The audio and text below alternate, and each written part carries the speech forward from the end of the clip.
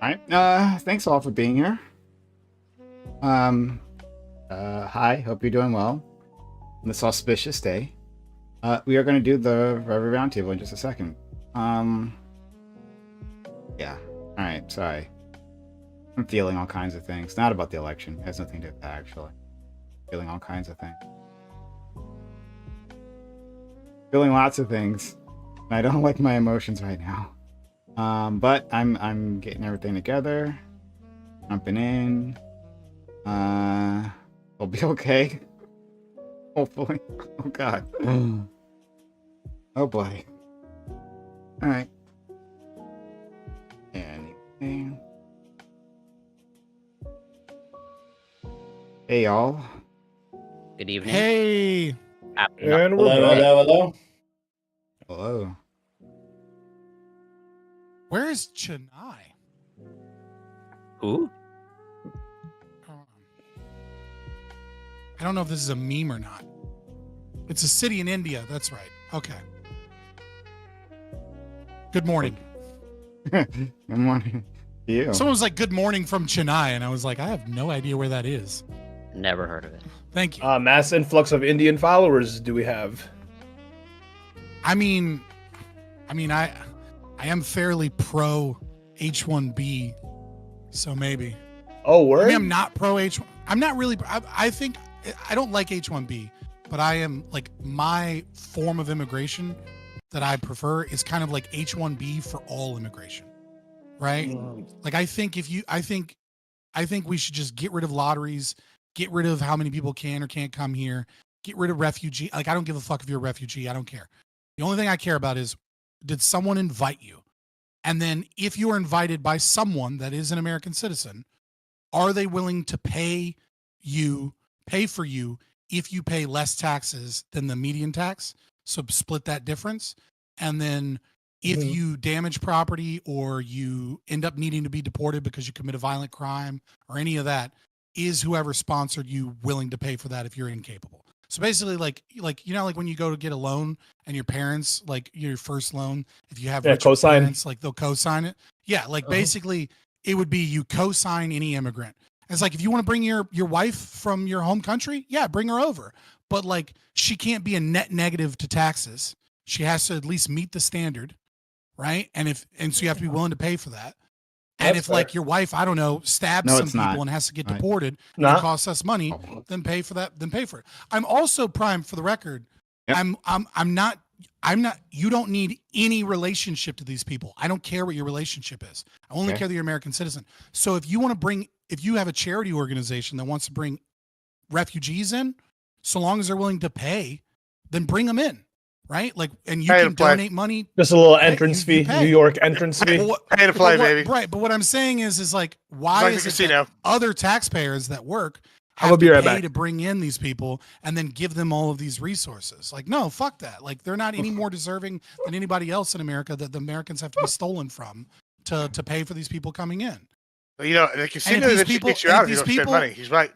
And guess what? If these people come in and make more money and thus end up paying more taxes than the average taxpayer, then the entire system is meaningless for them because they're paying more taxes anyways. Nobody's paying for them. They're paying their own way. Like let them pay their own way. Okay. So it's very similar to like H1B. The only difference is you know, I think if a corporation wants to bring in a bunch of low wage workers, like Disney wants to bring in a bunch of immigrants to work at Disneyland. It's like, okay, cool. Well, you're going to have to pay those taxes. But if someone wants to bring in like software engineers that are making $80K, then they're not paying anything, right? Because these people are paying more taxes than the average person. I don't give a fuck. Let them come. If the job's there for them and they're paying more than the average taxpayer, then let them take the fucking job. But I don't want Disney fucking bringing in a bunch of people that can't speak English to work in the kitchens, damn near slave labor, as like an H1B system. And then those same people are using the schools, using the roads, using all the government resources that everybody else has to pay for. Like, fuck that. You lost me. You had me, and then you lost me. I was ready to sign off on this plan. I just think I started thinking about the migrant workers I could hire at less than minimum wage. But then you You And can you hire lost them me at there. less than minimum wage. I'm just saying the taxes they pay have to be like that of the average American. No, we're just gonna do the age-old method under the table now. No, I'm just kidding. I'm just saying. I mean, Don't like, say yeah, that out whatever, loud. you know? Yeah, I know. I'm kidding. Don't worry. I've Where's been audited. Lachwood for your legal counsel? Yeah, we've already been audited at some point in my life. If you We're bring, definitely I'm not saying, doing if you that. bring in people, if you bring in people that you can properly vet that you don't think are going to commit crimes or whatever, right? And let's say the job requires, I don't know, the normal Americans you'd have to pay for the job is like $30 an hour, whatever it is, right? And then the immigrants are willing to do it for 15, right? And let's say the average taxes that you'd have to pay per person is like $3 an hour, then fuck it. Do it. It's like, the difference, the extra difference is still like 18. But if it's but if you can't find people and you're trying to bring in people for like 22, right? And the job is 30 and then the difference isn't there, then it's not worth it. And it's not worth it to the country. It's not worth it to you. Boy, you brought up not talking without your lawyer present. Excellent. I think that's an excellent segue, real quick, into something I wanted to talk about. What a wonderful day in America, in MAGA America now. It's the first start of the new MAGA era. And yet, that's not even the big news in Twitch poll. The big news is the alleged civil case being brought to bear by, what's her name, Pixie against... Oh, by the way, and this is going to be a pet peeve. I don't know if y'all know this, but where I'm from, we don't refer to people as the second. It would be Stephen, whatever his name is, Bunnell Jr. So we're going to refer to Destiny as Junior from now on. Yeah, he And does that's like the to be only way called Junior, apparently. I will forever call him Junior from now on in all dealings. That is now what he's going to be. I didn't realize that was his full name. They should have never let me see that. That's funny as fuck. Secondly, yeah. So in your expert It would be opinion, funny. It would be funny if like everybody collectively decided that anytime call they him debate Junior. or interview him, they would just be like, "Sure thing, Junior." Yeah, that's Just like the way white racists that can't say the N-word anymore say boy. I want people to say to Destiny Junior. I'm not saying you know that what we I'm talking start about, right? You know what I'm talking about when you're like somewhere publicly and they're like, okay, boy, and you like Yeah. you feel the hard R despite that boy doesn't have an R in it, and you're like, Yeah. I know what you want to say, right? Like we should say Junior with a hard I R. actually am with this, onto death. I think it would be funny, and I'm all about creating new memes. So feel free to take that and run with it collectively. I mean, it would be really funny to me if that became a thing. But yeah, I don't know. I've been enjoying covering the drama for. I wanted to cover the Trump shit, but the Isn't new it like drama 8 shit's hours been old all. or something? Like, Oh, bro, you've been on it's like been- a 24-hour stream covering this. No, 8 I hours. started it like 3 hours ago. I was like, I'm gonna cover the Trump news, and then I started reading about the drama on stream, and it just like new stuff kept coming out, and it's wild ride. If you haven't read any of it, wild ride. What do you think of that? What legally, Lactoid? What do you think of the posting that out there? Give us your verdict. Yeah, what do you think? Sure. Was that a legally good decision? Wait, do I think it's a smart idea legally to do this? Would I advise a client, hey, you have this stuff? No. I would say don't post that. Don't give it to people. Yeah. Generally, you can. Oh, not a good idea. It's always a good idea to avoid getting sued. It does sort of look like there is a law that could apply. We'll see how it goes. I'm not. This is relatively rare. I'm unfamiliar with this, so we'll kind of see how the litigation goes. But I mean, she posted that she's going to get an attorney and sue. She may already have an attorney, actually. She does have an attorney, and so allegedly. How the process works is we can expect that that attorney is going to send Destiny a demand letter. It's going to demand a certain amount of money, and perhaps they could settle it at a court. But if they don't settle it, then a complaint would be filed, and then it would go into litigation. Well, we already know what she's asking for. She's asking for a lot. We have the pitch, because since whether or not we believe, right, allegedly, not so erudite being the one that was trying to help. You mean Jillian Maxwell for Destiny? Mediate Ghislaine Maxwell / not so erudite. Yeah. Get the name right, Junior. Yeah, right. There you go. Yeah, here's a question. I kind of know allegedly what she's asking for. Here's my wild take. I don't believe revenge porn should be illegal. I was gonna ask you that, Scott, and I thought you held this position because it would match with your thoughts on IP, right? I have to hold on. I have to give this caveat, right? Which is that, like, if you say if you enter a verbal contract saying Right. don't share this with anyone, and then you send it, then it should be illegal. Right, but if that verbal contract was But if never you're just entered into, free, it's your property. if they never, because it's like this idea that you A own alleged your own verbal image contract. is absurd. You don't own your own image if you don't, because it's the same thing. It's IP again, right? It's like saying if someone copies your book, they own your printing press because they can tell you what you can and can't do with your printing press. Someone sends you nudes and they don't say anything about. Hold on. It's like, friend, I generally agree with you, right? Like on the basic premise, right? Someone takes a picture of me, right? Like I'm not gonna sue them for like using that picture, right? But like just like how taking a picture of me inside my home, right, like from the outside, might be problematic. Well, that's right. Like that's a different domain. Yeah, I understand it's a different domain, but I'm saying that like there's an expectation of privacy. I think that when people send out their nudes, which we can debate like whether that's a good idea or not, right? Or maybe we won't. We all agree it's probably not a good idea. Great idea. But at the very least, like there is an expectation, part of like an unspoken social contract, like that people like are thinking that you aren't going to spread this around. So I mean, like this comes back to single party, multi-party audio recordings. I don't necessarily disagree. That's a good you, point, right? That under our current corpus of law, that the standard of reasonable expectation of privacy is something that we kind of all have like culturally kind of like thought of, right? Because of all these other things, and so because of that, like it is something that we can sue for, right? But what I'm saying is, under a natural law perspective, you would need to say that, and the reason that's an important distinction is because of like we have other examples that use the same flawed logic, right?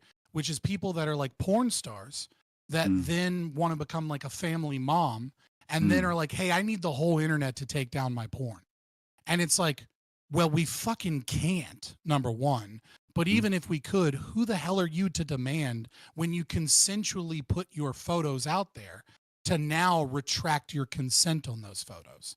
And so what it should be is every person, it's a very simple thing. Like, I don't think it's the same thing as like active consent where like people are like, can I kiss you here? Can I put my hand on your hip? It's not, right? It's a one-time conversation. It's like, hey, if I send you nudes, like don't show this to other people. I'm a private person. That's it. It only requires once for the eternity of your entire relationship until it's retracted. And I agree with you that should be the standard, right? I had a similar conversation on something else that was like this, that like it should be the standard to I think it was about consent.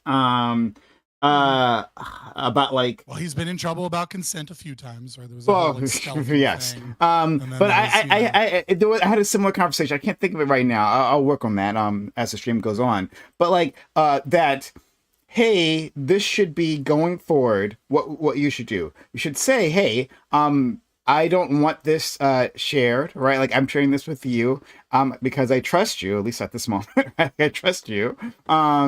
And this is just between you and me. So I agree that should be like the social standard, but like it isn't, and I wouldn't blame like especially like a 19-year-old lady, right, for feeling otherwise. Yeah. So can I engage with that? First of all, 19 doesn't either. 19 matters or it doesn't matter. I hate. I hear you. I also agree with you there. But I just say fucking kid, but then we let them fucking vote. Can I engage? Either they're a fucking adult or they're not. So, but just very quickly, yeah, like. I agree. Like I said, I do agree. That's why our current corpus of law does revolve around, and it's not necessarily clear, especially state to state. I think Lacto would back me up on this in terms of revenge porn stuff, right? But there is a kind of a cultural concept that has come from cases and law that like certain places have a reasonable expectation of privacy, and then that this may or may not extend to that, right? But I'm just saying. It's one fucking conversation. You have it, and then it's a problem. I just don't want to say that you have this right to privacy when you voluntarily send things to someone, and then you can demand what they do with the things that they sent you, because that has other downstream problems. Let's let Lacto in because he wanted to say something before, then we'll go straight to you, Gibbs. All right, Admiral, yeah. So Scott, I thought that you might have a response like that because I've been thinking this over too. And what I think that I don't believe that there is like a right to privacy in of itself. I don't really think at all. But I do think that implied consent is a thing. And, you know, I always like, I think of the example of like, you know, if you have a wife, do you have to ask her permission every time you kiss her on the cheek before you go to bed if she's asleep? I don't think slap her so. butt when she's in the kitchen, right? Something like that, right? There's like there's an established relationship in which there's certain norms and expectations that can make up implied consent, and I think implied consent can always be revoked via explicit consent, but there is a thing as implied consent. I think that when you're recording somebody or you're sending videos or something, at least like in American culture, unless there is like something that would indicate otherwise, like, you know, if it's a bunch of like porn producers with a camera, yeah, clearly, like, you shouldn't expect that to be private at that point. Like, Bang Bus pulls up, that's not going to be private. You know, you should know what that What's is. that, Lactoid? Can you? I don't know. I got no idea what that it is. just spawned his mind. He has actually no idea. I don't even remember what I said. Anyway, so there's obviously no expectation of privacy there, but in like a home video or, you know, private sexting, etc. I think there is like a implicit consent, like understanding between the two. Okay. Don't go sending this around. Don't go sending other people. But the problem is implied consent does get into the domain of like subjectivity, right? Like what one person thinks is implied consent, the other may not. And so we can take this exact situation and we can reword it, which is you're talking to an online person who is publicly known to have been someone that often airs dirty laundry, that often airs DMs, that often that has had issues with like his stealthing debates, etc., that has been in open relationships where they share things with other people, right? And so with all of that knowledge, maybe this concept of implying that when I'm sending you something, you won't share it to someone else, despite someone showing other previous behavior that they might well do that, is doesn't really fly when you could just easily be like, hey, keep this to yourself. That's not a terrible point. Which, to be fair, she may have. Last statement I'm going to make. May have. Last statement I'm going to make. I do think that probably is the case. The person who you're sending it to, that matters as part of the analysis. But I also think yourself matters as well. And that might be like an unpopular opinion, but I can explain it if somebody has an issue with it. But like if you're somebody who doesn't have like any background in pornography or like putting this stuff out, which my understanding is this person did not, I think like it's much more like there's a much stronger case that like it was understood that you wouldn't share this than if you're like a porn star, right? Where your naked body's out there and it's well understood that this might be shared. You know what I mean? Like, oh, come on, it's just one pic, it's not a big deal. Like, all right, you know, it's just you and me here, etc. Like there could be like an almost nefarious element to it. But I mean, again, we don't know the details, so for all I know, she just did. Well, like, hey, don't share this. Well, that's actually a good segue and kind of I think an aspect of this that people aren't talking about, which is so like y'all brought up. This is not the first time this has happened. Like we just saw FQ post like what last week or the week before, like a dissertation on Twitter about almost a similar kind of argument. We've seen people previously. I think this speaks to like an issue that we're having with America as a whole, which is this like we don't know how to deal with the parasocial aspect of this, right? It's not a traditional power dynamic like displacement. Like sure, in this situation, Destiny he's not like Pixie's direct employer, right?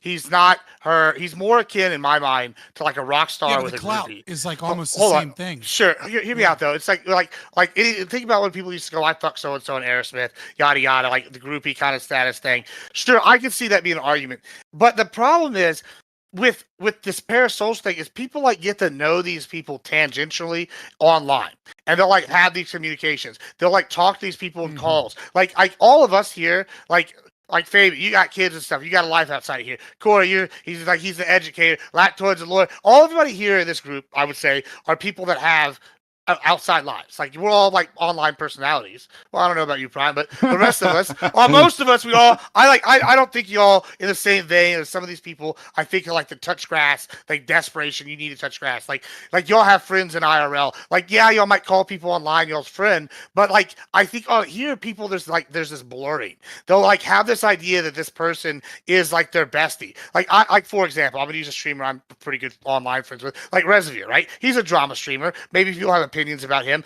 but like I wouldn't call Rezi up and tell him my deepest, darkest secrets about my divorce, because why would I give another streamer this info when I know they're like a drama streamer? Like that would just be being dumb. Right. Like, and I think that like there is this naivety aspect, maybe, and I'm not justifying the 19-year-old thing, but I think it's a naivety aspect on all of this, because all of these people are new to this kind of dynamic. This is a new thing where you have this blurring of lines between celebrity and fame and status and prestige and clout, and you have an ability to interact with them. Like 20 years ago, could I go on Twitter and call out like Jessica Alba and her respond? No. But like now you could call out Destiny on Twitter. He might even debate you on a show. You know, like he might be like invite you to a DM and y'all talk. And I mean that for any of us. And it's like I feel like people need to understand there's a difference between online life and real life. Because if you don't, then you get these things like what Pixie did, is where she sends these to him, or like not understanding the full repercussions. No, I think a lot of people do this. Sure, I mean, someone asked you. Have you read her Substack? She wrote about that. I read the whole thing. I think the most ironic thing. Gibbs, the most ironic thing about this is she got with Destiny because she saw his stream where he was talking about consent, and then she like felt secure because he seemed to have a good understanding of consent. That's my point. So then she went over to go sleep with him, and allegedly. Okay. And now this shit's being leaked. Okay, but that's no different, Lactoid, than to say the Ric Flair girls saying, "Hey, listen, none of y'all can be first, but all of you can be next." And guess what? They want to be next, and then he fucked them. It's the same thing. Whatever they said just got you there. I'm sorry. It's like used to be there was this line between accessing to these people you look up to, and now there's not. And I don't think that. I don't know. A lot of people online have been able to cope with that. And I think this parasocial aspect is something people are really overlooking. You know what I think it is? I think the closest comparison, like outside, it's going to sound like a meme, but I actually like the more I think about it, the more I think it's accurate. It's kind of like if you get fucked by your pastor a little bit. Okay. All right. Yeah, like the girls that date their. Hold on, he's actually not wrong. Like the girls that here's this person up there preaching to you. You trust him. You feel like he has your best interest in heart.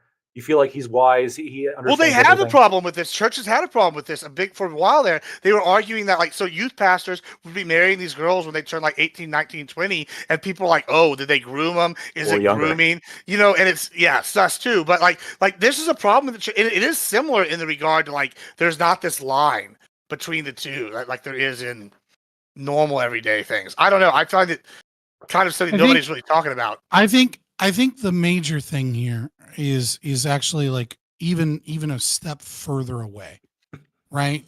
And the step further away is that over time, from probably the 1700s up until industrialization, and then this process has continued after industrialization, is we've moved away from an honor culture, right, to a dignity culture, which in sociology they discuss this as like the easiest way to kind of tell is like, how is a man defined?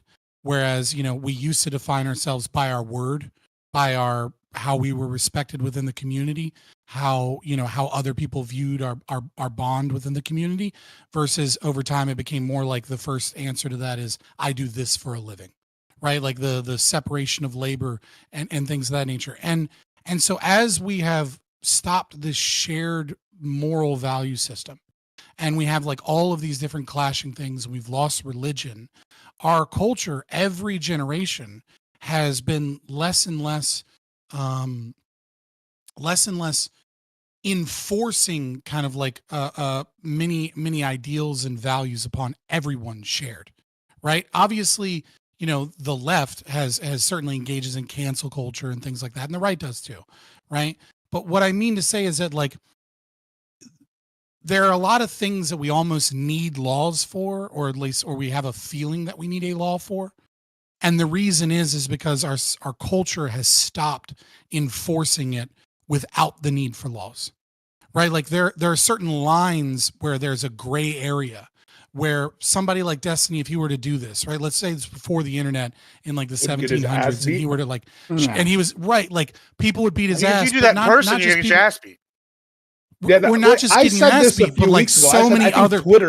Twitter should allow people, They should have their own little social media fighting thing. But it's not just about that. It's also about the fact that like we as a society used to engage in reputation management of people, right? Like Destiny can have the worst reputation possible, and yet many people don't care, right? Like Destiny, I think obviously we've seen him since the Trump assassination attempt almost lean in to have like to tell people like, oh, the right engages in these evil things, so I'm going to engage in them too, and I don't care, right? Like he's publicly stated that he's going to be a piece of shit, and like, but he still gains clout, fame, entertainment because our culture has this weird thing where we've become so tribal that like if you are in a tribe, you're almost immune to the social shame and the destruction of your reputation. Well, it's better the devil you know. It used to be a shared thing. But yeah, what do you guys think about audio? What do you guys think about audio recordings being shared without consent? Hold on, before we get to that, and I'd like to jump on. Because 30 minutes ago, new allegation.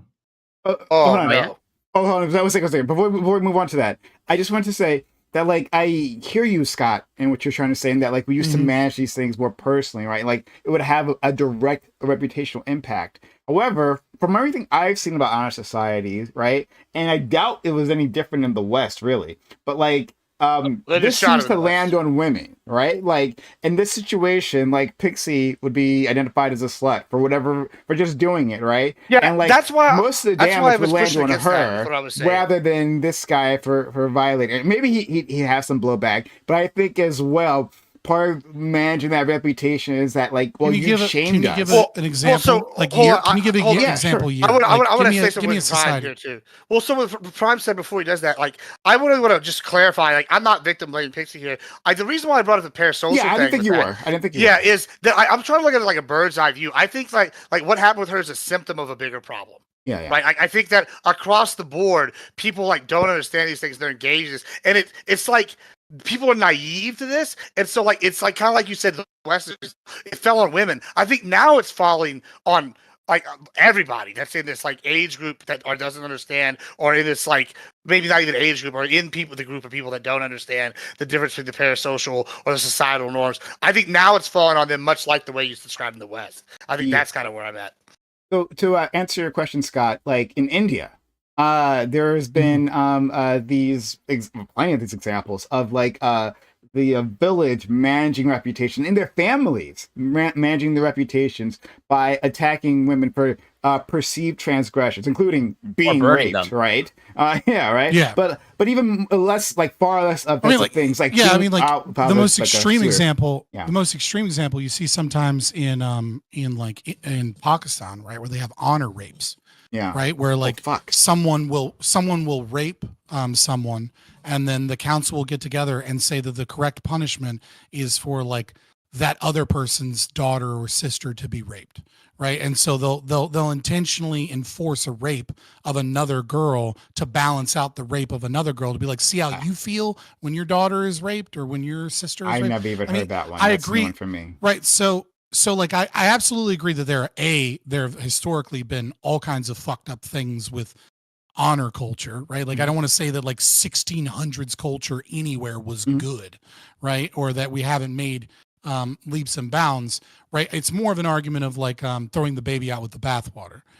That being said, I don't necessarily agree that as a whole honor culture placed more on women than men, right? Like I mean like if we look at, for example, chivalry and the birth of chivalry, like that was a very patriarchal system, but at the same time, it was a system of like almost like what red pillars today or something might call like an entire societal structure of simping, right? Like it's the birth of like romanticism, and like you absolutely could say that men were forcibly, like their reputation was almost more important than a woman's reputation, because a woman could be forgiven for slights, right? Like she might not be forgiven for sex acts outside of like chastity, right? But at the same time, like a man's honor was literally everything, right? Like if you're in medieval Europe, especially if you're a noble, right? Your honor, or at the very least your perceived honor, right? The image of your honor is tantamount to who you are as a person. Whereas a woman, yes, she's confined to certain behaviors that she can't step out of. But I wouldn't say that that's any less true for men than it is for women in that regard.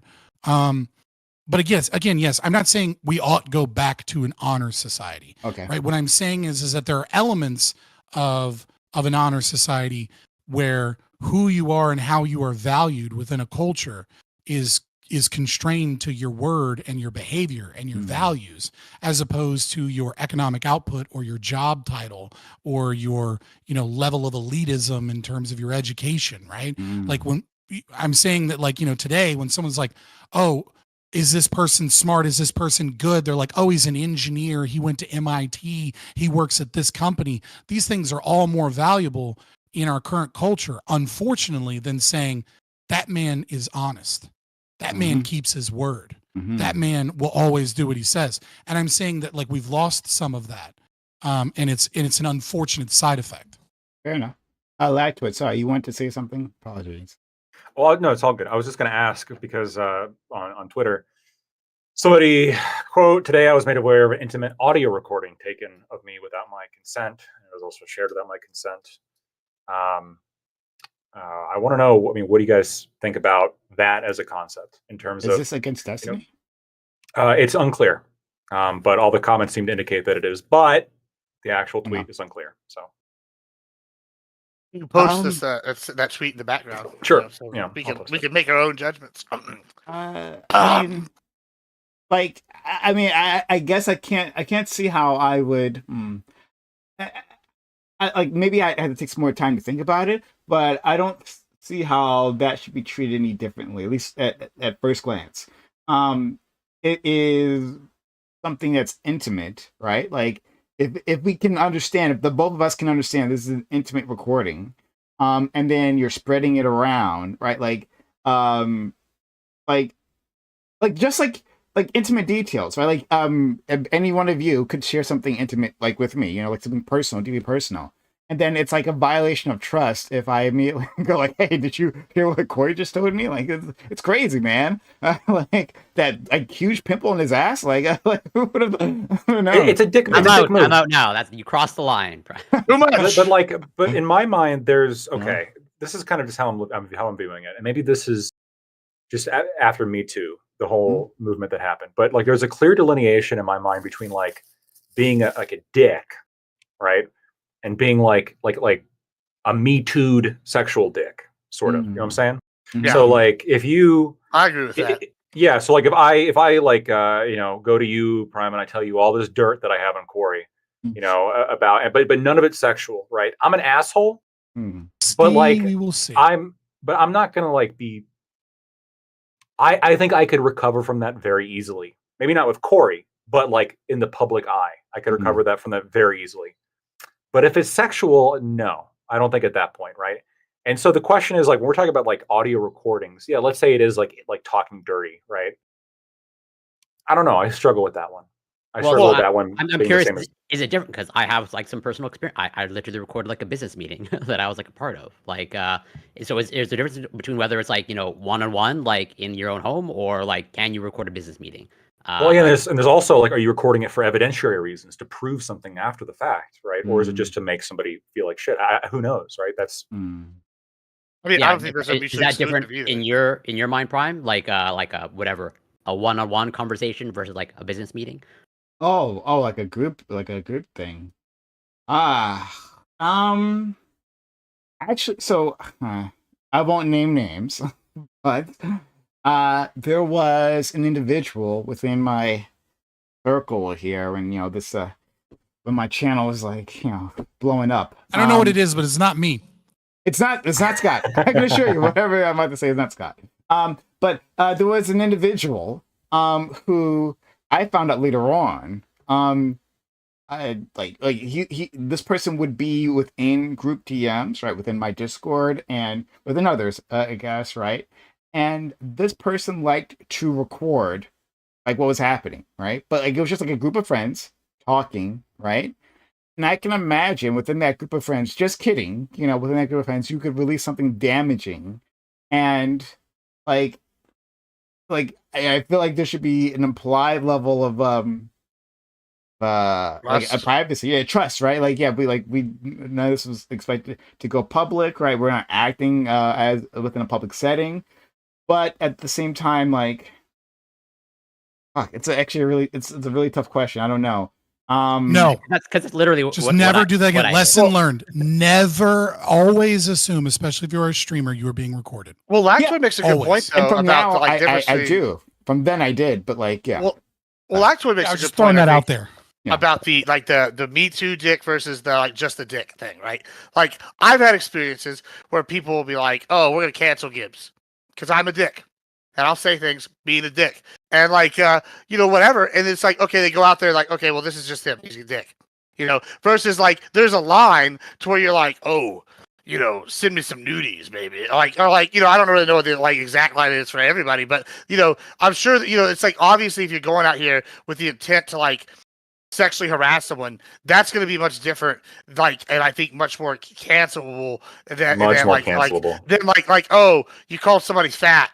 Like I get called fat every day. It's the internet. Like oh no. Like what someone told me the other day, and like half the time I laugh. It'll be like fatter all Gibbs. I'm like that's a good one. Like Majin Buu. Like haha. Like these are like the mean things or whatever they're doing. But that's not like I can't cancel them because of whatever. Now if they were like I hacked Gibbs' phone and I fucking sent out the nudies from him and his ex-wife, or I sent out the nudies from the dick pics he sent this last weekend.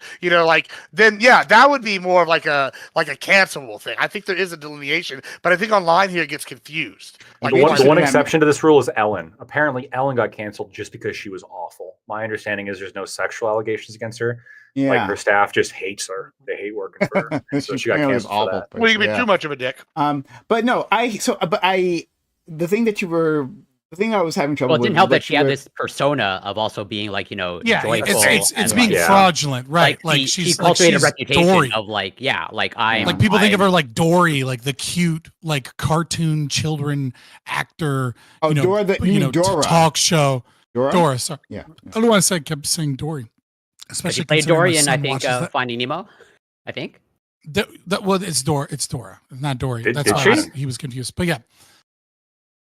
Wait, well then who are we talking about? I don't think it matters. Either way, she cultivated a reputation. Yeah, it was Ellen who played Dory from the Finding Nemo. Okay, all right. Like I was like, wait a minute. my world was about to be shattered. No, you were actually very right. You were accidentally more correct than you thought you were.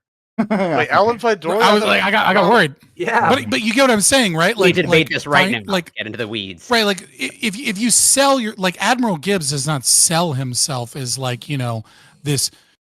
Child-friendly, amazing guy, right? Like he sells himself as a degen, conservative streamer, which is, a bit of an oxymoron, but I get it. You know what I mean? Like you can be conservative on some things and liberal on others. Yeah.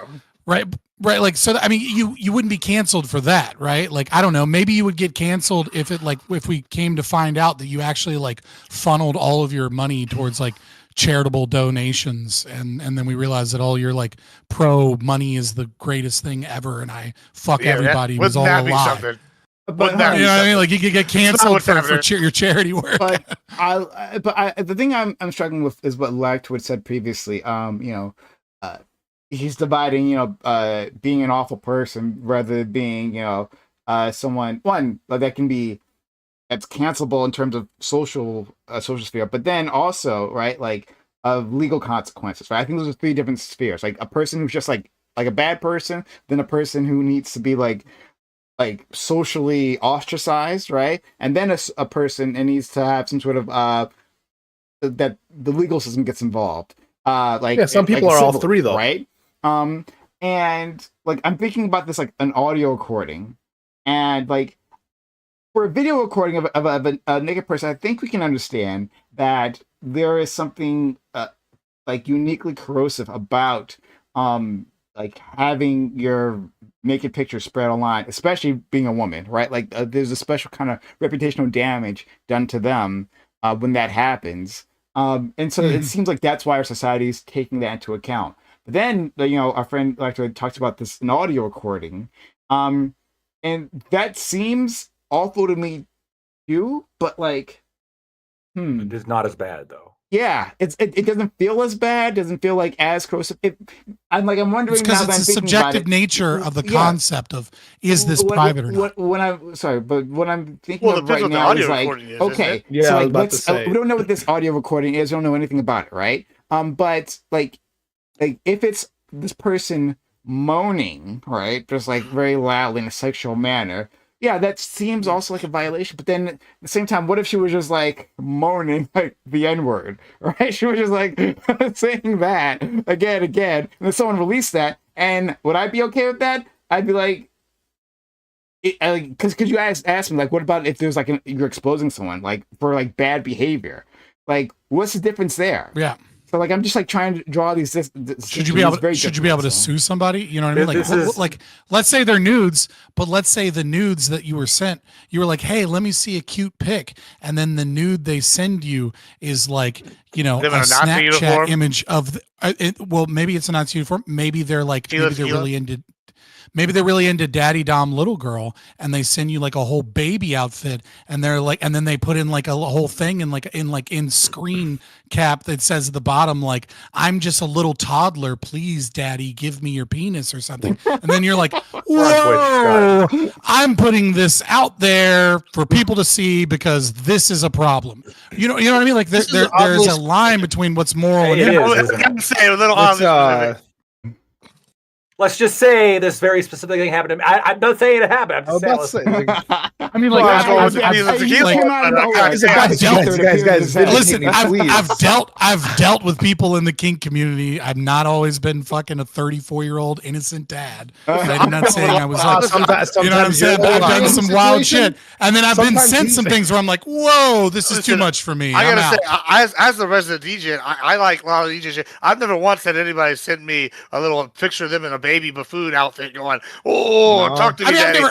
I've never had that, but I have had girls try and do DDLG with me before and me be like, I'm not really comfortable with that. That's weird for me. Yeah, and then again, right, even when like again moaning the N-word, right? Like there's race play, right? Like let's say like that's put out there, like without any context. I've done it, but like I'm sure you have. You moaned the N-word? But anyway, no, I've slapped black girls and called them the N-word before because they wanted it. Okay. Stop for a second. Jesus, first of all, Jesus. I'm not ashamed. You can't cancel me. I'm not trying to cancel you.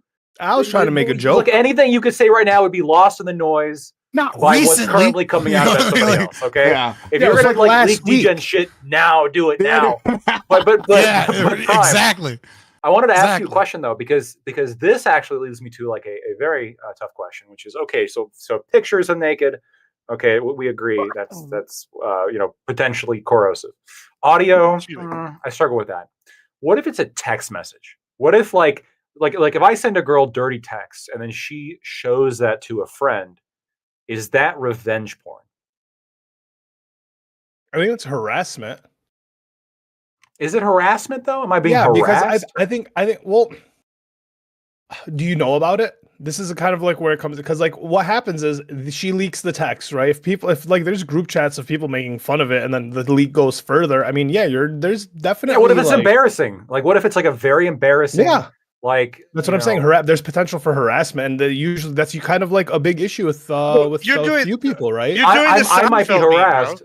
Yeah, you're doing the Seinfeld meme. Yeah, the Seinfeld meme, or like it's like put show Bob's and Vagine, like the classic shit, right? Yeah. All right. Is that revenge porn if somebody leaks that? I mean, to me, that would follow the same logic as this is why my standard is the only one that doesn't have a problem, which is if you're going to send something to someone that can be copied, you actively say first, don't do it, and then if they do it, if they share it against your consent, you're that would be the smart idea, Scott. But you would agree that in the same way that, like, again, you may like the implicit understanding when you send somebody naked pictures is they're share it. I would argue that the implicit understanding if you send somebody dirty text is that they're also not going to send it or share it. That would be my understanding. Well, hold on. It depends. All that's situational because some people send culture. Hold on, that's all situational, Actoid, because there are very large groups of communities that like expect if you send a nude photo, they expect you to share it. Like there are massive communities that expect. Like I know women that are like, "Oh, I sent my husband a dirty photo. I know he's gonna share with the boys at work." Like Like I know these people. Like there's large communities. That's So like it's digital all- cuckery. Okay, but that's different though. That's different. it's all, Though, right? well, it's like look at my badass wife. Like No, it is. No, it's it digital is. cuckery. Let's I mean, not. Let's not my badass That's wife. Let's not amp if there's an that. understanding they're going to share it. That's fine. What I'm saying is like the I'm just saying. situations I in know which- these people exist. because I'm like, hold on, because Don't be one of this those could people. be useful for us men actually, right? Women are no longer allowed to share our flirting attempts. That's just revenge. Oh, yeah, that'd be nice. I was just thinking that, I like, wish. what about that guy, right? Like that there was a recent oh, post shit, that went that's right. viral of like Yeah. a post-it note from a girl that went to a hackathon, right? And like some guy wrote down on a post-it note and put it on her computer, like, "Hey, I saw you were cute. Like, I saw your braids and you were smiling and everything."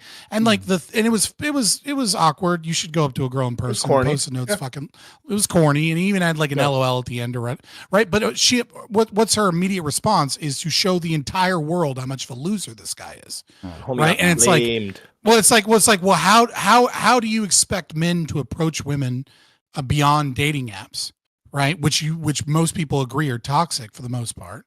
Like there can be success there, but obviously plenty of people don't want to be a part of that, or struggle in those spaces, etc. How do you expect our culture to even be able to communicate, right? If sexual advances that aren't harassment, that aren't even that sexual. But they're not there's even they're not even objectifying in any way other than saying you're cute, right? So like this is the problem, is that every one of these instances has some level of subjectivity, and we're living in this world where our culture is trying to vibe out kind of where the line is, and it's like that just doesn't work when we don't have shared cultural values anymore. But like, right? Like to some, there are lefties going, this is harassment. This girl wants to go to a networking thing for her, where she can learn about hacking. She can meet other people. And like, she can't go there without having sexual advances put on her. Like, why can't she just go to these events, et cetera? And then there are everyone else that's like, that's crazy. Yeah. But to them, that's a genuine belief that they have that I can empathize with. I can empathize with being a girl. And every time you try and go to some nerd convention, because you're the only cute girl there, you get like 4 or 5 smelly dudes that like never leave their house except to go to anime conventions and hackathons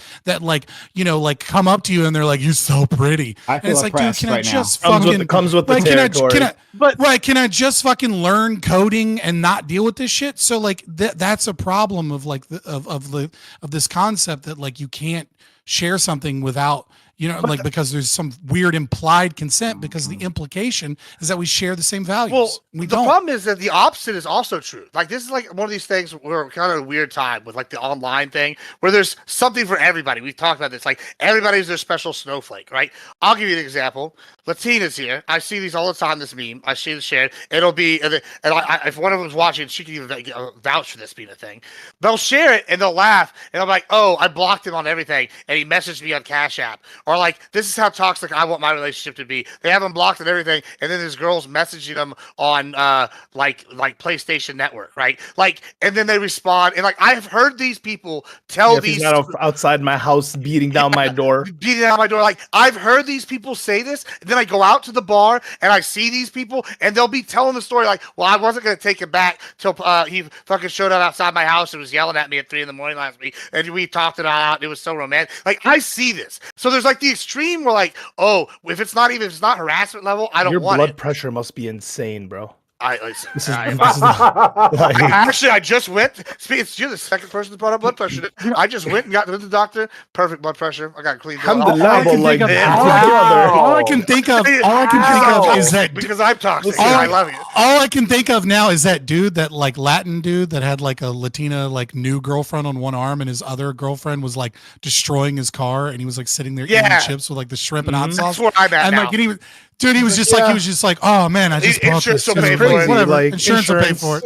Yeah, they actually did arrest that girl recently. I saw like the follow up. But Yeah. anyway, yeah, like I like it's a real thing. Like I see this extreme, right? And then I get what you're saying, Fabe, where these people are like, oh, I just want to go to this event, whatever. And it's also like you have guys, they want to share interest. Where are you going to meet these people? Like you can't go meet them at Walmart. You can't go meet them at the gym. Like everywhere that you go to the gym and you talk to them, that's hold on. No, you're not. You can't go meet them there because then you're the thirsty guy at the gym. But then also, but hold on, wait, gym wait. coaches also Most men just do it badly. That's hold all. on. Sure, I agree with that. Well- That's the key. That's the key here. others. Like you could do Yeah, either and if you like do the it gym. badly, you end up famous on the internet as a creep and a yeah. pervert. Well, that's what I'm trying to the say is issue. both worlds is true. And it's like, how do you navigate this? Like, A, harassment's good. B, harassment's bad. Hey, don't talk to a girl at the gym. There's Hey, nothing go in talk to the girl. between. Go talk, eat Absolutely. something in between. no- I don't know. Even that's wrong, I don't bro. know Like, that- I'm just saying, what just there's happened?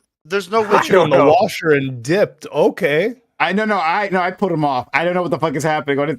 Something, a penis might show up. I don't know what's going on. Yeah, a lot of penises going He's around. leaking stuff. I think the whole, to Scott's point, like the problem is like implicit consent does require some level of shared values, but I think Mhm. society is unworkable without some level of implied consent. And I think the implication there really is that unless the populace has some level of shared values, society is impossible. You need to have a base population that has some base Yes. level of shared values to the Which I point, think at we least do. the point where like an implied consent can be understood amongst everybody. Otherwise, Yes. it's just chaos. Because you lack perfect knowledge. So everyone goes into every social situation lacking knowledge of how the other person will react. Right. And so a system of shared values, or at least certain ground rules, allows people to act under an assumption that the other person will respond positively or negatively based upon certain social forays, faux pas, and boundaries. And as a child, you learn these, right? We accept that children lack empathy and lack understanding, lack context of like what you should say or what you should and shouldn't do. That's why if a And kid then- calls you ugly, and- you're fucking ugly. Sorry. Right, but you get socialized into what those boundaries are. And as we continue to lose shared values, as we become too multicultural, if you will, without a unifying set of values, the society loses stability because the society grinds to a halt and its ability to act in day-to-day interactions, right? Like we're seeing this because of Me Too and things of that nature in the workplace, right? Where there used to be, you know, a lot of sexual harassment against women that was horrible and awful when women entered the workforce. And then there was much lessening of that as we understood the boundaries. And then the pendulum swings to Me Too, and you see a lot of high up, upper level executives and like salesmen and men that go, well, I'm not going to mentor women anymore because I don't know what the boundaries are. I don't know what the lines are. It's not because I'm a pervert or sick. It's because I don't know if I'm going to get in trouble. And so once those shared values and once that understanding disappears, well, the best response for the individual is to simply no longer engage in mentorship of females. If you are a high level male executive, you are an idiot if you are taking a female under your wing and teaching her the ropes and trying to help her succeed in business, which of course is going to be, the overall societal, problem of that is that only men are going to succeed in those areas. And some women that, succeed despite the lack of mentorship, or some women that succeed because they were able to find a female mentor. Doobie, you want to say something? Yeah, so I unfortunately wasn't able to listen to the start of the stream. My wife wanted to go to Costco and then bought like the entire store apparently. So it took a lot longer than I was It's expecting. just like 3 items. So I'm sure I missed a lot of shit, but I'm curious, right? And if you guys have already gone over this, I apologize. But I'm really curious as to Lactoid's opinion on Destiny sharing news without consent and all That's that. what we're talking about. Oh, yeah. Well, so Lactoid, do you That's think what we've that been she has talking about a, the whole time. Well, what I'm curious, because I've heard this floated around, like I haven't been able to like super follow all this all day, but I've heard it floated around that the idea is that she might have been extorting him. But when I listened to those videos you sent me, Lactoid, and then I read a couple like the Twitter comments, it really doesn't seem like that. It really seems like her intention was to just like for him to like suffer some kind of repercussion for what he did. Right, and I think she even said in one of the messages that he could donate it to a charity or something. Right, it wasn't about getting her money.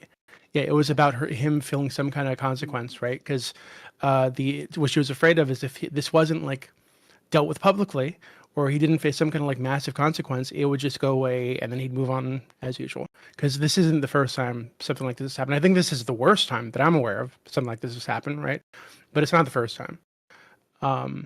So, like, what do you think about that, Lacto? Do you think the extortion thing is like a real threat or a real possibility that they could go after for that? Go after her for that? Probably not. that'll be difficult. Do I think that there might be like a financial incentive, like drive to this? There could be. There is that one paragraph about the charity, which I think is the best evidence against this, right? But Yeah. but people will often head shit like that, like before they don't uh, push that, and the whole idea of like I want to punish you financially is also a little bit odd. I don't think that. I don't understand. Here's that's what I think you're going to see happen. I think you're going to see an attorney send Destiny a demand letter saying, "Give me $300,000." Now, I read somewhere, and I'm not an expert in this law, so I wouldn't know, but I read somewhere that this might have a damage cap of 150,000. Yeah, I saw that. I'll look more into this like now. If that's the case, then that's basically the ceiling, right? Destiny is not going to settle for more than 150,000 because that's the most he could lose in court. So I believe, all right, without knowing more about the facts and more about that law, perhaps there's some way around it. But if there's a damages cap, we're talking 150,000. That's likely what the demand would be for if that damages caps apply. And yeah. Now, yeah, I was going to ask you about that next, but I mean, if you don't know about that, that's fine. You're going to ask me about the what? The damage cap being 150,000. Yeah, I'm not. She was talking about like suing for like $1 million. Emotional, yeah, but like emotional distress and whatnot. And I'm not sure if that's tied specifically to the act of sharing. Like, so there's a damage cap. So if I have some other financial or emotional damages that I want to claim, stemming from this bleak, right, from whatever this is, does the damage cap apply to all of that, or is it just the this is the maximum penalty can pay for this specific thing, but if there are other things being claimed outside of that, she can claim separately? It depends on how the law is phrased, right? So like there's certain statutes, for example, where and a common one for this is like in my state, death, like being killed. Like there are certain damage caps for that. But like the suffering before you die is not capped. And so whenever you're suing somebody like in a fatality case, you are like, hey, this person was killed, but before they died, here's how awfully they suffered, and that's why we're looking for way more than the damage cap. And so the statute is structured that way to only cap like one part of the damages. But you can also have statutes in which they cap like your total recovery. So like for this offense, like the total recovery is. You're boring as fuck right now, but thank you. But I'm more. So thank you for that. But I'm actually. Yeah, no problem, Doobie. I love you. Okay, another thing just came up. I'm sorry. I'm just like, I've been in fucking. He's really incentivized to answer more now. I've been in husband mode for the last 3 hours, right? So I'm trying to get out of it, and shit's coming to the surface. Okay. So next thing I'm curious about for all of you, but Prime, we talked about this a little bit, but for everybody. So some of the other people involved who were running cover apparently for Destiny, right? Like Erudite, Erudite, for example. Dan, even Straighter Age apparently, right? Trying to talk her down, and it's DGG. I read some of the messages That's from. Cool. It's because they're all fucking. That's why. I'm sorry. I read some of the messages from Erudite, and especially where she's talking about she's like surprised about the monetary demand, right? There's even an interest in money being exchanged over this, right? I thought it was about rehabilitation. And to me that reads like she's approaching this as if Destiny's like an addict or something who's done a bad thing, and it's somehow Pixie's responsibility to assist in rehabilitating this addict, right? Rather than this is a guy who did a bad thing and should be punished for doing the bad thing. And it sounds like jilted side pieces is what it sounds like. That's what it sounds like to me. I don't want to go that far. I'm saying. But I get it. I get what you're saying. Because what's interesting to me is I don't know if you guys have followed any of this, because I talked to a lot of the people involved in this. So I've spoken to Fair Queen about the exchange she had with Erudite. I think like a few weeks ago, where she left a comment on Erudite's video criticizing her for being connected to Destiny and some other stuff about how she feels like her personality's changed, right, through a connection to Destiny. And she basically like said, hey, this guy seems very, very obvious at that point that he was sharing revenge porn, or no, it's not revenge porn, porn without consent, right? Sex videos without consent of the people in them. If you're a feminist, because you're positioning yourself as a feminist, why are you so connected to this guy? Like, what are you doing to address this with him? Like, what has been done? And Erida messages her on Discord and asks her to take the people's name out of there, and it's like, oh, you know, we're trying to, you want to draw attention to this for their well-being or whatever the fuck, which is really silly because like it's impossible. Like their faces are in it, right? And then Fairy Queen sends her like 3 questions. It's like basically asking, you know, not saying she shouldn't ask us these things publicly, but asking privately, like, how are you going to address this? Have you spoken to him about this? Are you going to disconnect from this, etc.? And her response is to say that Fairy Queen's not a feminist and block her, right? So I'm really curious, like these kind of people, because I feel like that exchange for me, just like it was really bad. I thought it was really gross. But these kind of people, and apparently Dan was involved, though that's not surprising because I already knew he's a dishonest piece of shit. What do you think? Like, obviously, there's a legal case, that's not anything we can do anything about. But what do you think the social repercussions should be for all of these people who might have been running cover for this for a couple months now? I just want to say this, right? Running cover, like, there is a certain level of plausible deniability when you're engaged in a working relationship with someone about like somebody like Destiny, because there's going to be rumors, right? There's going to be, you know what I mean? Like someone like that is known to be a toxic debater online, right? Is going to have people coming at them with bullshit and exaggerations. And when you're close to someone like that, I do think that there is plausible deniability to a lot of these people involved. What I would say instead, right, is kind of what I've been saying for the past couple of months, which is anybody that looks at Destiny can tell that he's clearly doing a lot more Adderall than he used to do. That he clearly is, you know, his jaw movements, his facial movement. Well, he had a speech impediment, etc. That's the excuse. Except his jaw movements and his behavior have changed radically. His wife left. He's gotten a lot more toxic, and it's very clearly that it's very clear that he's abusing some type of upper. And anybody that is accusations, that seems pretty. I'll make that fucking accusation. You can see it from his facial movements, his eyes, right? You can see that it's very clear that he is using uppers to an extreme degree. And anybody that's working with him on a podcast with him is, and is not pointing that out and is not being like, at the very least behind the scenes, being like, dude, get some help, is just somebody that's there for the clout and money. And so to me, if you don't call that out and you don't try and get that person help, and you watch that person destroy themselves publicly, as they go more and go down what can be in potentially a very easily potentially dangerous addiction, and you have nothing to say about it because you're enjoying the clout and the fame, then fuck you and fuck your plausible deniability on everything else. As far as I'm concerned, you're there because the money's there. You're there because the attention's there. And like, I have no reason to believe that you don't understand all the other bad shit going on, because when shit's obvious in front of your face, you have nothing to say about it because you don't want to jeopardize the money and clout that you're getting.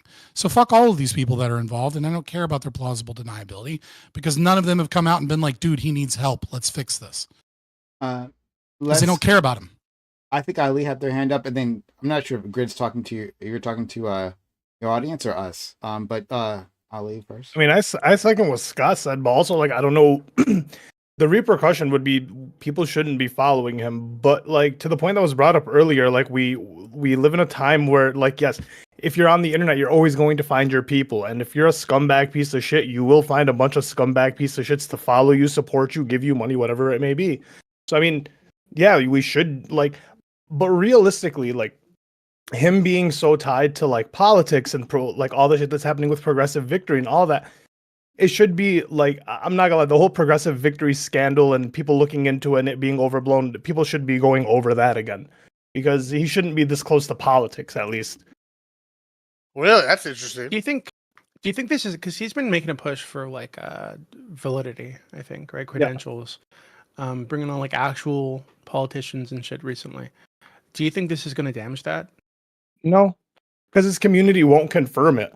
Everyone else will get called a sex pest and will get thrown under the bus. But like, like his push for validity right now with the new studio, with all the people, like the money that's coming in that he's working with, it's gonna get swept under the rug. But the guy is a sex pest, and it should be like known as such. Like, I mean, I'm not until sure. there was irrefutable proof, nobody fucking went after Anthony Weiner, right? Like, if you're on the left and you're a degenerate that does bad shit, I don't know. He's about that. already the right I- did. Will run cover for you. I I don't don't know. necessarily think- Like, I think your the left camp will has run cover for you. repudiated. I think the left has pretty much repudiated Anthony Weiner at this point. That's don't I said think at this point. I said until there was irrefutable proof. sorry. Until it was like. But, I mean, we kind of undeniable. have irrefutable proof now about this. I don't think it's It's not because of enough. this. Sorry. But he's already faced political in the political circles, faced consequences for stuff in the past. Like I think it was I can't remember if it was 2016 or 2020 when he endorsed a candidate like from like Nebraska. He ended up. Stuff came out about racist shit he said like the years Rittenhouse. prior. It was the Rittenhouse And stuff. the candidate said, "Oh yeah, it was from the Rittenhouse thing. Yeah, you're right." Yeah. And, Still probably pretty he- racist, but okay. And go it wasn't necessarily One of his anything only good said takes. on the merits of written. No, it wasn't a good take. I mean, it was his joke about how he hopes everybody gets mowed down. Right? That was his joke. Okay. Sorry. Obviously, that's not a great take. But even if you just take it as a joke and it was overblown or whatever. Still, it's not something that a politician is going to want to be associated with, right? So he lost his political association as soon as that came out. He had to distance himself from that candidate. So yeah, he does face, I think, more consequences in the political world than he would in the streamer world, where he's just like, looking to get clicks and dollars. Let's go to Grid. Also, someone I can hear your Discord. Discord. Yeah. Not me. I don't get messages. Yeah, it's not me. Aw. I don't- I do. Oh, Obviously, really? I messages me. He gets message from me. Ask him to come on here. But sorry, Grid. We still Muted. can't hear you, friend. You're muted. Yep. Yes, you are. You're not muted on Discord. we're hearing his but we Discord still can't hear you. Yeah, we can't hear you. Yeah, sorry, friend. Your mic might Yeah, I just don't be know. muted. I think it might be your mic. Yeah. Mm-hmm. Okay. Well, Wait, there might be a I just wanna button on clarify, your mic or Just hit something. options. I only Just hit know options. I only can't- read like still can't hear you. Pixie Substack. But Doobie, when you say running cover, I only saw that Twitter thread that FQ posted. It didn't seem great from Erudite, but it didn't seem all that damning. I'm just curious, what exactly do you mean by running cover? Like just the extent of that Twitter thread or something so else? when I Trying to say throw running it under cover, the bus. I mean attempting to keep her from going public or making a lawsuit about this, right? Sweeping. Making a lawsuit about it. Yeah, putting it on the So, road. so, yeah. the, so the intention seemed to be, at least from my reading, right? And again, I haven't gone over everything yet. I've been very busy today. Is with her and potentially Dan. I don't know enough about his involvement, but this is what I've heard from him or about him. Is that the intention was to get her to ask for a reasonable quote unquote amount of money. And apparently even Schrader was in contact with him during this, right? About these conversations she was having.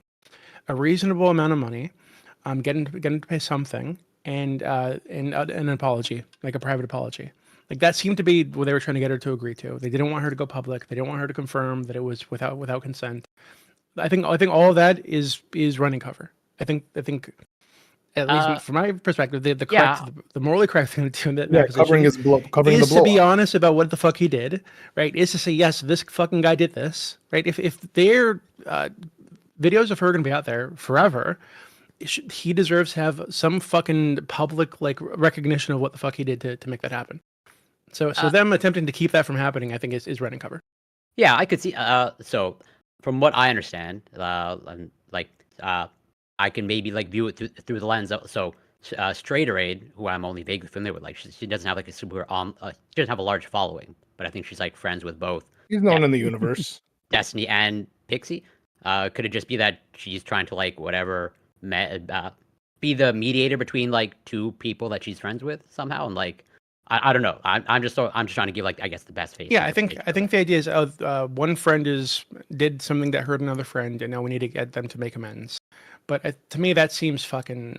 Given that Pixie was talking about suicide, right? And given that I wasn't super. Yeah, and given that we're talking about him lot. sharing this without consent, and this being spread fucking everywhere, right? It's gonna be out there forever, but it was spread for like 2 weeks. I was getting random DMs from people sending me gifs of not only him sucking dick, right, but the other videos, right? For just randomly, right? And people asking if I was the one whose dick he was sucking, right?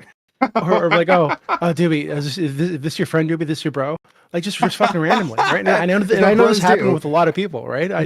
Okay, you have a huge server though. To be fair, Yeah, that's No, I'm glad I don't. the amount of people that someone- can't someone- be Dear in Lord, let That's that not never where the happen to huge me. I thought was going to end. Someone made a Yeah, that's a good fucking, one. That's a good one. someone made an NFT that was him sucking dick and sent it to me. Like, why? Did you I buy don't into understand. No, fuck you. That does seem So- like- Did you so sell for the at least NFT? I mean, it was you like could. It's unavoidable. It's probably fucking worth more everywhere, now. right? I'm just saying. Probably has gone up. He's got. But not just her, like Melina too, right? Like her shit was everywhere too. It's still everywhere, and she has pretty obviously to me said that it was shared without her consent, right?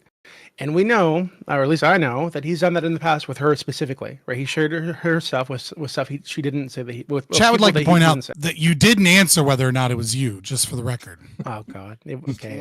No comment. Okay. Mm-mm. There's legal shit happening. I can't say anything. Still can't about hear it, you, Grid. So yeah, I just feel like this is more than just a friend was mean to another friend. This is way beyond that, right? I think at this point, this is where you stop being friends with one of these people and you like man the fuck up or woman the fuck up in this case. Yeah, I don't disagree. I mean, I was just trying to give like just the best faith in her. But like, yeah, if like she was suicidal, like, and like, yeah, no surprise that maybe Destiny doesn't have the greatest upstanding character, right? But still, people gravitate towards him, right? I don't know what that says. That people are shitty like him, and that you can find shitty Well, people everywhere. it can say all sorts of things, right? It could say that he's charismatic. It could say that he has money, right? People tend to gravitate to Well, people who have money. what do y'all think the You fallout? just use the same word twice And- when talking about and- dealing with women. And look, I got to point out, Well, right? that's like, Lactoid's judgment of people is just money. This is Andrew Wilson's take, which As the is highest not moral the thing. worst take. I mean, look, I don't know how to say this without sounding like a dick, right? But there is like, Still not working. Oh no, we got it. We got it. Yeah, we can hear you now. okay, all right. Okay, Andrew good. Wilson's position that I think is somewhat accurate is like, yeah, like, Destiny's not the best moral character here, but like a lot of these women are getting involved with him for a reason, right? And are they getting involved with him because of his stunning good looks, or is it You fly something close to else? the sun, right? Like, Well, there's I like don't so- know. That- so, that okay, kinda I like- feels I mean, I you know, don't have to be I so know. politic. His position's really simple, right? Like you can sleep with Destiny and there's a career in it for you. Like if you're a moderately attractive girl, right? You don't have to slog on Twitch to get 10 viewers and then start building an audience and start getting into the algorithm, right? You can sleep with Destiny and you can have him bring you onto a couple streams and then you can average 40 to 50 or 60 viewers very easily.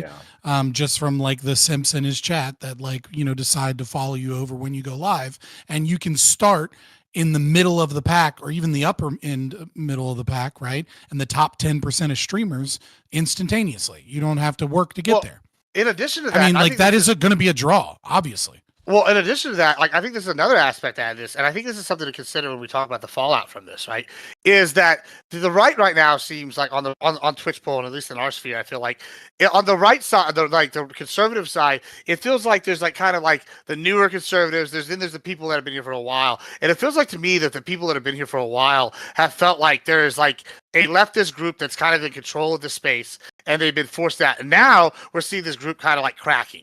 Right. And it's like, where are people going to go? I think this is kind of interesting to see how like these kind of groups move around. Like who's going to be willing to accept what, like, what's this, who's platforming what? Like, I find that the kind of an interesting dynamic here. I don't think anybody's really talking about like how people are going to like choose sides and should they choose sides? How do you decide what side to choose? Like in situations like this. Well, okay. Well, Go read a book. I'm gonna. Stop watching Controversy Destiny. creates cash. Trump just pulled us out of the World Bishop. Health Organization. Yeah, he also got us out of the Paris Climate unimportant. Agreement. Yeah. Unimportant. Like, I mean, it even deals with the Unimportant. We're fucking talking the about actual talking about topic dick for sucking, tonight. okay? It deals with Honestly. STDs. Okay, this is somehow related. It's somehow relevant. Okay. Fair enough. Okay, but no. And to be clear, when it comes to Erudite, right? Like my statement here is that like I'm like completely biased when talking about her. I like her a lot, like as a friend. She's always been quite kind to me, her and her husband Nick. always been like great individuals to me for some reason. I don't know why. But like I like Good them, mask. and I would be, and just like I'd She's be a very nice. biased. She's a very nice person. Yeah, and just like I would be biased if my friends here, on the screen, were accused of something horrible, right? Like I'd be unbiased in terms of stereotype. So like my hope is just like this is like a misunderstanding, and maybe we should. Maybe when she makes a statement, she can clear it all up. I don't know, but I just hope for the best for her. So I'm gonna leave it there. And what?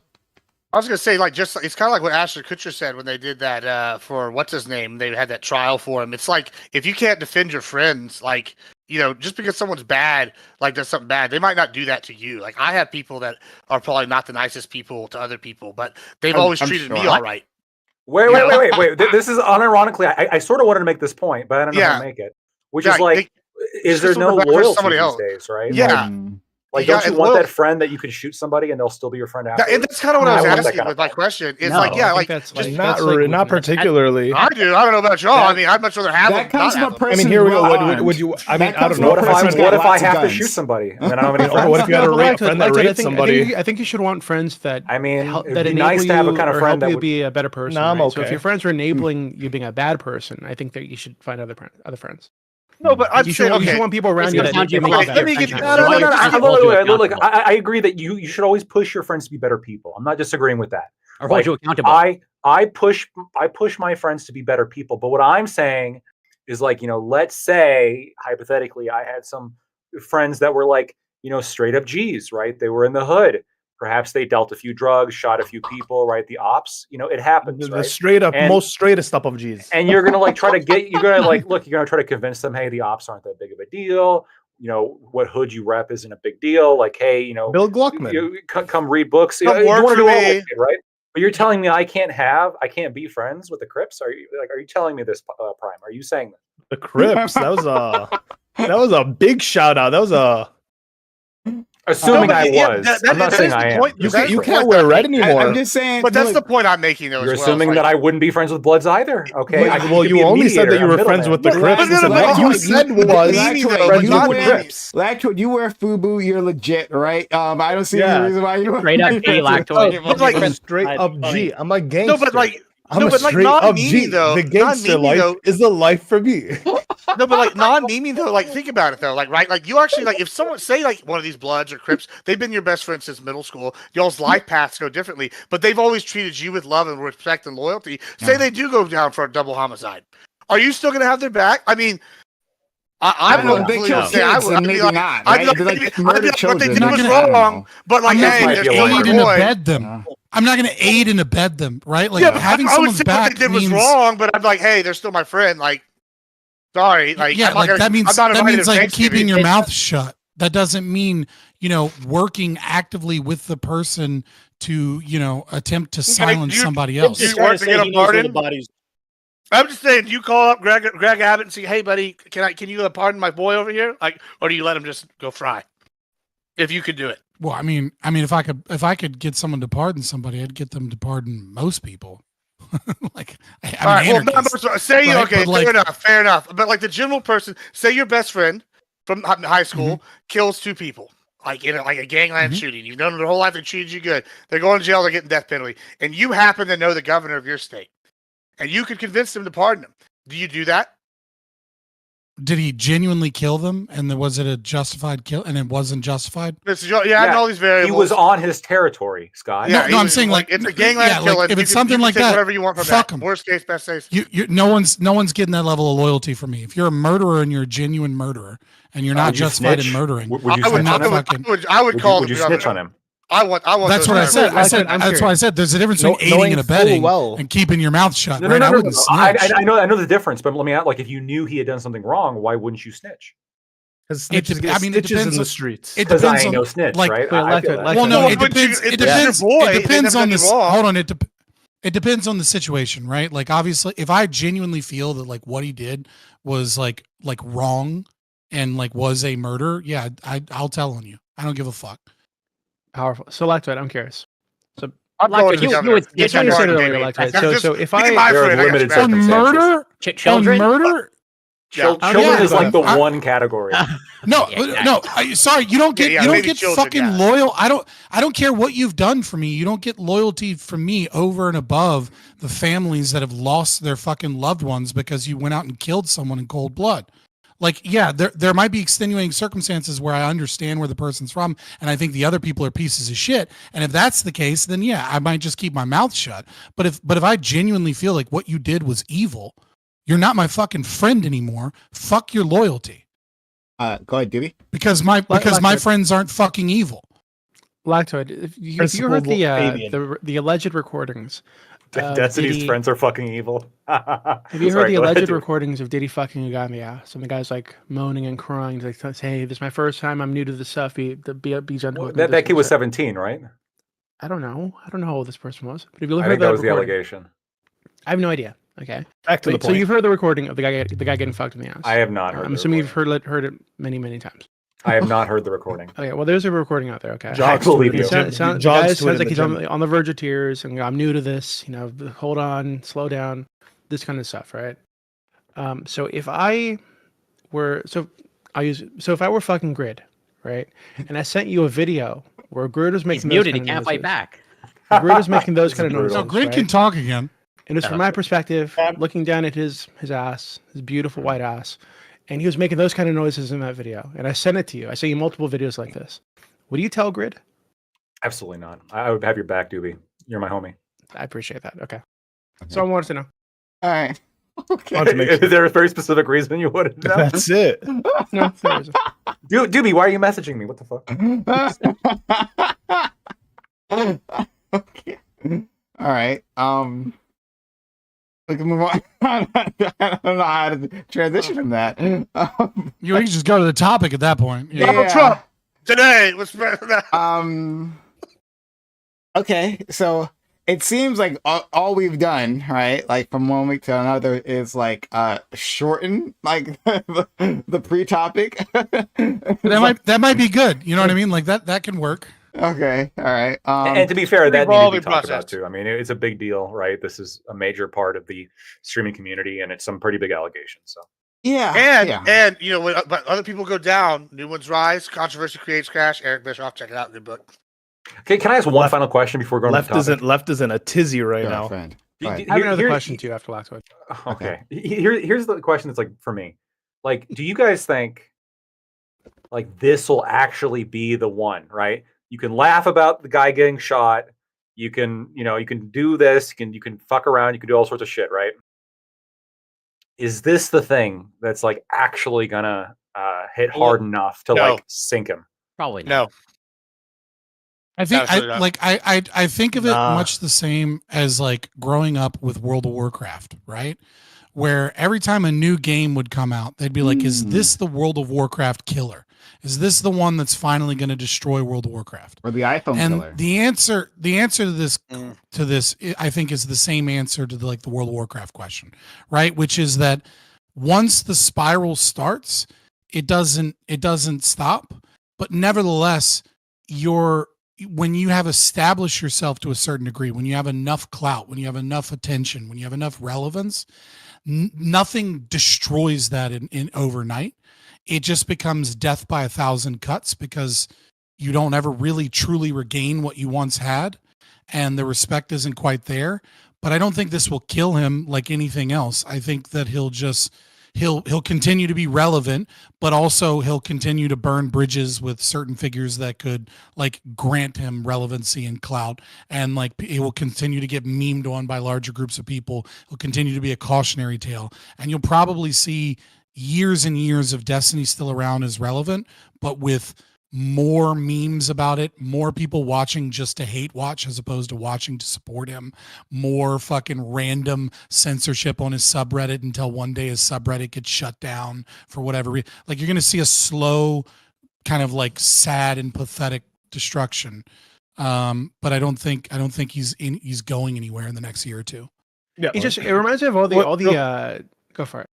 I was gonna say this is I think what's gonna happen is the Cody Code situation.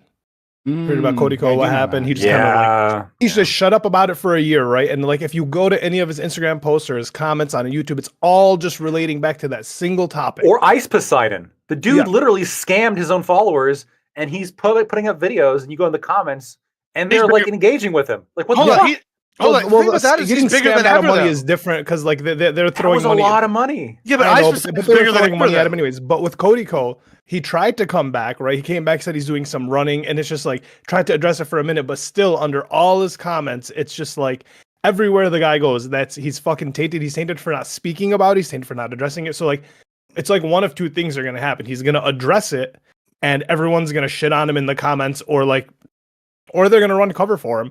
Or he just doesn't address it and he never gets to live it down. Either way, I don't like Scott said, it's just a slow like spiral down. Yeah, but hold on. He's You recovered brought from up similar Ice shit in the Poseidon. past. Ice Poseidon's bigger than he's ever This is been different. right now. People like Hold on. Pixie. Hold on. No. Sorry, I disagree. Like, I unless he gets like literally like off, like opens up the floodgates and all these different things come out like that, and he's totally canceled. I think he's gonna keep getting bigger. Like you brought up Ice Poseidon. Ice Poseidon stole a fuck ton of money. Like he was done. Nobody would touch him. He wouldn't be on stream. This guy is literally doing like a 30 day thing in Japan right now. 3 months live total thing. He's got massive viewership. He's being pushed like part of like they had the like Kick version of the Squid Games. They had Kick Survivor. Like they did the whole like this guy is getting heavy pushed. He's bigger than he's ever been. I've seen him more on TikTok than I've ever seen him in all the time. Like I have friends that don't follow this. They know like there is a level to where like the controversy around this can push you Gritty into new popcorn. limelight. Wait. Yes. Getting scammed Icing on the cake. getting scammed is Okay, is so getting let me give you scammed an is example. different because getting scammed is different because like we have Logan Paul in the zoo and the Zootopia or whatever the fuck. The issue is there's only a small percentage of people who put in a large enough amount of money to care about scam. Most people put in 10, 15 bucks. They put in 10, 15 bucks, which they were going to give him in subscription fees anyway. Hold on. Let me give you an out no for one cares Destiny about when he goes Ice ahead. Poseidon. I'll give you. Destiny has made friends with Piers. He goes on Piers Morgan all the time. Say tomorrow Piers wanted to pull the Andrew Tate and sit him down like he did, like at his studio, interviews him one-on-one, just like he did with Andrew Tate, who had much worse allegations. Right? Like I like it. Then what? Different audience. He had a different audience. Tate had a completely different audience. Hold on, Tate had a more quality. I don't That's know. a wild thing to say. He's literally openly admitted all of the things. Yeah, he's so been like what I'm accused saying- of. No. Like Hold on. he has a different audience. I'm sorry. No, I'm sorry. Than I don't think so. Destiny. It's the same kind of mindset. Fabian hit it earlier. Tribalism, right? The Tate people have their tribe. Destiny's got his. He sits him down tomorrow. Does a 1 hour interview with him. He's absolutely going to invite him back to other panels after that if the numbers do good. Like it's getting to like a too big to fail kind of thing, and then people will always bring you back. Like Mike Tyson went to jail for whatever, and he just fought Jake Paul. Like there is like a level where you always keep coming back if you get big enough, and that's no, but the sphere that he runs in, he's like once again like it's the perception is it's the progressive sphere, it's the left sphere. This is supposed to be like this, so on and so forth. I don't know if it withstands like this type of scrutiny now with the same run that he's been on. What I'm saying, it's just like World of Warcraft, dude. It's like always the better. I know it's a silly analogy, but it works here, right? Like World of Warcraft's still around, it still makes a ton of money, right? It's just that the reputation of it changes, right? Destiny will still be around for a long time and make a lot of money, but it will become more and more of a meme over time, right? It will be less and less like this is a serious political person that has serious opinions that we all should like respect in some debate or something. I don't know why he ever had that to begin with, but whatever. I guess because he's good at debating. But his positions have never really been that serious or well informed.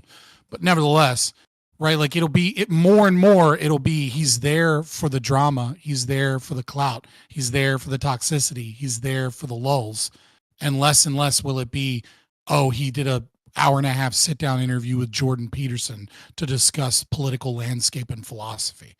That's okay. You go first, Doopy. Go ahead. So a couple of things. So I think it really like it just to me it brings up all the times he was on stream shooting on people for not understanding consent, for being autistic. Oh God, I got to explain consent to you because you're autistic and you don't go outside. This kind of stuff, right? That he was doing to all these people, and it throws a lot of. I think people should have already doubted a lot of this stuff, but there throws a lot of doubt on the kind of stories he's told about other women he's had these interactions with. Where eventually it's kind of the same cycle. Oh, they're crazy, BPD, insane women. You know, all these insane women are after me, yada yada. But also, I'm what I'm kind of this is kind of what I was getting at earlier is, so obviously interacting with Destiny, going on streams with him, being on panels with him is a way to success in the space, right? In Twitch, YouTube, etc. Do you think that so? Prime, I use Wick for example because we both know Wick. So if Wick continued having him on panels, continued interacting with him after this, would you say that he has lost some kind of credibility as a leftist, quote unquote, or as just a decent person, right? Because like it's or if Erudite, rather than address this, continues just as if nothing happened, shuts up about it and hopes it goes away. Do you think that at some point these are we just can't call them good people, and they should face the same kind of like social consequences or repercussions that he should, or not the same obviously, but like some on a similar level. Because if we know this person is a bad person, he's doing harm to other people in the space, vulnerable people in the space who are much smaller, do have like mental health issues, and they know that he's doing this, right? And if they continue to use him to boost themselves, I think that at some point you can't wash your hands of it. It's like these people are saying to me. So progressive money, victory money's too sweet, man. They're gonna keep anyone who makes money off of him is gonna sweep for him, and then that's just how it's just gonna keep going. No one's saying anything about it right now.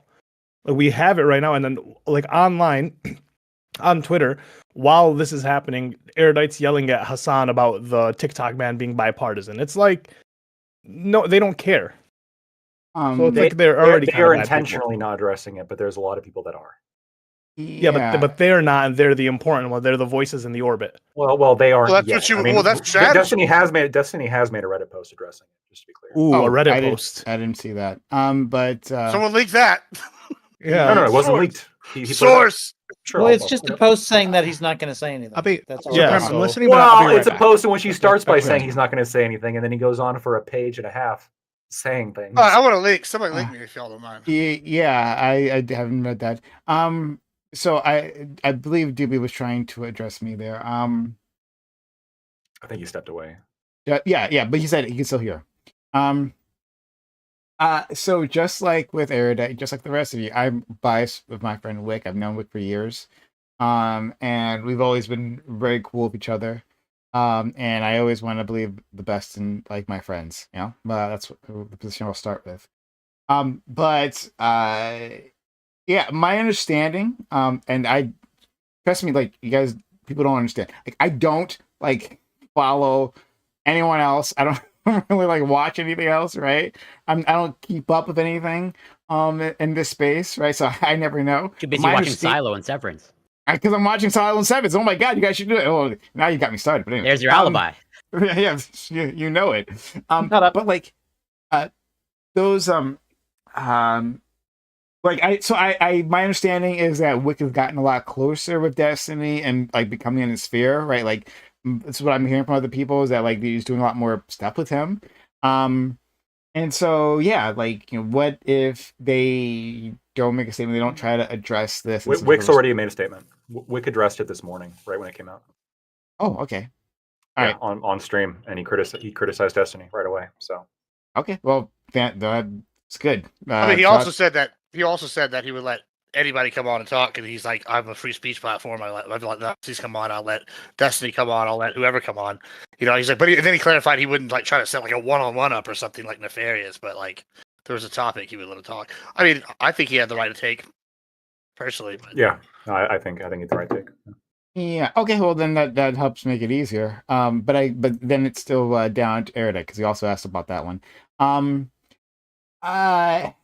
Look, I think yes. At some point, if you don't address a person who's doing harm, right? Then like some of that culpability. I'm not sure if that's what I want to use, but like it lands on you.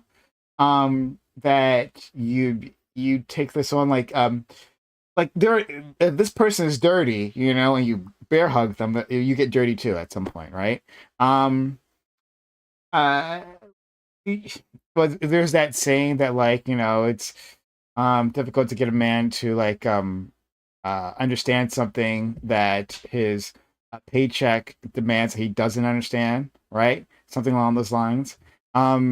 It sucks. Erudite has unfortunately tied herself with a person financially who's extremely toxic, right? It's extremely toxic. And this is the consequence. Like when you do that, right? At some point in time, like you'll find yourself defending their toxicity. One, maybe just because they're your friend, right? But two, but especially if you're financial dependence, because yeah, like you gotta fucking eat. And I don't know what her financial situation is, but I it sounds to I imagine it would be like a big financial hit to like try to unwind herself from Destiny. Well, she made a whole. Wait, that she threw herself in. It's like she moved from Canada to Florida. I don't know if it's like.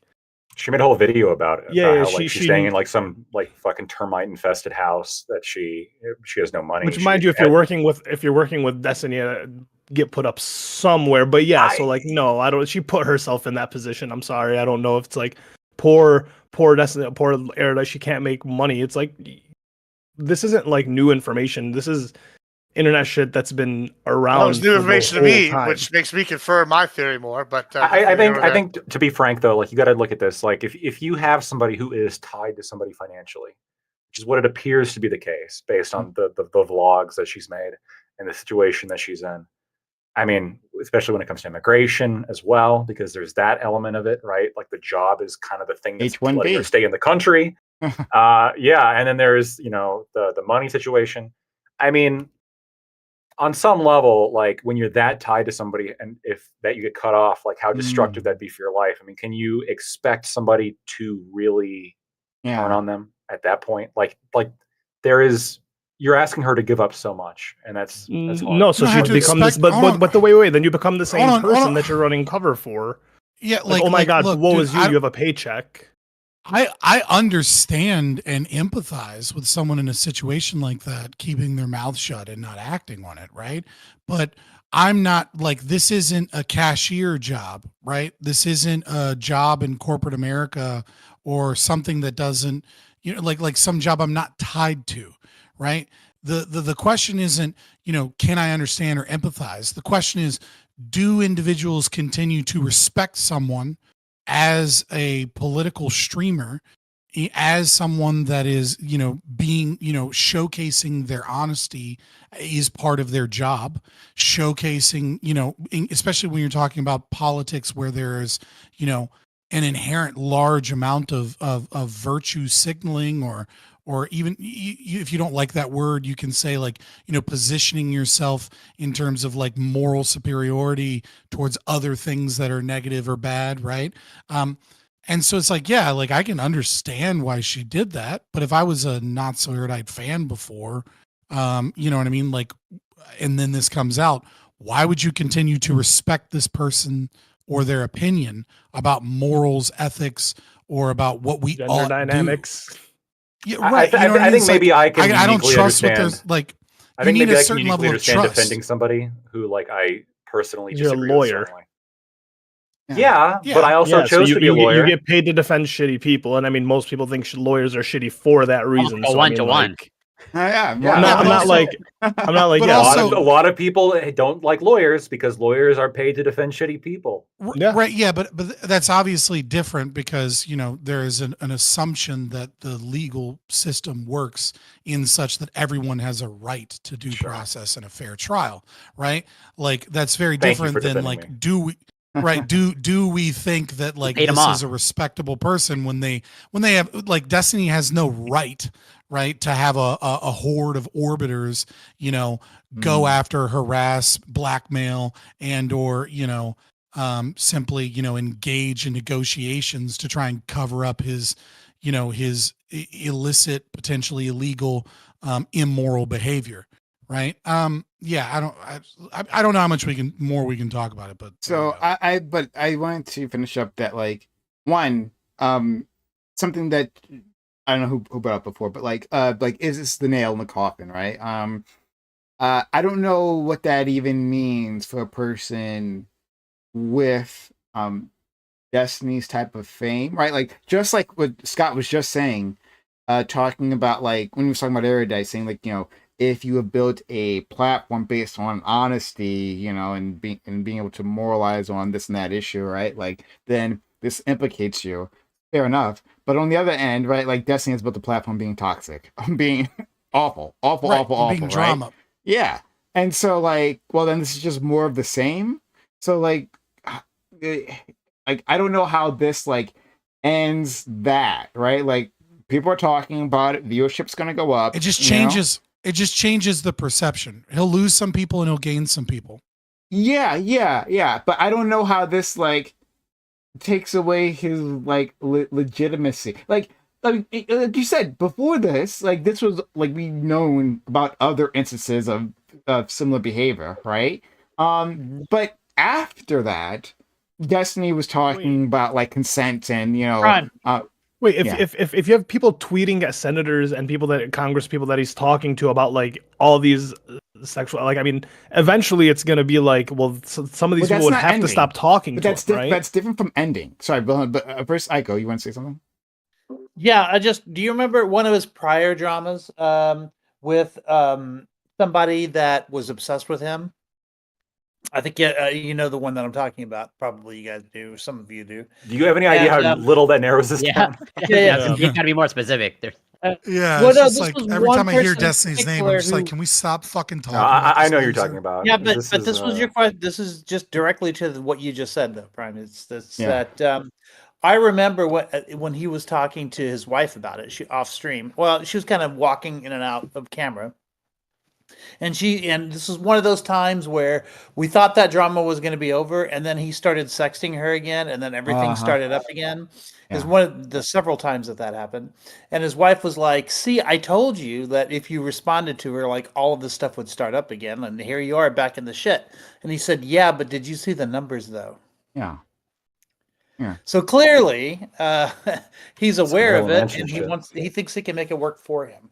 Yeah, that's why, like I said, the only thing that I think is characteristically different from this is that like now she's brought in like civil law, right? And I don't. Again, it depends on maybe where that cap is, right? Like, and of course, if she can convince the courtroom of her case. And he's got resources, right? He'll be better represented than her, I think. Well, yeah, but that doesn't necessarily mean he'll win. And like the community, I haven't checked her go off-brand GoFundMe, whatever that was. But I haven't checked that. But if the community like backs her and supports her, some people who have deep pockets actually might like. There's enough dip into haters. that. Yeah, there might be enough haters to like actually support this. So in any case, like that changes things. So there could be a financial hit, but even then, even if there's like a big financial hit, like, well, what we'll do, we'll just keep streaming, right? And during all this, he'll be streaming about the drama, talking about it. Oh well, maybe not because he might have to like be quiet on this particular thing if it's in the legal realm. But in any case, right, like this whole situation will increase his viewership, eyes on him. All I can see is this, like what our friend Ali was saying, closing the door to politicians. Like he was really making a big push for like a larger legitimacy, which he really had the talent to do, I think. But that doesn't mean that he's like ended, right? And then maybe it just goes back to what Scott was saying in the first place, that like this is just like degrades him overall. But it's just like I don't see how he gets degraded to zero. It feels like that infinite spiral down to like to zero, like from 1 to 0, like you can just like keep that's why I going brought infinitely. That's why I brought up World of Warcraft, right? Like it is without a doubt one of the shittiest MMORPGs in existence. That like people, but because it has a dedicated fan base, like because they have fear of missing out from like new things that come from it. They have like sunk cost fallacy where they're like tied to it, right? They're like people that have like there are enough people that are attached to the thing for long enough, right? That like it'll change, and the perception outside of the fan base will change, and even the perception within the fan base will change. But like there are still millions of people playing World of Warcraft, and all they do is bitch about how bad World of Warcraft is, and yet they consistently play the game, right? And like there is no such thing as a WoW killer, and the reason there's no such thing as a WoW killer is because there's enough people that are so wrapped up in this thing that they stay no matter what. But if you were to go back to Burning Crusade or Wrath of the Lich King, that like a time period where everyone was like, holy shit, Blizzard is an amazing company that makes amazing games. But that's completely not what anybody thinks about Blizzard, no matter what political opinion you are. And even if you're apolitical, you're like, Blizzard sucks. They steal money through they microtransaction the hell out of people. They can't stop grabbing women's tits in cubicles. They're anti-union busting. They threaten people. Like everybody hates Blizzard and Bobby Kotick, and yet the game is still great. And it's like, oh, Microsoft eventually bought it, but it's like it doesn't matter, right? I think the same thing is probably true of Destiny, right? It changes the perception outside. It changes the view. It changes some of the legitimacy from certain people that he may have been able to connect to and grow further. But ultimately, like, he's an entrenched person that damn near invented the online politics streamer space. Obviously didn't invent it, but without him, he's a pioneer in that area. Yeah, so Junior's in there like a bad case of herpes. He ain't ever going away. He just got to keep coming back. So critical, I think there's such a thing as like social media critical mass, and he's achieved that. And personally, I think we all to just be like, whatever, Junior's a loser and he's a sad, pathetic piece of shit, and then move on and stop talking about him every time. And then every time someone brings his name up, you just look at him and go, oh, that loser piece of shit that got cucked and has a drug problem. God, I hope he gets help and leaves. And then just continue moving on. To be fair, this is a little bit different, talking right? about him. This is like an allegation of crime. Sorry, that drug addict, loser, cuck, piece of shit Junior, who also doesn't know anything about consent and pretends that he does. We can add some more insults and then we can just move on. That's how I feel. It's like you got to keep a running tally, though. You got to hear about it every single. Yeah, thing I'm about to say you got to repeat the insult so it keeps growing. Pretty soon, he's gonna have like a town crier behind him. We can do like a value ordered list, right? We don't want to name everything. Come up with an acronym, yep. Because it would take way too long, right? But but we can just pick our personal top 5 adjectives that describe how much of a piece of human shit he is, and and for now we'll just pick 3 for Not So Erudite for how much of a piece of human filth she is, because she's always been a piece of shit, and then we can just move the fuck on. I don't know if that's the case on that last note, but I'll have to just disagree there. But real ones, we can move on. Sorry, what? I said real ones, no. Real ones, no. Okay, yeah, I don't. Those who know, no. Yeah. I well then I don't know. But I'll leave it there. We can move on. That's all right. I had. We can move on to free discussion starting now. Okay. It's Destiny. It's proof further of what I'm saying. Destiny drama is something that is so fucking juicy to people, and they love it so much that people will just engage in it, even here. To be fair, Fabian, it's like, this is kind of the part where I talk about, like, we're all on here. It's like we do want to do informational stuff. Like, I came in, like, when Prime sent us the topics yesterday, ready to talk about the great start of the MAGA era and how Trump is coming, the second coming of Christ. For the opener. Yeah, bro, I was ready. I still am ready. Same. But let's just sit here for a second. You can't pretend that, like, when our entire sphere, all of this is going on, has been captured by this. And this is actually a criticism I think you brought up before, and I think that, like, Rod Norris brought up another, is that, like, the left has captured this kind of, at least part of our area that we're in Twitch poll, and this is what they want to talk about. And that's why, hey, if you don't want to talk about it, you gotta talk about what's relevant. Like, I mean, this is what's relevant. Unfortunately, that's how the cookie crumbles. We also want to talk about, like, the new Trump presidency. Let's talk about the great MAGA. I'm sure you got your own side beef going too, but Yeah, but listen, it's all connected. And I used to think that I used to think that, and then I would talk to people, and they'd be like, "Oh yeah, this streamer," and then I'd be like, "I have no idea who that is," and then I I'd look think that them all up, and the time. they'd be like live to like 60,000 people, right? Like I honestly think like the concept of like the echo chamber control is something that like we kind of create ourselves, and it's a little Sure. bit arbitrary because there are people out there that like dwarf all of our audiences combined times And then nobody 100 that knows none them. of us have heard of. Yeah. Yeah, that and it's just like Oh, yeah, it I just agree with kind of like it's a little different. But I mean, I don't disagree with I you. mean, within that- our that- corner of that the internet. the space Yeah, kind of that's- creates itself. Yeah, but also it's like there's You a only lot have of access to overlap. what you know about, like I mean, like Yeah. sure, they're like you're absolutely correct, but like at the same time, you can only control what's in front of you. I just also want, for the record, is that I didn't bring this up, nor did I plan to bring it up. I was not going to. Talk You can about blame this at me. It was all. Me my neither. fault. It It's was okay. my fault. All right. So, all right, no worries. And Gibbs, I blame you for lots of things any which way. So, Good, all right, let's get started then. Hey y'all, this is a Reverie Roundtable, which we have Mondays 8 p.m. Eastern. We have a fantastic group of people here. So we'll do intros with the opening statements. We'll combine those. Mhm. But yeah, guys, if you enjoyed the drama, well, consider supporting the channel. If that's the type of thing you like, right? When we talked about it. So help us be here in the future for more of these things.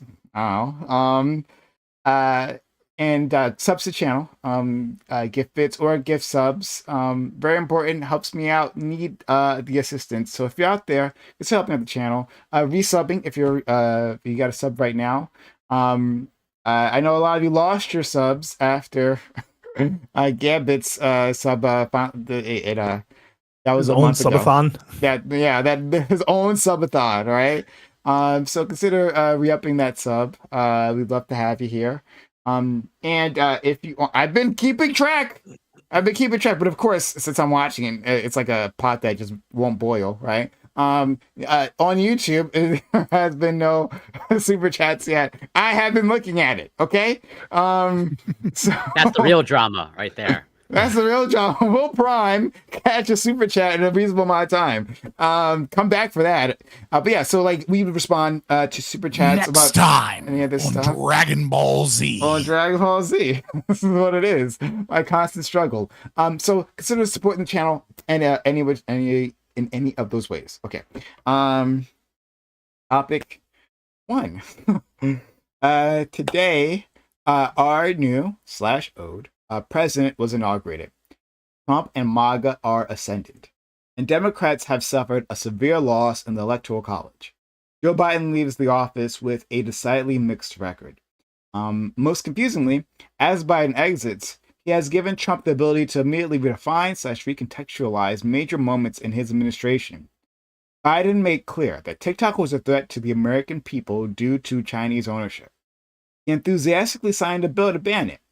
And now, at the 11th hour, his administration sought to stay in execution of the app. Separately and simultaneously, a Gaza ceasefire has finally been reached. But many signs point to Trump being the deciding factor as to why this is happening now, rather than months ago, firmly under Biden's control. What do you make of these developments? Are these the last gasp of an ineffectual Biden administration, or do they show responsiveness and the ability to fulfill promises even at the last minute? And how do you think these moments will come to define the second Trump presidency? So yeah, like it's very odd, very odd indeed that we got like word over the weekend that Biden was looking into ways to like avoid executing the TikTok ban. What the fuck? Why? And a lot of Democrats are versing course. All kinds of feelings about this, and we'll express that later on. But it just seems very strange, right? And again, it teases up for Trump to have like a win, like the first day, the first minute in office. He seems to get a win. Why do this? And then with the Gaza talks, the deal that was signed or agreed to, or whatever, how that worked, is pretty much the same deal that happened like in May of last year. But the Israelis, specifically Israelis, to make that very clear, the Israelis were the ones who scuttled it, who sabotaged it, and many times over, and who refused to agree to it. Now they did, right? And it feels like this is yet another Trump win. So yeah, I want to talk about this in relation to Biden himself and how he governed, and then Trump. What do you think this this portend anything for the future? Or maybe are these things just like two separate, distinct things that happened now that doesn't really give us a clue as to what'll happen in the future? So you can introduce yourself and you can give your opening statement. Lactoid. Yeah, I'm Lactoid. You can find me at Lactoid TV on Twitch, Twitter, and YouTube.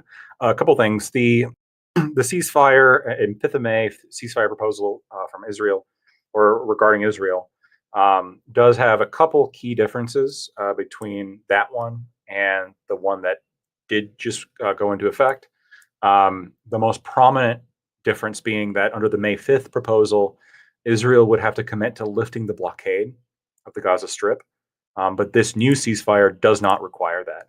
And that was a deal breaker for Israel.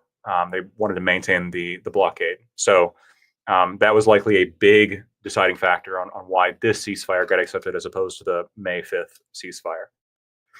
In terms of Trump's actions, I've been recently on Twitter been critical of him because I think there's a couple things that I think are pretty shitty. The ceasefire is fine. I think it's time for a Gaza ceasefire that's been out of control, and I think that at some point you have to call it quits. And I'd like to see the bomb stop. So and the hostages be released. So that's good. The ceasefire is a good thing. Now, as to the TikTok ban, I think Trump deserves a lot more criticism for that than he's been getting, because this represents a complete 180 reversal on something that by the way, I think TikTok probably should be banned based on the opinions of, first of all, Trump not too long ago, but most of our intelligence apparatus, which believes that TikTok is being used by the Chinese government in order to data harvest, in order to, and potentially curate content specifically for our children. I think it's reasonable to be skeptical about that. And there's a reason why the ban passed. There's a reason why there was support for that. But at the 11th hour, it's not just like Trump reversed it at the 11th hour after opposing it the whole time. It's they've been saying they want it constantly. And then right when it comes time to get banned, right when they get everybody on board, all of a sudden they reverse course and they flip because the popularity has shifted. I think it's pure politics, it's optics, and it's fair to criticize him for that. I'm not a fan of it. So already, within a week of the inauguration, some moderate disappointments. Hopefully things get better from here. But, I voted for the guy. I campaigned for the guy. Not a big fan of that. I'm also not a big fan of the shit coin that he released and he's been pushing on his followers. That's fucked, right? Why are you trying to rug your followers, dude? Like, that's messed up. Speaking of Ice Poseidon, right? Like, not something that I want people to do, especially not the president of the United States. And to be fair, if Biden did this, a lot of the same people who don't give a fuck would be saying this was him exploiting his presidency to make a fortune. I would be saying that. And I'm saying this now because I think Trump did that, and it's fucked. He shouldn't do it. So not a lot of good things recently. Unfortunately, I'm still confident that things are going to get better. I'm looking forward to the judicial nominations. I'm mostly excited for that. But yeah, I think a lot of the wins that Trump has been getting very recently have been secret L's that he's somehow been able to twist into an optical win. And we just can't lie to ourselves. Even if we preferred him to Kamala Harris, which I did and still do, that doesn't mean he's immune from criticism. I made that clear. And we should criticize him because the things he's been doing recently are fucked. Fair enough. Thanks so much. Let's go to our friend Scott. Yeah, I am Scott, otherwise known as Fabian Liberty. You can find me on X and YouTube primarily. I'm in other places, but I'm not really there. I just have accounts there that I'm not using currently. First of all, I endorse pretty much everything Lactoid said for the most part. Maybe some slight disagreements, but not that important. I also want to add, I think that this is primarily a showcasing of how awful the Biden administration has been. And I don't mean awful in the sense of like morally evil, which I also mean, right? But in this instance, I mean that the Biden administration has been particularly bad all the way through at PR, optics, media, just the ability to communicate to people. It's important to recognize that, America doesn't have kings, right? I mean, that's kind of the whole point of America initially, right? Is a revolution against the monarchy and against the concept of landed gentry and nobility. A lot of other European countries, they do. They even if they're not really that supported. Hell, even Canada, to a certain degree, is tied to, the monarchy in some regards, a symbolic nature of their culture. And so the president is not just the leader of the free world and the leader of the largest army in world history, but also a symbol of Americans and a representation of our values. And Biden has been a bumbling, mentally unfit idiot who puts forward one of the worst press secretaries we've had in American history, with a vice president that is sometimes cackling like an evil Hillary Clinton and sometimes just drunk. They have failed so miserably at presenting anything positive.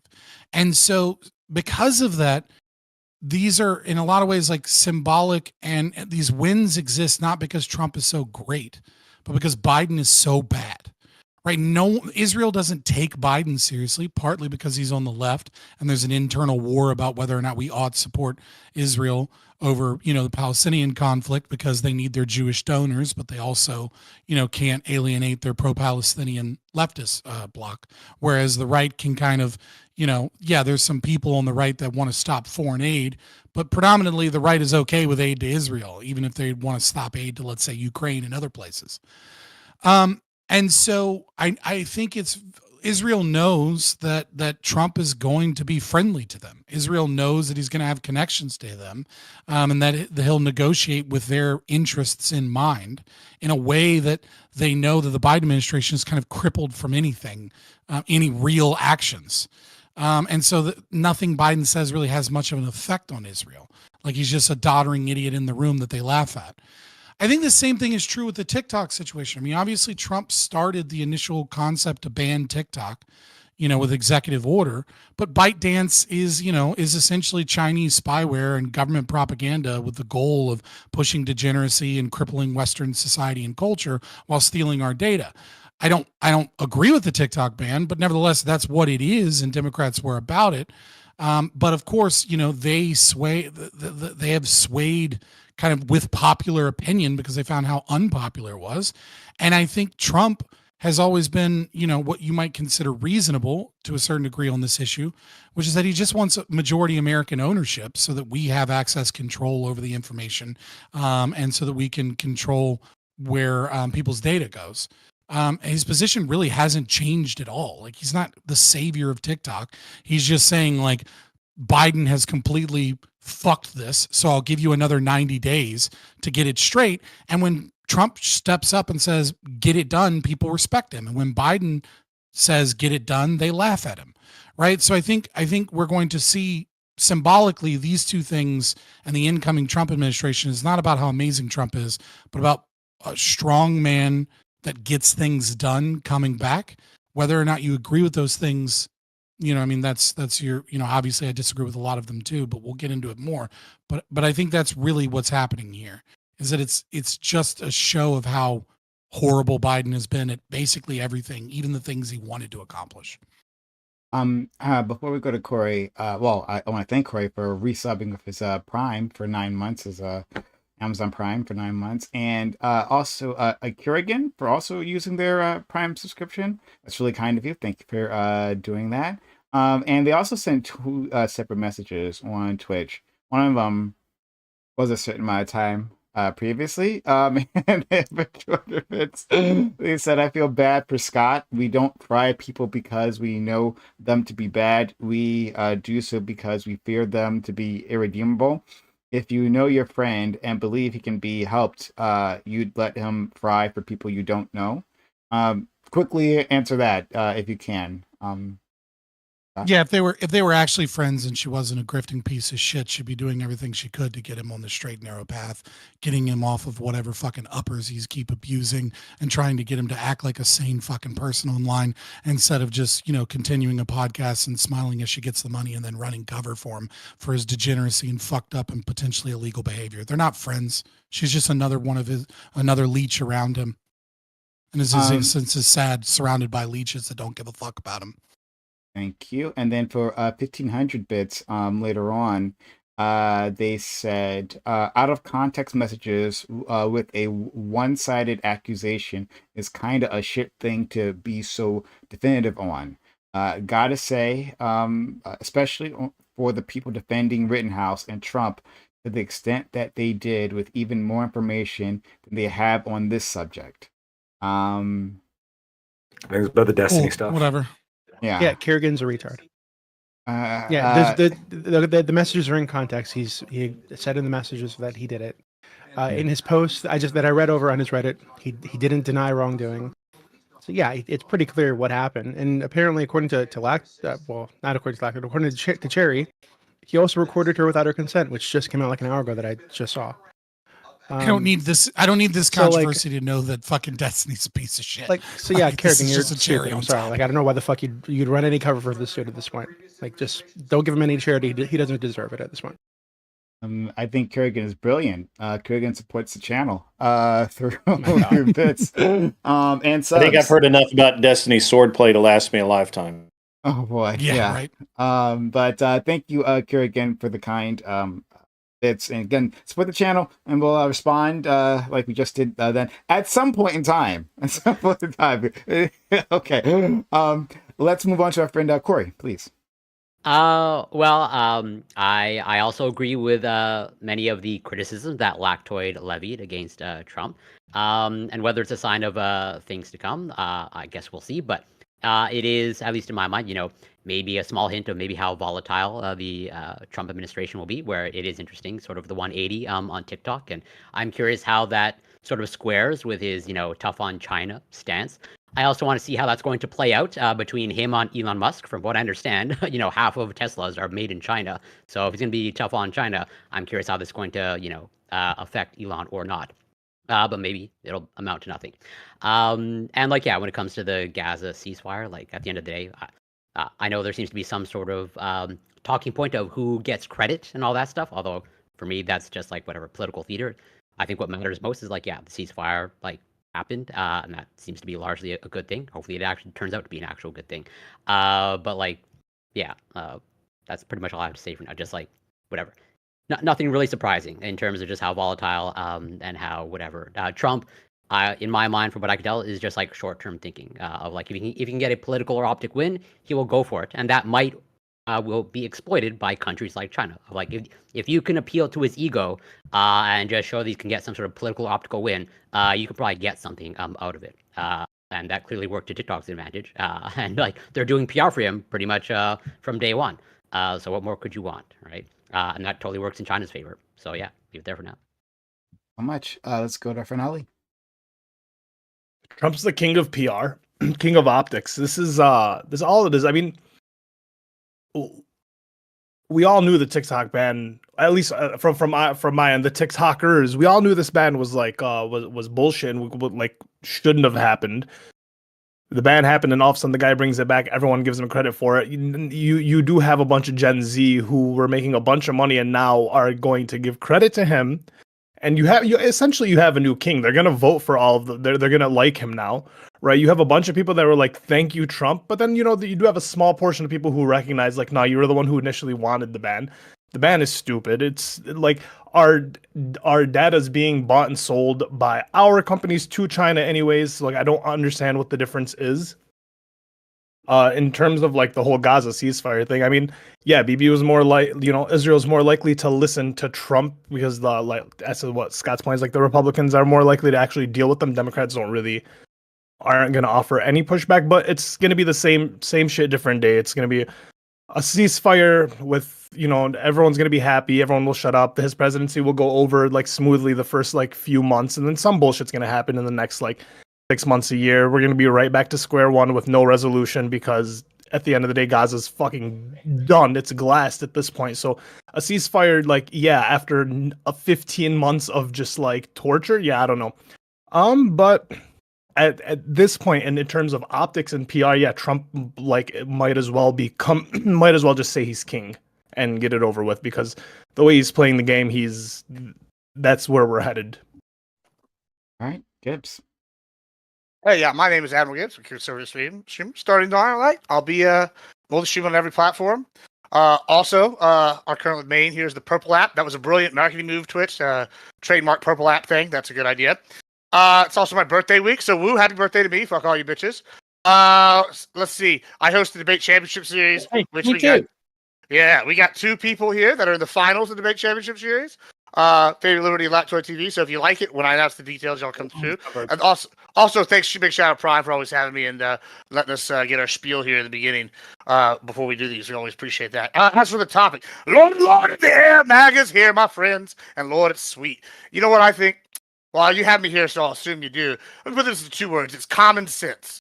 Trump has come along and created the common sense era. Well, Biden is going to be remembered as the second worst president in history by the time it's all said and done, right after the coward Buchanan. All right, look, the Biden pardons looks bad, terrible. His foreign policy, terrible. Trump sent people to do what Biden couldn't do in Israel, got it done. And we know it was done. We know his, was it Wolfkin or whatever his name was? He's the guy who got it figured out, didn't do it, Biden couldn't do it. Trump's walking in with a layup on Ukraine now. Everybody's tired of war. Everybody's hurting. He's going to go in there. People respect him. People don't distract Biden. Trump saw a giant backlash against TikTok, changed course. Socia is right. Sociologic is right. Our data is already being sold. It's not a huge issue to me, but Trump's strategic moves here are wonderful. He saw that the public was upset about something. He said, hey, we're going to reverse course. It's got an unintended effect of sending people to a worse app, Red Note. Hey, guess what? Maybe what we had wasn't so bad. Sometimes it's better the devil you know. And Trump was strategic enough and smart enough to see this and make a call and move on. And I know that might sound like a cop-out, but sometimes you need people that are willing to make an adjustment mid-course, right? The list goes on and on. I can keep going. It's just a massive win. I really enjoyed Trump calling everybody corrupt as they sat 5 feet away from them and announcing all these wonderful changes. Like there's only 2 genders. There's going to be all these other things like, hey, immigration. Guess what immigration happened today? They shut down the border in El Paso. They shut down the border in Laredo. And I'm not sure about in Brownsville, but guess what? We began immediately implementing these things. Trump did something no other president I think has ever done before with his coming into office, which was he was able to dictate policy on what he wanted coming in, and Biden for some reason worked with him on that, which I think is going to really damage his legacy amongst his own constituents. It might be his one saving grace that moves him up is that he knew when he was licked and was willing to capitulate. I don't know, we'll see, but overall big wins for Trump today. Everything good Trump, everything bad everybody else. Go fuck yourselves. Really able to still like the emotions of the moment. All right, in one sense. Thanks so much, friend. Let's go to our friend Eichel. Shout out to Gibbs for his birthday at some point this week, and our friend Eichel. I got a bunch of people in chat. Birthday week. Yeah, birthday like a girl. He doesn't celebrate a birthday. It's birthday week, partying all the time. Well, it's called being successful. You can do things like that. But Aiko, you too then as well. If this is also your birthday. My birthday starts in 2 hours. All right. Happy We'll early be birthday. around to celebrate. Okay, great. Okay. So I guess since I'm going to stick to the 2 subjects. The first one, the TikTok ban. So just a reminder of what, based on what Lactoid said, 200 House Republicans voted for the ban. 30 Senate Republicans did, which is way more than the majority of Republicans in both of those houses. And the conservative Supreme Court approved it. So all of that was happening. So what's the reason for the? I'm sorry. A 9-0. 9-0. Yeah. Okay. There you go. Yeah. Straight up. What's the reason for him backing out of it? Now, I think a lot of this has to do with the way that he looks at social media. Right now, there's kind of a struggle as to who controls social media.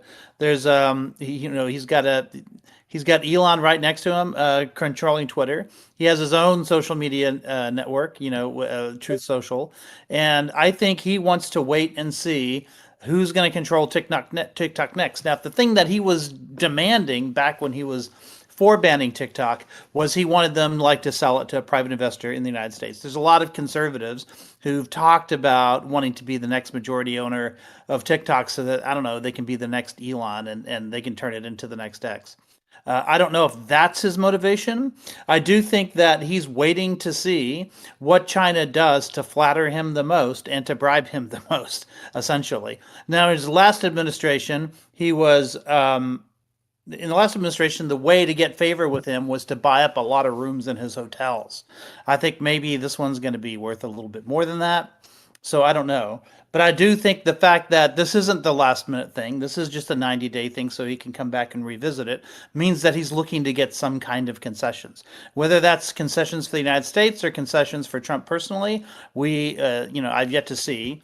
But I do think that that's the reason for his flip-flop on this is the social media landscape just more broadly. Then you've got the ceasefire, and the one thing that all this conversation that we've had up until now sort of reminded me of, and this is another thing I'm glad Lactoid brought up, is that difference being, stopping supplies going into Gaza. I was on another panel like a few months ago, and there was an Israeli who called in and said, Israel absolutely despises Biden. And he said the reason he despised him personally was because Biden wouldn't let them starve out Gaza. Like they wanted that one of the things that America was negotiating for at that time was that you had to let the food trucks come in. I think along the order of 30 trucks per day coming in from the UN to make sure that, or from the Red Cross or whoever it was coming from, to keep people fed there. And he said, we just can't have that. So the fact that is now going forward, it looks like that was the sticking point that Israel didn't want to agree to, means that, I think probably one of the big differences between the administration is going to be that point, because I don't think Trump's going to give them any restrictions on that whatsoever. That's probably why it wasn't okay to do in May, as far as the Israelis were concerned, but is now. Sorry, could you repeat that last part? Was it, you said the trucks coming in? Was that it? Yeah, food trucks like for the Red Cross that were supposed to be coming in like 30 a day. Israel doesn't want those going in. Okay. Because they want to starve out the Gazans. And if anyone that they can get out of Gaza, the theory is that Israel would never let them come back. They won't have a right of return if they're ever forced to leave. And that was one of the few things that the United States was insisting on, was that they do let them in. In fact, they have been letting them in because that was one of the only ways that they could continue to get American support. Now, I don't think that's going to be I don't think the U.S. is going to be as insistent on that, which means that they are going to maybe potentially do that. And the second thing Israel says it wants to do, that it's going to do in 2025, is annex the West Bank. Now, I don't know how much of the West Bank they plan on annexing this year, but that is another thing that they didn't feel comfortable doing last year, but they do feel comfortable doing this year. Let's go. Before then, I want to thank Emerald Gibbs for gifting a sub, and Majin BMAC also for gifting a sub. And he says, for my gift sub, tell Lactoid to stop running from me in Soulstorm. Typical Lactoid. I noticed he's a lying little shit, and he's gonna get crushed. Okay. Yeah, so Lactoid. Just to back you up, Lactoid, Majin be saying everybody else is running, and then he never shows up. I'm just saying. True. A little bit of the pot calling the kettle black there on that one. Okay. That's racist because Majin's black. Just putting it out there. He's Samoan. he's a half black Samoan, apparently. But moving on. Thanks so much to you two, Gibbs, again. Accurate racism is always funny. I'm sorry. Let's go to our friend Doobie. I'm very skeptical of everything so far. Though I don't think that anybody should be surprised that Trump is, doing the stuff he is doing. I think it was all pretty, he said he'd do all this stuff, and I think it's in his interest to seem like he's going to do what he says he would do. Yeah, I'm very skeptical. I have no hope for good things about any of this stuff, to be honest with you. To me, it seems like he's angling the TikTok thing into like some potential Elon purchase of that app because he feels like he's able to use that to gain support or to use it as like not a private app, but like an app to boost his popularity with young people. Maybe that's what they're using it for. I don't know, but it seems like they're angling for Elon to maybe be involved in purchasing that in some way. So that I think I don't think TikTok should be banned either, but that's not as good as just like not banning TikTok. Right? That's actually worse in some ways. The Gaza ceasefire thing to me seems like show. I agree with sociologic that in a couple months something's going to happen. It already has happened. Sort of there like rumblings happening already, but something's going to happen that's going to cause another blow up, and we'll be back to square one. I think that Israel has made their plan clear like over a year ago now, I think, that their intention was to make it very difficult to live there and then to assist people in finding other places to live. Right. So that's been the plan for a very long time now. They've been open about this. I think anybody supporting Israel at this point is pretty gross. Absolutely. Let's go to our friend Grid, please. All right. Well, a lot of good. Your mic is cutting. And we out. lost you. Mike is cutting in it. Yep. Yeah. Yeah, it was cutting in and out. I don't know if it's internet or if it's just like not speaking into it like the His video is noise gate. great. If it's the internet, I don't think it's the internet. Yeah. If I had to wager, it's probably Looks not good the internet. here. Try it again. I think it might be your noise gate. Like just Yeah, speak it's your into the noise mic. gate for Oh sure. yeah, I let me know. check. I do. Yeah, You're it's looking for sure. off to the side. yeah. So He's probably up. You got to get a Blue Yeti microphone. Those are the good ones. oh my Oh, god, buddy, stop. yeah. Listen, this guy's got the memes. Those are That's That funny.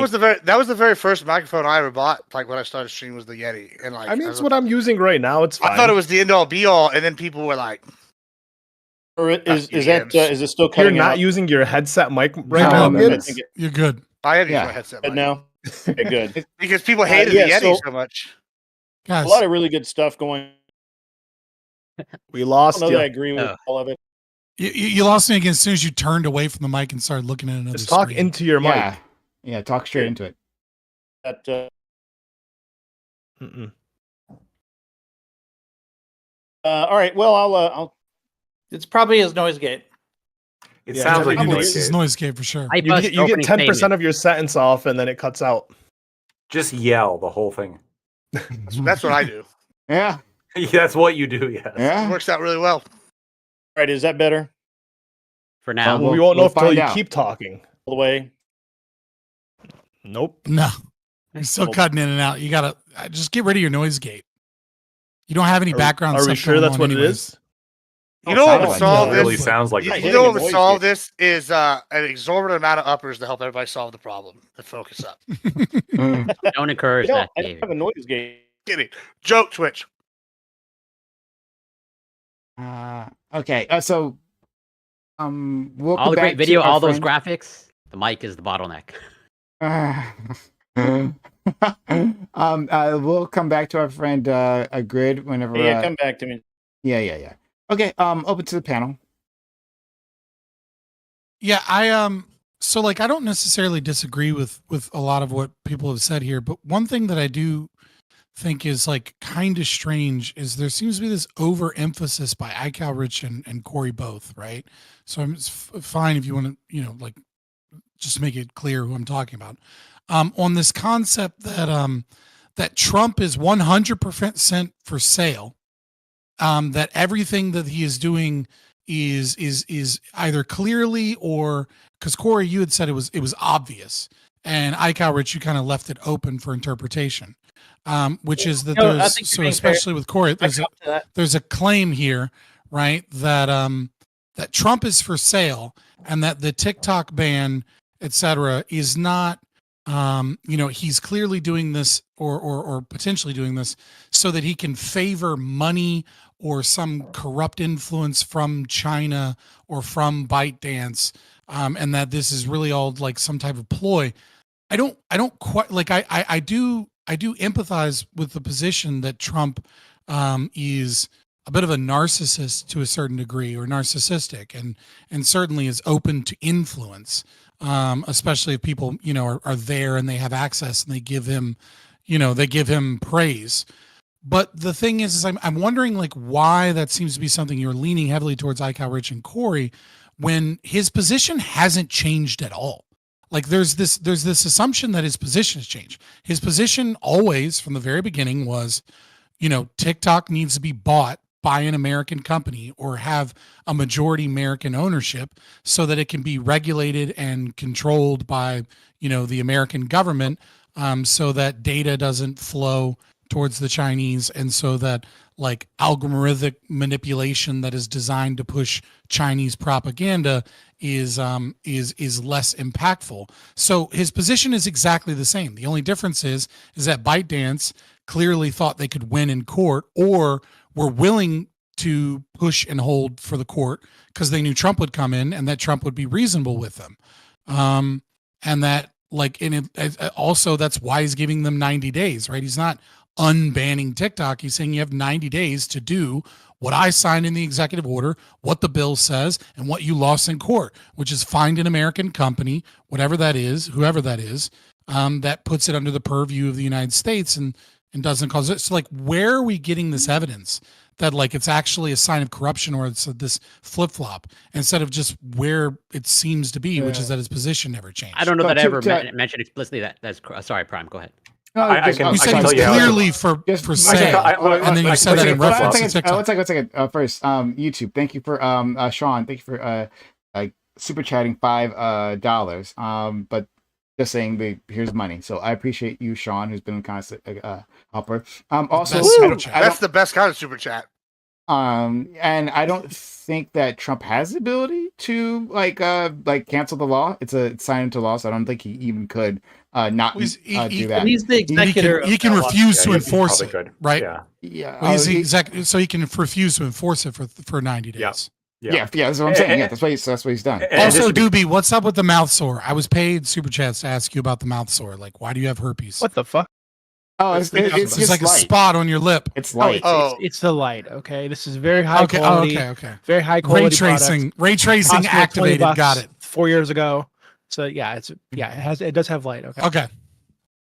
So as of Saturday, August 1st, 2020, as far as TikTok is concerned, we're banning them for the United States. When he was confronted, what does that look like? He just said, "Well, I have that authority." He was going to ban it if they didn't sell it. If they didn't sell it from ByteDance to a U.S. company. Right now, they haven't done that by the deadline, and he's extending the time period. He said he was the one pushing to ban it, and now they're not going to ban it. And now it's moved from selling the whole thing to a U.S. company to selling 50%. Okay, hold on, Lactoid. It's not really a flip flop, right? That's just a concession. Yeah, it's like a compromise that he had. That it's still majority owned. A concession to who? Hold on, the Dems were on his side. China as well. No. You're calling it a flip flop. A flip flop would be when you win. A flip flop would be he was for something and then he was against the thing. My mic is that's bullshit. It is actually. He was in favor of banning it, and they didn't meet the deadline, and he didn't ban it. Instead, he's taking credit for letting it extend. Right, but he was in favor. He was in favor. No, that's bullshit. That's not a flip flop. That's bullshit. When he signed an executive order towards the end of his presidency, he was saying you need to sell to an American company. Okay, the bill was signed while Biden was president, or face a ban. Okay. Right, or face a ban, right? But he has not been president, and then the TikTok ban goes into effect the day before he's president. He's just giving 90 days for them to meet meet his demand. Now, yes, he compromised to some degree to say ByteDance can own 49% of the company. It's not the demand was set by Congress. Congress passed this bill. But hold on, Laxwood, you're missing the big again, picture, that's right? not a flip-flop. Hold on, That's- hold on, hold on. And, hold on. Let me his jump in here, Scott. largely his Oh, Supreme Court like disagreed with him. Like Well, no. nine- The Supreme Court was 9-0 that Yeah. like you can ban it, right? 9-0. So Yeah. all the libs They in agreed the- with him. Like But they were hold on, Justice Scott. Jackson, Sotomayor, they were all in agreement. Yes, you can ban TikTok, which is what he said he wanted to do, right? If they didn't sell the whole thing to a U.S. company back in 2020. They- Here we are, Met 2025, his other and it didn't happen. That's right. It- Again, not example of a flip-flop. Yeah, your mic went out again. Great. But listen, hold on. There's the other thing that you're factoring in, right? Is that this is all negotiating, right? Same thing like with the tariffs. He's got Mexico by their balls. They have to. They're basically on their Negotiating what? Hold on. I'll tell you. He's got them over there on their knees begging for just a little taste of the American bean right now. That's how bad Mexico's got it. He's Yeah, got but them what's the reinstate. example of that? What's the example? I'll tell you. begging? I will tell you. Using tariffs to get them to enforce got him to southern do- he border got him to control, enforce right? the southern He border control. threatened- Yeah. He didn't do a God flat blanket damn tariff. it. He said, "Fix it."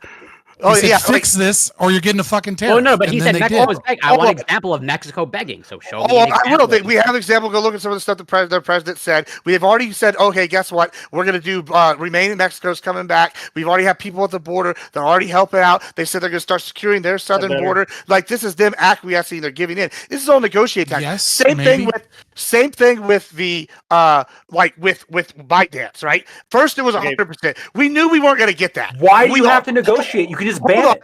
But hold on, you can ban it. But it's a bad strategy move. We already had, like Sociologic already said. Why is it a bad strategy move? I'll tell you. Listen, it's just because the Facebook and all them, they're all data stealing from us already. There's no better than them or the Chinese government or the British government or the Russian government. Everybody's stealing our data already. The average American. I understand. You're making the When- exact when argument Trump that people had the made issue against with Trump the in da- 2020. Hold on, let me When just finish. Trump had the issue with the data, Oracle took over and cataloged all of the U.S. data in the United States. It doesn't go to China anymore. That's why Trump didn't care about the ban anymore. He just didn't give a fuck. Well, yeah, Okay, and like in addition to that, hold on. In addition to that, Are you not aware of that? Yeah, well, I the- just the want to finish Oracle this deal. one last Yeah. thing here. Is that basically No, I need to hear more about this Oracle deal. cool? ByteDance was bought by I'm going to Oracle? finish this real quick. Like, No, listen, no. all I'm saying- ByteDance, No. To avoid selling ByteDance, the agreement was reached that instead of selling the company, that Oracle would house all U.S. data collected through TikTok. Yeah. That's why Trump backed off. You guys are going down the wrong fucking road, and you're gonna argue for 2 hours about nothing. Yeah, I mean, and that's even No. like that's a point too. But I just want to I don't say, think that's. I don't think that even matters because I believe TikTok answers to ByteDance, as in TikTok is legally obligated to, like, if ByteDance or if the Chinese government puts the pressure. To but release it's the data. same situation that we have with China, where they own American businesses, right? They own a doesn't certain matter portion. what you believe, We're going to it own a matters certain what the portion law of is. them, The law is and now it's Oracle's like not like they're all not, they they're do. not the only sole Yeah. beneficiary. So It's like he's got it from here to here. So okay. I don't know exactly the technical setup. But yes, there was a deal of Oracle, and I'm glad our friend Grid brought that up. There was a deal of Oracle to like silo the information in the United States. No data from U.S. users goes to China. It all is held at Oracle. And in the then U.S. That was the deal that was reached. So Oracle did not have to, or pardon me, that ByteDance didn't have to sell a majority stake of the company to a U.S. investor. so So so the ban that is happened. unnecessary, is what you're saying. So Yeah, the that ban wasn't necessary. That happened, well- right? But also, hold on. Also, separately from that did happen. But look, this is an article from Business Insider on March 11th, 2024. Right? It's talking about how Trump changed his tune on the TikTok ban. And he made these sort of comments on the Sunday shows, I think. And then it says he made his change of heart on TikTok public after he met in February Republican mega donor Jeff Yass, who has a 15% stake in TikTok's parent company ByteDance. According to Politico, Trump praised the investor at a Club for Growth retreat at the Breakers Resort in Palm Beach, Florida. In his interview with CNBC on Monday morning, Trump denied talking to Yass about TikTok. Quote unquote, "No, I didn't," Trump said, adding he only spoke with Yass briefly and, quote, "he never mentioned TikTok." But the New York Times reported on Monday that a person close to the campaign said they expect Yas to make a significant donation let's take to this. a Trump-aligned group. So like when people were talking, every time I've heard people say that this turn was an example of Trump corruption, they're talking about this moment when he met with Jess Yas. And we can look into it to see if he actually did make that donation later on. But that is what they were referring to. But that has nothing to do with the fact that the law was passed on Biden's watch to try and tie it back to Trump. And it didn't work, and it didn't go through really until why did it just try to tie back to Trump? It went to the Supreme Court. The Supreme Court ruled on it, and then Biden tried to kill it. Now, Biden, I don't know why Biden tried to kill it, to be honest with you. Yeah, it just doesn't. And of course, I don't honestly believe that Biden can tie his own shoes. So killing this bill is not something he did. His That's people a good point, Grid. Like about the not tying his own shoes. Like they've come out today. Mike Johnson yesterday put out an interview, and for 3 minutes he told stories about how Biden told him straight to his face that he didn't know what orders he was signing. There are reports coming out today. He doesn't even know about some of these pardons he's been giving out. Like, I think that's about to be the biggest scandal in American history, is that we've had a patsy for a president, and we've all known it, and people covered it up, and they pushed our agenda. Who's really been in charge this whole time? I would like some answers about that. I just kind of want to stay on the one. Sure, go ahead. Train of thought for a second. We can come back. I like that. I like where your energy is, and I was going to say that in my opening. Obviously, I have my. I don't know what the fuck happened. Discord just doesn't like my setup. It's cool, but the Trump just said he just wants to pause, slow it down, and see what happens. I don't think he's looking for a U.S. investor. I don't think that. I also think that he kind of. I don't know. I don't think he really gives a fuck right now. It's like. TikTok's a non-issue. It's as long as U.S. data is not going to China any more than any other data is, then I don't think he cares. And I don't know why he would care anyway, because again, every other fucking company's selling data all over the damn world. When my kid uses a credit card on a website, and 2 days later, that credit card, someone's trying to use it in Slovakia to buy tennis shoes with. I don't really give a shit what TikTok's doing. I really only care that we're securing our data where it matters, and I don't honestly care if somebody knows that you like to watch monkey videos or whatever. Okay, I just don't care, and I don't know why this is a big issue. And I don't understand why this is I don't know why we keep looking for this Trump corruption. Trump's a businessman. He makes deals. And that's the way it is. And deals if you want to call that corruption, that's great. Make deals. You can't have corruption deals. This is galaxy brain take. Works. And that's the way politics work. And if you can call it corruption all you want. But has he done anything that was not in the interest of the United States? I don't think he has. I think he's done everything fairly well. Now, I don't agree with everything he's done. I like what he did today. I mean, he signed executive orders getting rid of the ridiculous EV requirements, which were just pie in the sky dumbass shit. Getting rid of a lot of different things that benefit everyday normal Americans. Pull us out of Paris Accord. Yes, pulled us out of the Paris Accord. Out of the WHO that are great, truly great things that have been done. And I don't want to really get bogged down in something as stupid as TikTok, because TikTok is not even on my radar. So okay, well, I want to disagree slightly here, right? Sorry, Which Grid. is sorry, we're not on your radar, I Grid. I do think that not on his radar.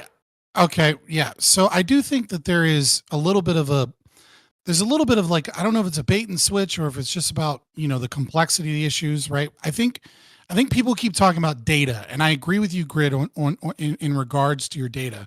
But there's another kind of problem and or potentiality with a company that is a social media company being owned by China, right? And that is that I think we can see with X how small changes in an algorithm change the way information is given to people, right? I mean, even if you when you see Elon Musk taking over and changing the way that censorship and the algorithms perform on X, we see a radically different Twitter in terms of content.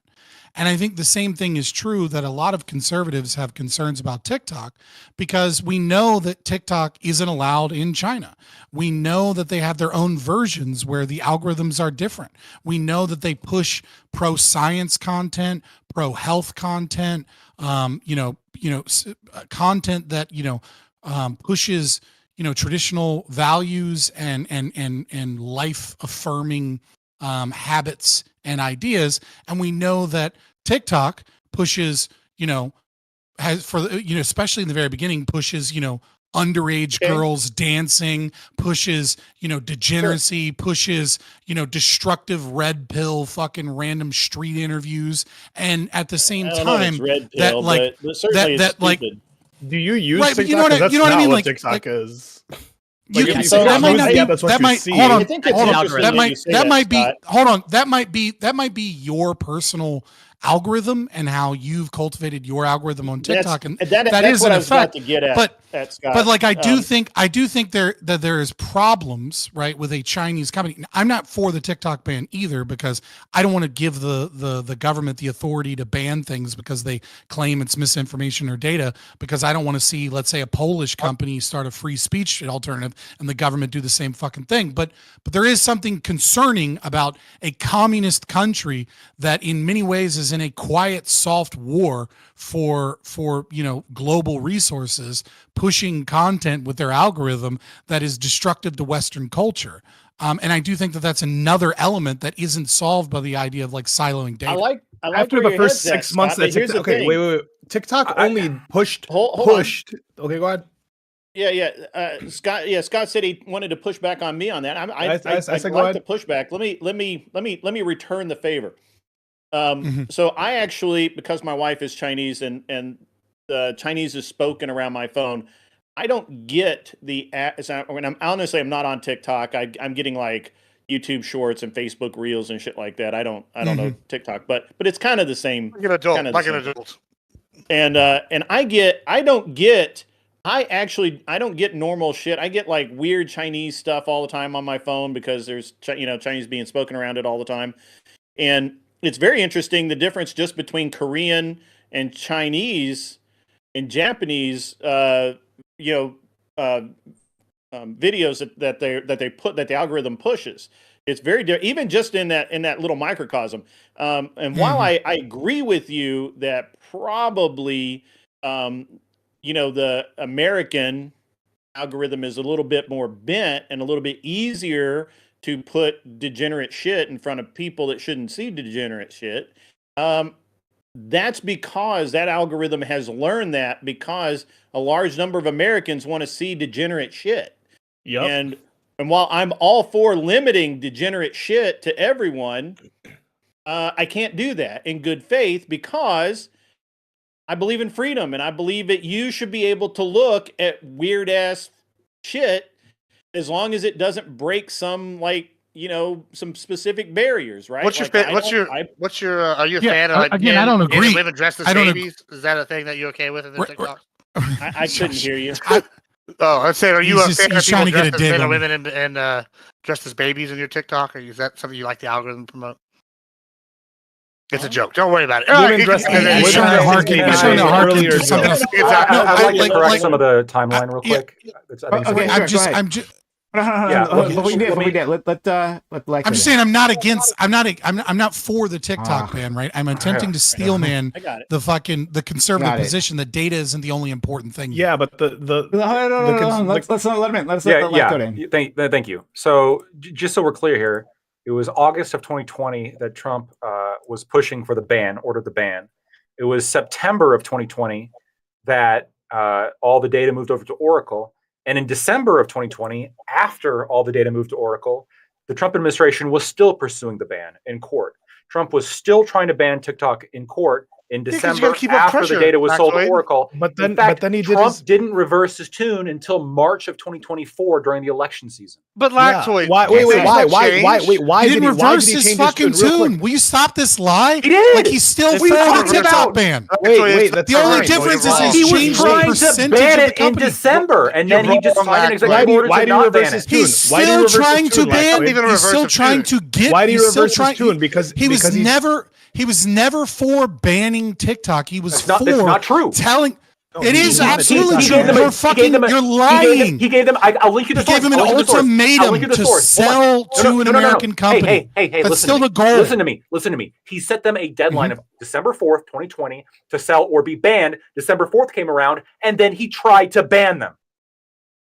Yes, he Again, did want to over ban and it over and over originally. again. Don't He mean anything, sent them Lactoid. an a ban. A The ban White is, House tried to so ban what them. would have happened? So what would have happened if in December 5th they had agreed to sell to Microsoft? It's a fucking negotiation. It's a back and forth. It's him trying went to court gain to ban control. It. They tried to He's- ban it. Dude, you're being autistic right now. Okay, stop being fucking autistic on this like the Am I? little Am thing. I? And Am right- I? the problem. Yes, This is yes, insane. This is no, insane. you're being insane. You're literally taking everything. He said he like wants to ban it. He went to court to try to ban it, but he didn't Oh my really want to fucking ban god! it. Stop being autistic can and I stop go? doing this actually shit. It's a fucking negotiation. It's not- where he's it's not- trying to force TikTok to be owned by an American company so that it can be controlled by American governments and so that the American government can Or do what be they want banned. with this thing. Well, he in does- this case, not Like owned by he an American company understands. because he Can I- conceded can I on still that. be Now major- it's half. It Now would it's still. half. It would still be. It would still put them under American law and American Let's purview sociologic go and first. American He was control. talking for me, and then I'll go after him. TikTok is currently under America. It operates in America. It's under American law. It's owned Yeah. by ByteDance, with a Chinese company. They're telling ByteDance to spin it off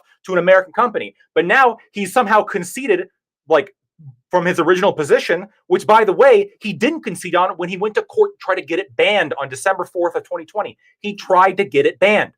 And then he only, You're for just. the You're first just. Like time, you're not. stop. Like you're For the recycling only- an argument and not Let understanding. Lactoid finish. For the first time, it was March of 2024, 4 years later. That was the first time he said, "Oh, I don't know, maybe banning it would be a bad idea. It gives Facebook a little bit too much power," citing nothing to do with Oracle, citing nothing to do with any of this bullshit. Literally, like, Trump doesn't cite massive anything. flip-flop. Like It was a you're flip-flop.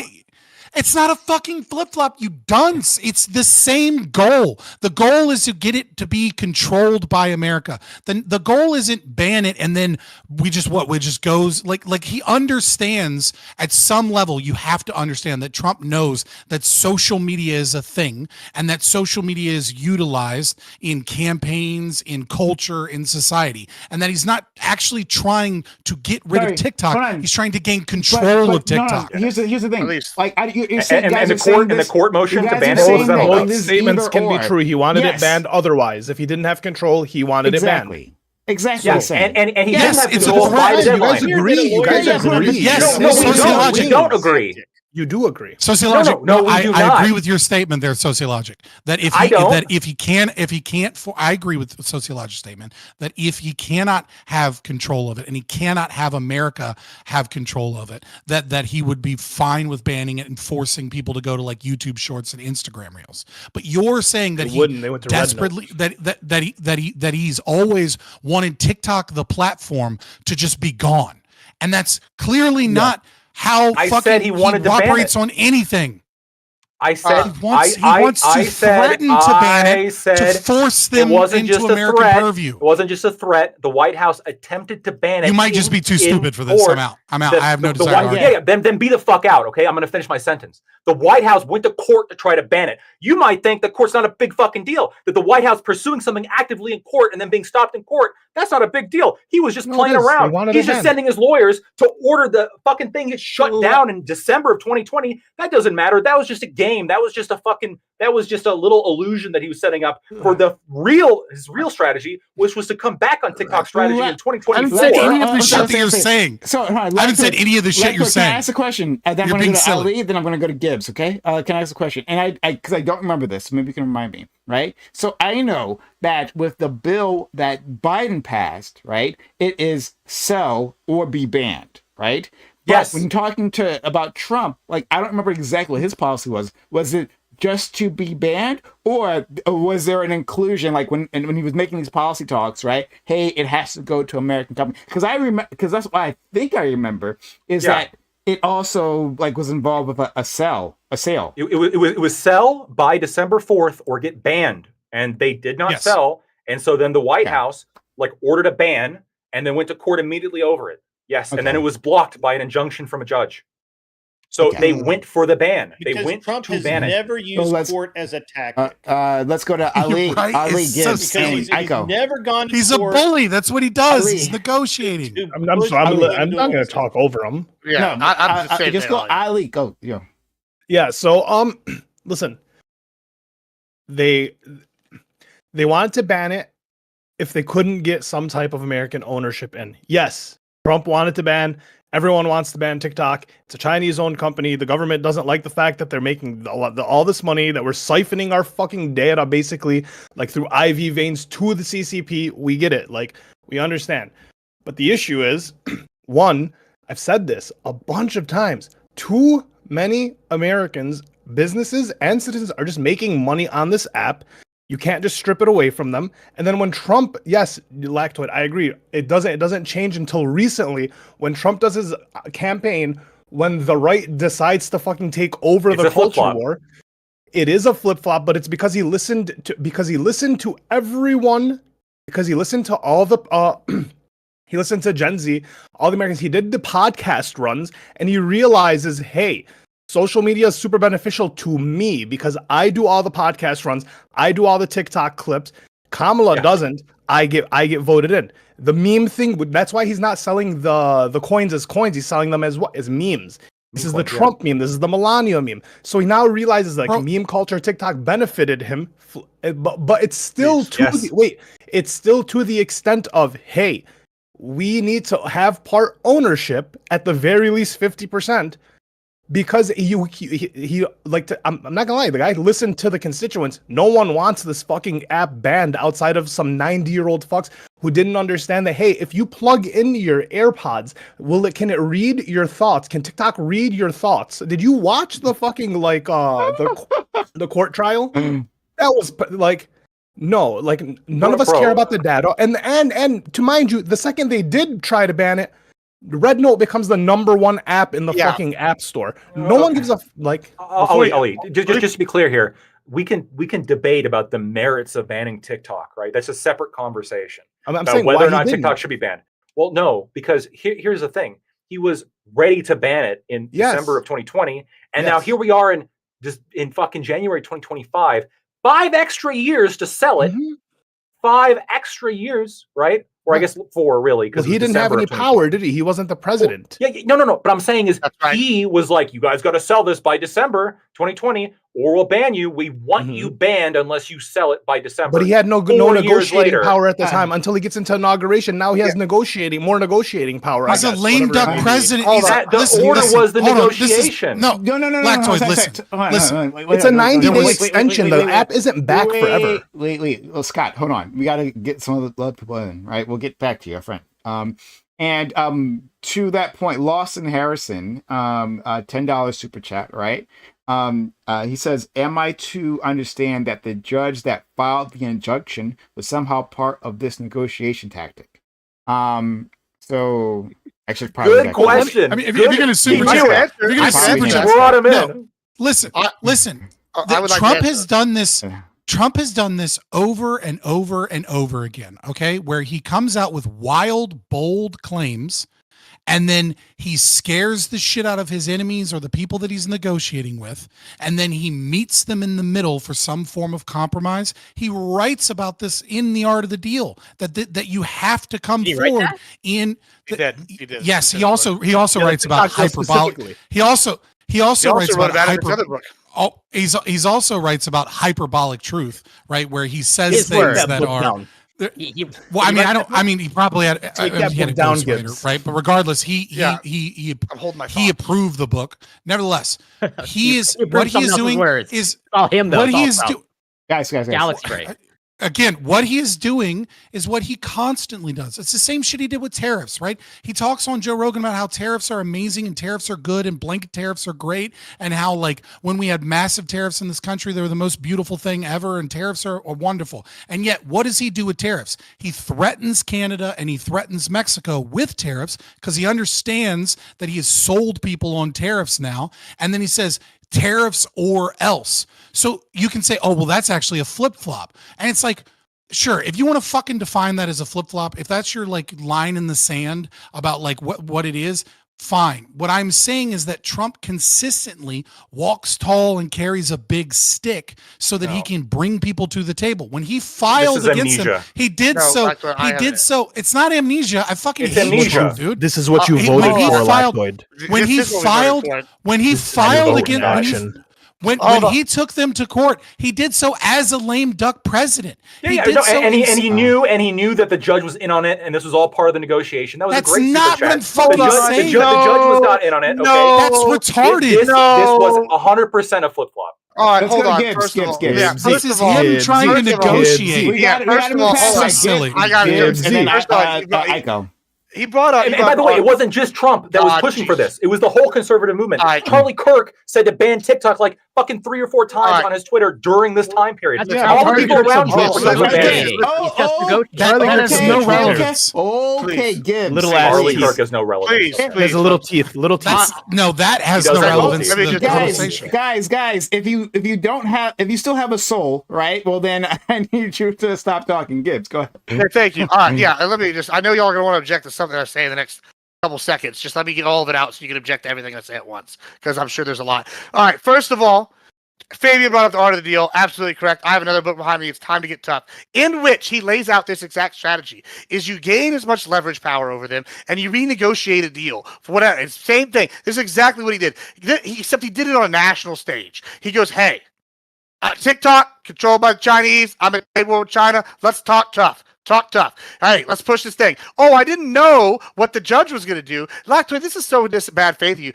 Trump is a businessman. What you do is you play the card as it lies. Have you seen the movie Happy Gilmore? Play the ball as it lies. Applies exactly right here. All right, it didn't go his way. This went his way. You always play this hand you got. And in this hand, he didn't have the cards till recently. Now he holds a lot of the cards. And guess what? You know, he probably knew he wasn't going to get the full deal with China, but now he's got 50%. He's got people backing it. He's going to be able to get behind the wall. It's called negotiating, just like he did with Mexico. He's got Mexico bent over the table right now. It's fucking fantastic. He's got Panama bent over the table. They don't want to get invaded in 5 days again. Like, I'm just saying, you know, maybe they're going to come around with their like ideas in the Panama Canal and what they're going to do with their taxes and all this bullshit. It's called negotiating, and he's laid it out in multiple books. And so for you to go flip-flop, I guess he's been flip-flopping for what, 8 years when this one's out, 14, 20 years when the Art of the Deal came out. Like, I'll tell you an example. I do business every day.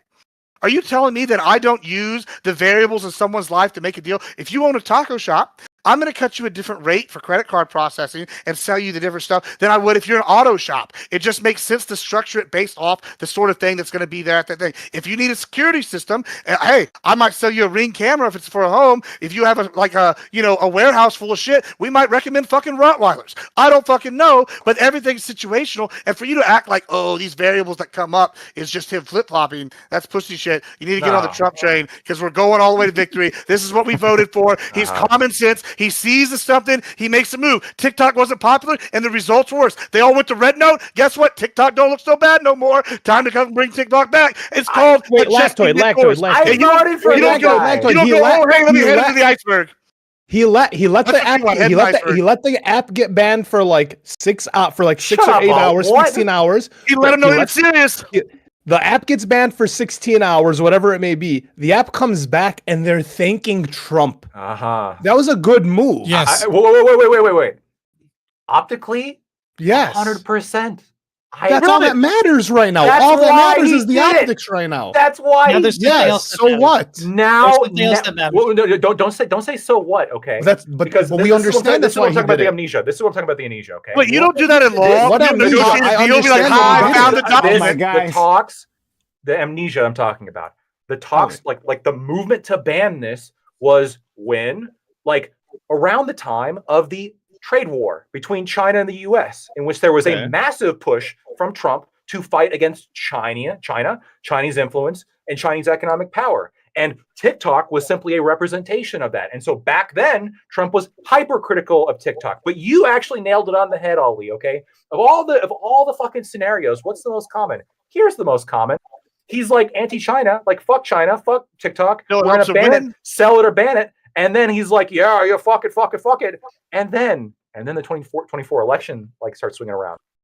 And all of a sudden, like, because he's not a coward bitch, okay, he's actually able to go on and do like interviews and go to Joe Rogan, etc. And all these little clips start getting put all over TikTok.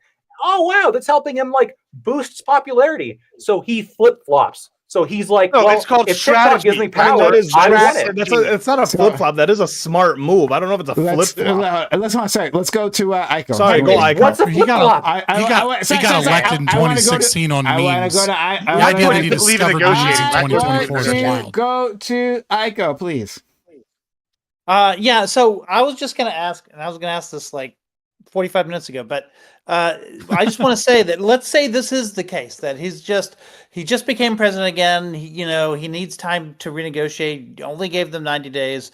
There's new terms now. It's 50% instead of 100%. Okay. But what if China doesn't give him what he wants? Because already we've found out that he sees a value in TikTok. He understands that it's super popular. Now it's becoming kind of a third rail because of all those people. Does he have the strength to ban them if they don't exceed to the 50% demand that he has now? Just eminent domain them, bro. Just eminent domain. He's not going to be able to ban them.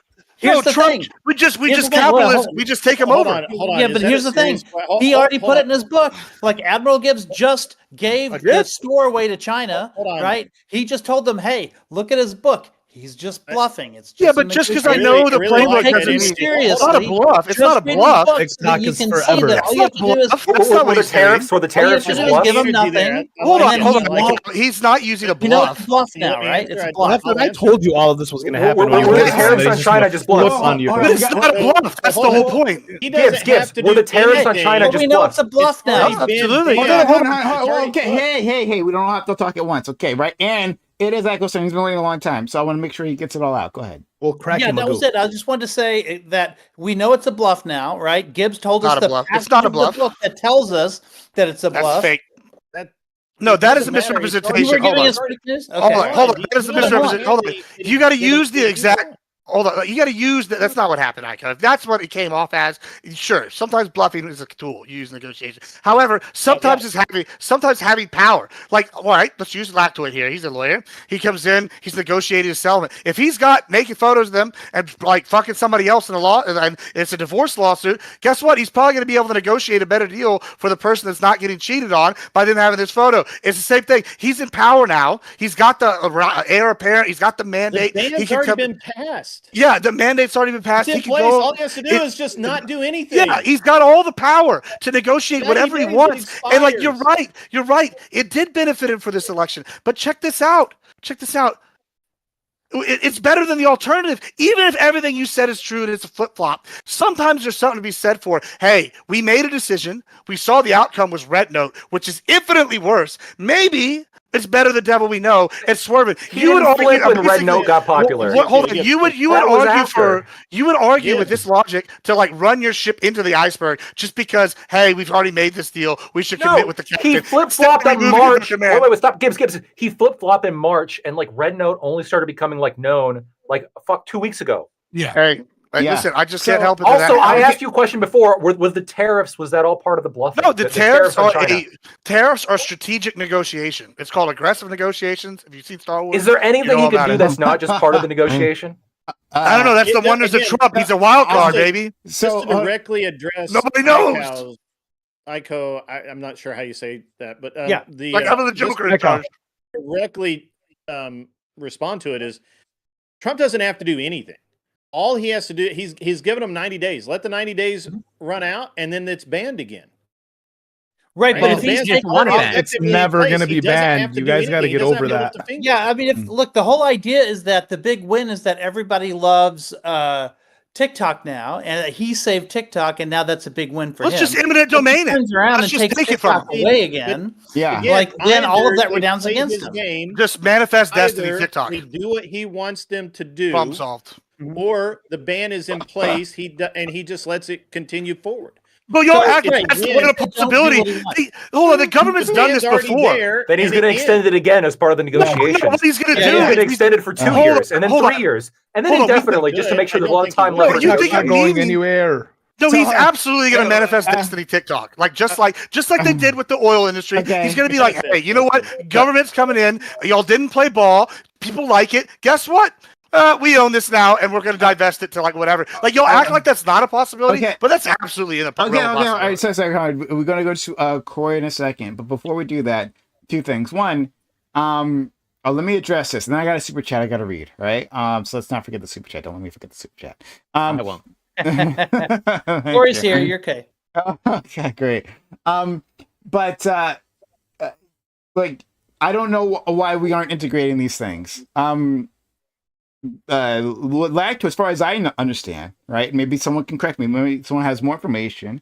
But what Lacto said was correct in terms of the timeline, and that there was, I won't call it a ban effort, but a negotiation effort, right? In Trump's time, right?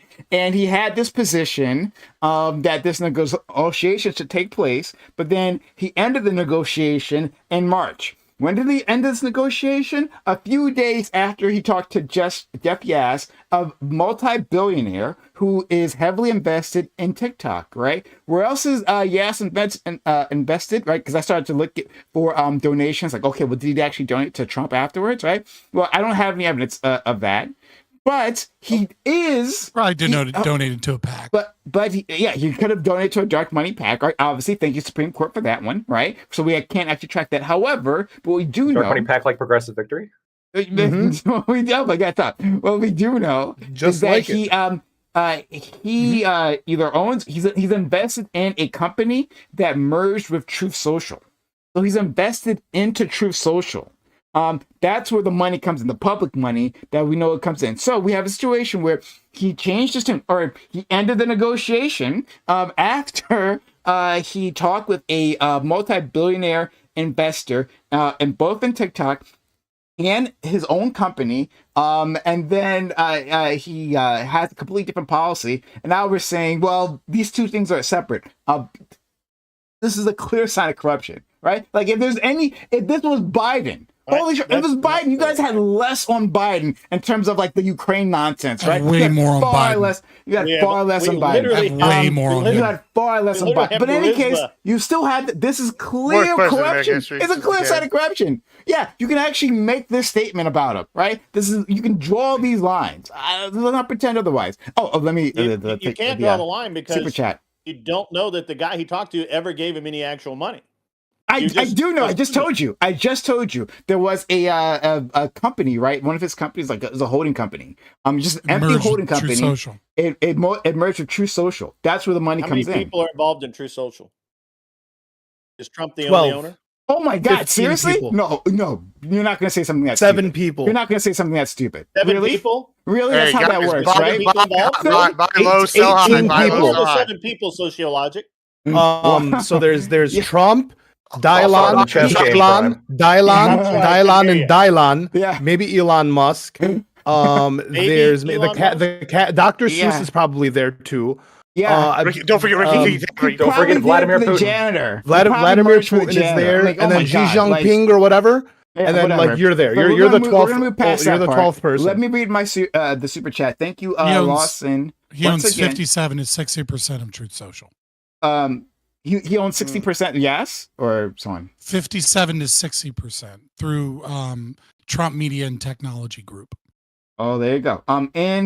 So Lawson Harrison says, I'm so curious how Kamal's position on fracking over a few years time span is a flip flop, but this is not. Again, thank you for the $10 super chat. And just to be clear, that was a flip flop, and I can say that. You can say that. Let's go to Not a our flip Supreme flop. Court. I can respond We since got to I've talk to since Lacto been about the negotiating main skills. person That's what we got about to it. talk to him about. Yeah, so the reason one is a flip flop and the other is not It's not a is flip-flop. because is because when Kamala Harris was asked about fracking, she was massively anti-fracking.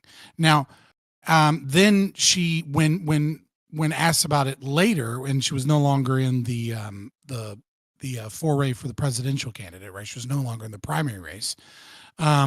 She didn't actually give any positions. So technically, you could say it neither a flip-flop in a way, because she refused to say that she was ready to ban fracking. Every time she was asked, she simply said something along the lines of, I will follow the law, and we've made very clear what my positions are. And then they're like, okay, but what are your positions? And her positions are, I'll follow the law, we'll make it very clear. So she was actually very afraid of being seen as a flip-flopper.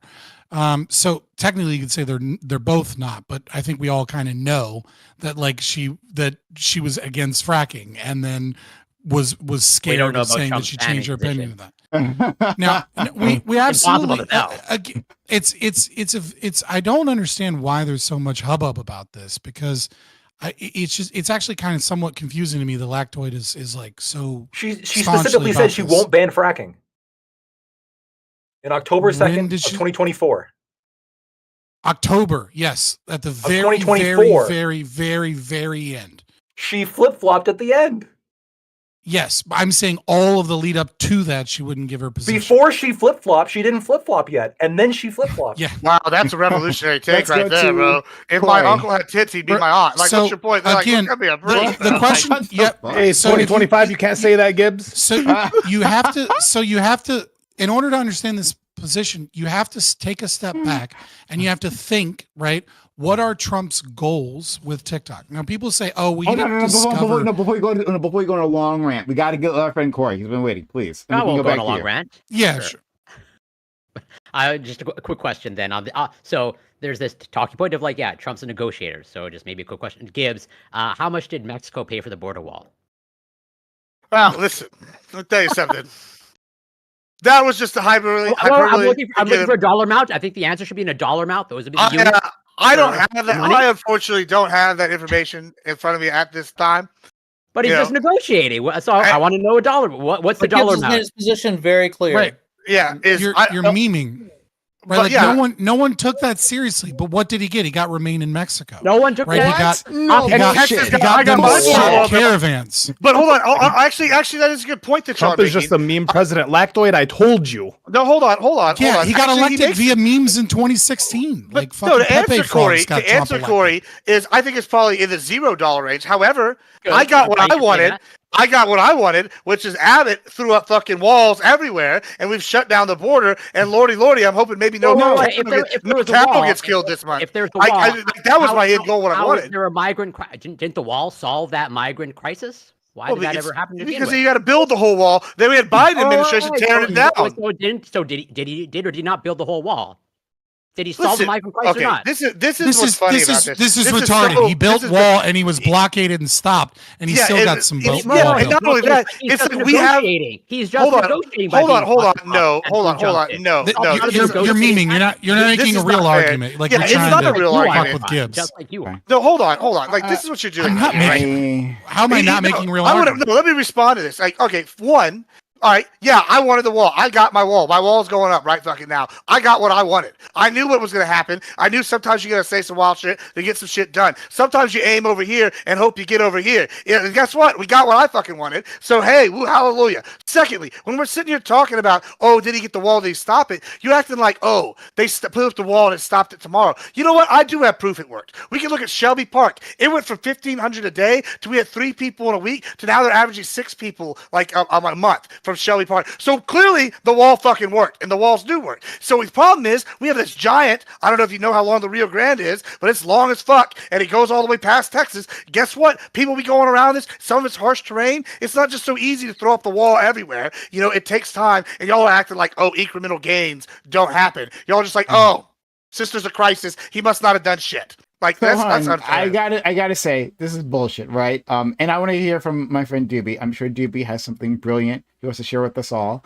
And I can't wait for him to do that before our time runs out. But I gotta push back a little bit. Yes, absolutely. People thought that Mexico was going to pay for the wall. absolutely MAGA, right? People in MAGA voted, Nah. assuming Mexico was going to pay for the wall. They chanted it constantly. Mexico is going to pay for it. was He symbolism. said it explicitly. Yeah, now they're right? paying for what the people it's, have to it's all pay in symbolism. Mexico. No, they absolutely don't. No. conjecture. Now, I When can- it doesn't work, it's symbolism. yeah, It's called strategy. May I Scott, may I can hear clarify you. very Yeah, quickly? okay. Let me clarify very quickly. When I say no one believed that, I mean everyone here on this panel and people that are actually interested in politics and not fucking retarded, right? Yes, People with a obviously, room if you temperature make a IQ. promise to the American public, like something like 12% of American people are still young Earth creationists, okay? That think Satan put dinosaur fossils in the ground to trick us into not believing that the Earth is actually like 6,000 years old, okay? Like, yes, There's some you can improv say chat or right make now, I know any one. fucking claim and like retards will believe it, okay? But anyone that was seriously involved in politics understood that no one, Trump himself, didn't actually think Mexico was going to start taxing its own people to build a wall for Trump's interests unless they got some insanely positive thing from it, which they weren't going to get. So Okay, just out of like curiosity, I agree with you that there were retards in out of the like curiosity, being like build the wall. when Trump said he wants to repeal and replace Obamacare and he's going to replace something great, is that a meme as well? Is he serious about that or not? He Yeah, did but what try. did he say about that at the debate, Corey? He said he has consensus. So is that real or John not? McCain No, fucked him hold over on. on That's that not one. that's not what he said. He said, "Hey, I wanted to go in and change it, but due to all these obstacles, we had to work with what we got. You know, yeah. What I I replace it thought with? Trump gets stuff Hold done. on. No, Hold it was on. John Then he McCain. said, Yeah, what, I hey, remember. what happens is, you know, we have all these different things, whatever. But hey, then the concepts of plan comes. They go in a perfect world. What would you do? I mean, okay, let's put him on the spot. Ask for this super detailed plan. Yeah, No. concepts of plans. No, are fair. He had like no, he had no, like no. over a decade to come He up with had, something. yeah, he had over a decade. He had a Bullshit. concept. Fine. No, wait. You can't I blame push him for back. this. No. Yeah, I it's push just- back you on gotta this have, part. like, I push back you're specifically on this wrong part. on this Now stuff. I You push agree with back. before that oh yeah, John McCain was the one who stopped it. Right? Trump the did try. Republicans made an attempt to appeal Obamacare. We saw that happen. It was very dramatic, right? However, don't bullshit me about the plan. He absolutely should have details on this mysterious fucking Republican plan that they said forever they had. Oh, don't worry, trust us. We have something to replace it, right? It'd be great. They were asked in interviews, right? They were asked like representatives, senators, and then President Trump ask all the time about this plan. We have a plan, and then he gets a chance, right, on the national all stage. situational. Hey, what's the plan? Oh, I have concept of a plan. Yeah, it's 'cause it's Bullshit on that situational. part. Bullshit. Yeah, it's a retarded answer. Like I hope he even doesn't I have a could have plan. bullshitted something in that moment. Like Trump is not But you very can't take it good seriously, with right? those Then types he's of not questions. serious, and so then it doesn't count, right? No, it's not. No, you're listen, you're actually doing the thing that I hate when streamers say this. You're just operating in bad faith, right? You're every time someone gives you a response, you're then being like, "Oh, but you're switching your different whataboutism on like different memes and lines and idioms that people say about him instead of actually presenting a genuine argument about the TikTok ban, about what this means, about what his goals or concepts were, about the Biden administration. Like, please stop. You're smarter and better than this. And I expect this of meme people. I don't expect this of you. Like, you're being silly. Come on, brother. Let's go to you can respond to that, Corey, if you want. No, I mean, I think actions generally speak louder than words. Like, yes, I can understand the position that Trump wanted something in terms of like he wanted to divest TikTok and have it maybe largely United States owned. But when you actually take the action, the analogy that comes to my mind of like, you know, if I approach Lactord on the street and I say, well, I'm going to punch you in the face unless you give me your wallet, and he doesn't give me his wallet, and I punch him in the face. Did I want to punch him in the face? Like the actions speak for themselves in terms of like Did you get the Well, wallet? Okay, Yeah, but well, we did are you discussing get his the- actions, well, right? you have the wallet, It goes even further than Words- that. It goes even further than that. though. Words. It'd be like you We're punch me in not. the We're face. not making that argument. Oh, wait, Corey, We're not it'd be making like that argument. If you punch me in the face, and then afterwards you're like, you know, I look, I never wanted to punch you in the face, even though you did it. Exactly. Even No, if, so even though this is No, a no. false I analogy. went Now all the way explain. up to like It's a- the point of his face and didn't actually execute the punch. I but, was. like, It was a No, part of but the that's not. negotiation. I was Hold never on. going to punch No, you. hold on. No, you're again. You're memeing to try and cover up from Well, like, how is that? from How is that speaking disanalogous? in when the you- argument when tables, I bring right? up So the actions. the reason it's Then you get the wallet. First of all, if you got the wallet, then okay, it worked. okay, all right. So again, the reason it's disanalogous is that I agree with you that when someone says I don't want to do a thing and then they physically do the thing, that they're engaged in a performative contradiction. My whole fucking philosophy of argumentation ethics is based upon this reality. But what we're saying is not about his words. What we're saying is his actions, which is that he constantly fucking lies and blusters and exaggerates and then engages in actions to pressure people and uses these as negotiating tools. And what I'm saying is when you Did he look take at the actions to go overarching, towards a ban? Did he take any actions toward? Did he take any steps in that yes, direction? yes, absolutely. He ordered one. Is that an action? You guys cannot be this wasn't fucking the retarded. president when he ordered one. Yes, he was was just in some December. He was president. No, hold on. December- Can I he was can president I in December can I 2020. My bad, can I try with real Like, simple way to do this? your argument so far is just aggressively misunderstanding and playing dumb, and it's like tiring. No, can Like, I try? You're not this stupid. Neither of you are.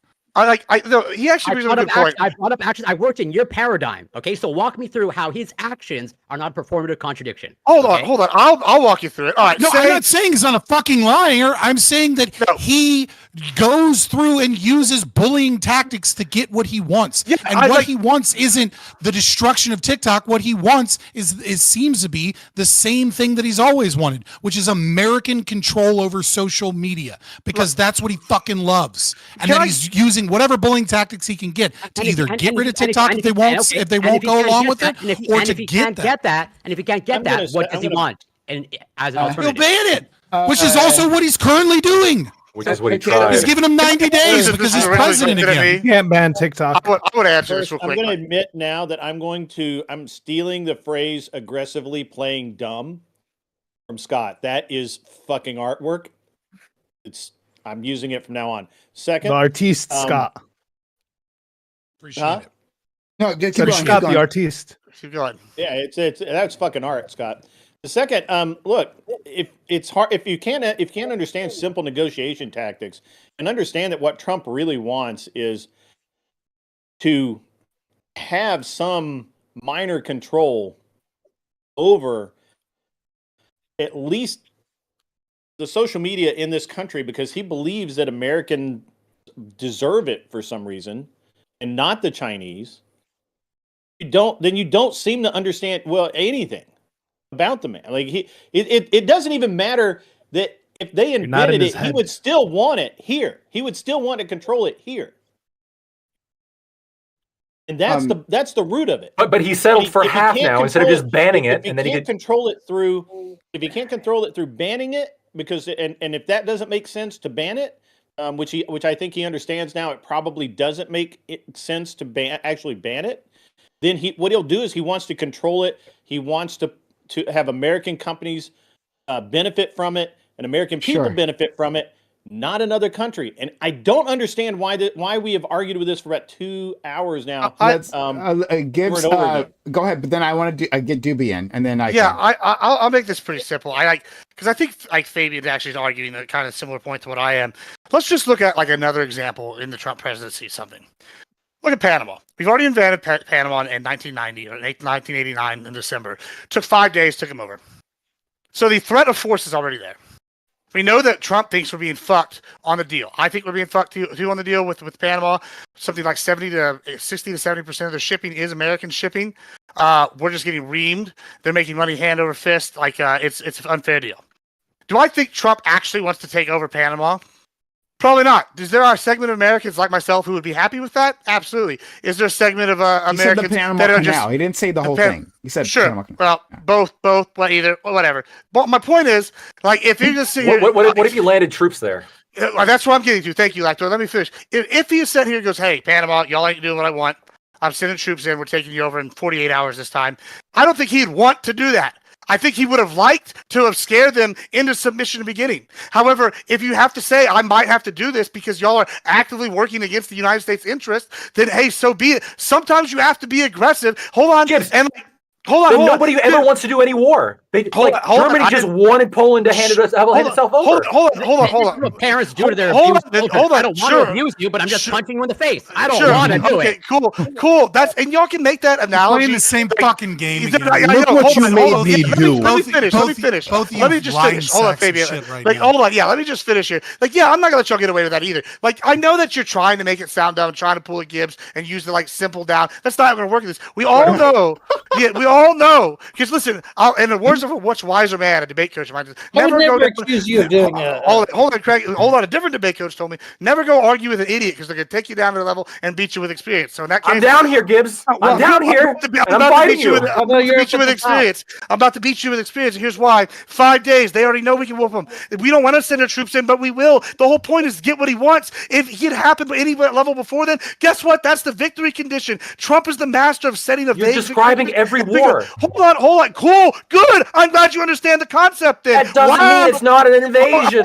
Oh, cool. Good. I'm glad you got it. Thank you. This is high brain take time. So I've described every war in history. Now, guess what? People look at, Trump, look at business like war. They look at diplomacy like war. He is using a bullying tactic saying, yo, bitch, if you don't do what I want, I'm going to use this aggressively against you. Guess what? To get an outcome that benefits me. Yes. And you're going to go out to flip-flop. People understand that that war is another negotiation tactic. No, seriously. War is a negotiation tactic. Haven't you read Art of the Deal, Prime? That, of course, is a negotiation tactic. We get that. Yeah. So, but we can move on. Doobie, you don't think war is negotiation? Doobie, please. Honestly, I think that on the whole Trump thing, I think something that we all learned in his first term is we really can't trust anything he says, really, right? You can look at what he says for a general vibe or direction as to which way he's gonna go, but firm details about anything, you just can't. He seems very shiftable, right? Very adaptable to what his donors want, to what the party wants, even. So I don't know. I think there are a couple things that I'm glad he did. Right. I'm glad he pardoned those 1,500 January 6 white writers, because I think some of them probably did deserve prison time, but I don't think that they deserved as much as they got. I think they threw the book of these people when there was no reason to, in my opinion. Beyond that, the rest, I think a lot of the rest of it is just optics. It's a show, and we need to wait until a lot of this stuff gets ironed out to figure out what's going on. I don't think there's any chance we're gonna have we're gonna take the Panama Canal. I don't think there's any chance we're gonna take Greenland or whatever the fuck it is. I don't think that's gonna happen. I don't know why. That seems like distractions, right? I don't know why the fuck that's even floating out there. It seems ridiculous on its face to me. So, I don't know. I'm just not as worked up about the start of the presidency yet, just because it seems like a clusterfuck, and it seems like it will continue to be a clusterfuck. So I'd rather just wait for things to start actually happening before any judgments are made. Much. Let's go to our friend. God. Let's go to our friend Aiko. He likes to change his name. I don't think I forgot what it was I was responding to when I raised my hand back then. But I'll just say, yeah. I think taking a couple of steps back, I'll go back to the question that I asked, because I don't think it got answered. If this turns out to be a negotiation tactic that doesn't work, right? Mm-hmm. If China turns out to have read the book, The Art of the Deal, so they kind of know that this was a negotiating tactic to begin with, and they don't give Trump what he wants, what does he do? Well, it's not a bluff if you're actually able to use it, right? Let me use a football analogy, right? Hold on. If I know that Texas A&M is going to run ball control, it's actually not the definition of bluff, Gibbs. Hold on. Listen, it's not a bluff if I'm willing to use the threat, right? If I'm actually willing to back the threat. A bluff is you're not willing to use the threat. Yeah, so exactly. It's not a bluff. That's the whole point. You don't know when he's bluffing and when he's not. He might actually send in the troops. He might not. It's called negotiation. Wild card, bitches. No, here's the thing. Same thing. I don't know why y'all are acting just because they know that he might do this, they can do it. That's if I know A&M's running a ball control offense and I go put my best guys in on defense to stop him from running the ball up the gut, and and they still are able to run the ball 3 yards a carry and get a first down after 4 downs, I'm fucked. You know what? Why? Because they're better at what they do than what I do. China, guess what? They're not capitalists. They're Chinese communists. They've been communists since Mao. Like, they've been running a hybrid system. You're telling me they're going to be able to out-negotiate Donald J. Trump, one of the best business minds of our time? Go fuck yourself. How many times did he file the They bankruptcy? don't even have to negotiate. They just have to not do what he's asking and then see what he does next. Corey, Do you Corey really want to coming see in what he with does next? The quips again instead of arguments. Look, this idea that like we can't ban TikTok is silly, right? I mean, like I don't know where you're getting that from, sociologic.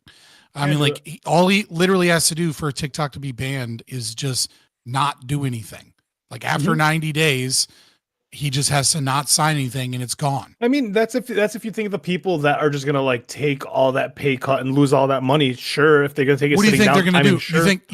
You think the TikTokers that fucking can't order a pizza without anxiety are gonna grab their guns and go storm the White House? That's a great way. That's a great way to paint picture that are just it's like social media influencers. He's a lame duck president. But a lot of them can vote a lot of shit, and it's gonna hurt his presidency. It's gonna hurt anyone. Even Junior got behind him on his videos. A TikTok ban when the Dems leaving, stay in the Dems. You no longer get votes, right? That's one. Two, you can have like people that will end up protesting and potentially rioting. I mean, you're talking about a lot of money being lost from a lot of average people and businesses. It's not a small deal. You're making a claim. You're making a claim that he can't do it, right? Which is a claim that no. He can do it, and he's absolutely not authoritarian by any means, right? Like the question is it good for him to do it? Do you guys remember when this bill was being passed in Congress?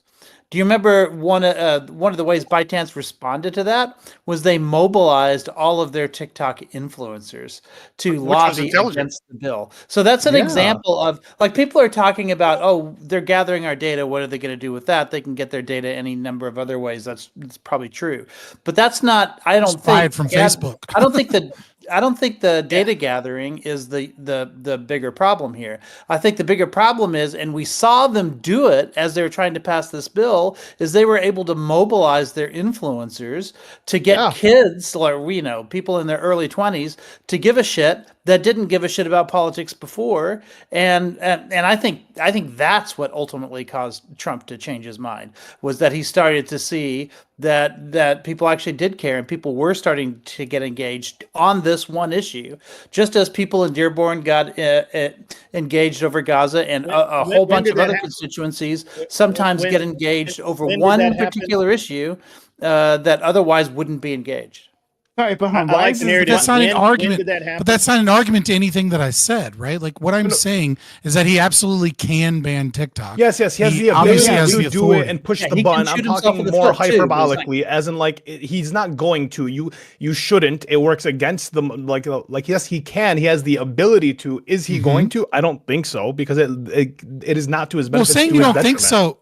Saying you don't think so is a fine argument, right? Like, make that argument. Yeah. What you're saying is that he can't. He absolutely can't. Like, obviously, he could. Obviously, not within the realm of realistic options that would benefit him. It absolutely is. And again, when I say you can't ban TikTok, TikTok is undefeatable. He wants to win. Okay, so he wants to win in 2026, obviously, right? He obviously doesn't want him and by extension of him, the Republicans, to like lose in a massive degree. Because Biden's doing a wonderful favor for that. But the thing here is that he has influence, as Prime and Corey have both mentioned, with investors in TikTok. He's coming into the presidency with these threats. He's saying, yeah, you need to sell some portion of it so that it is under American purview.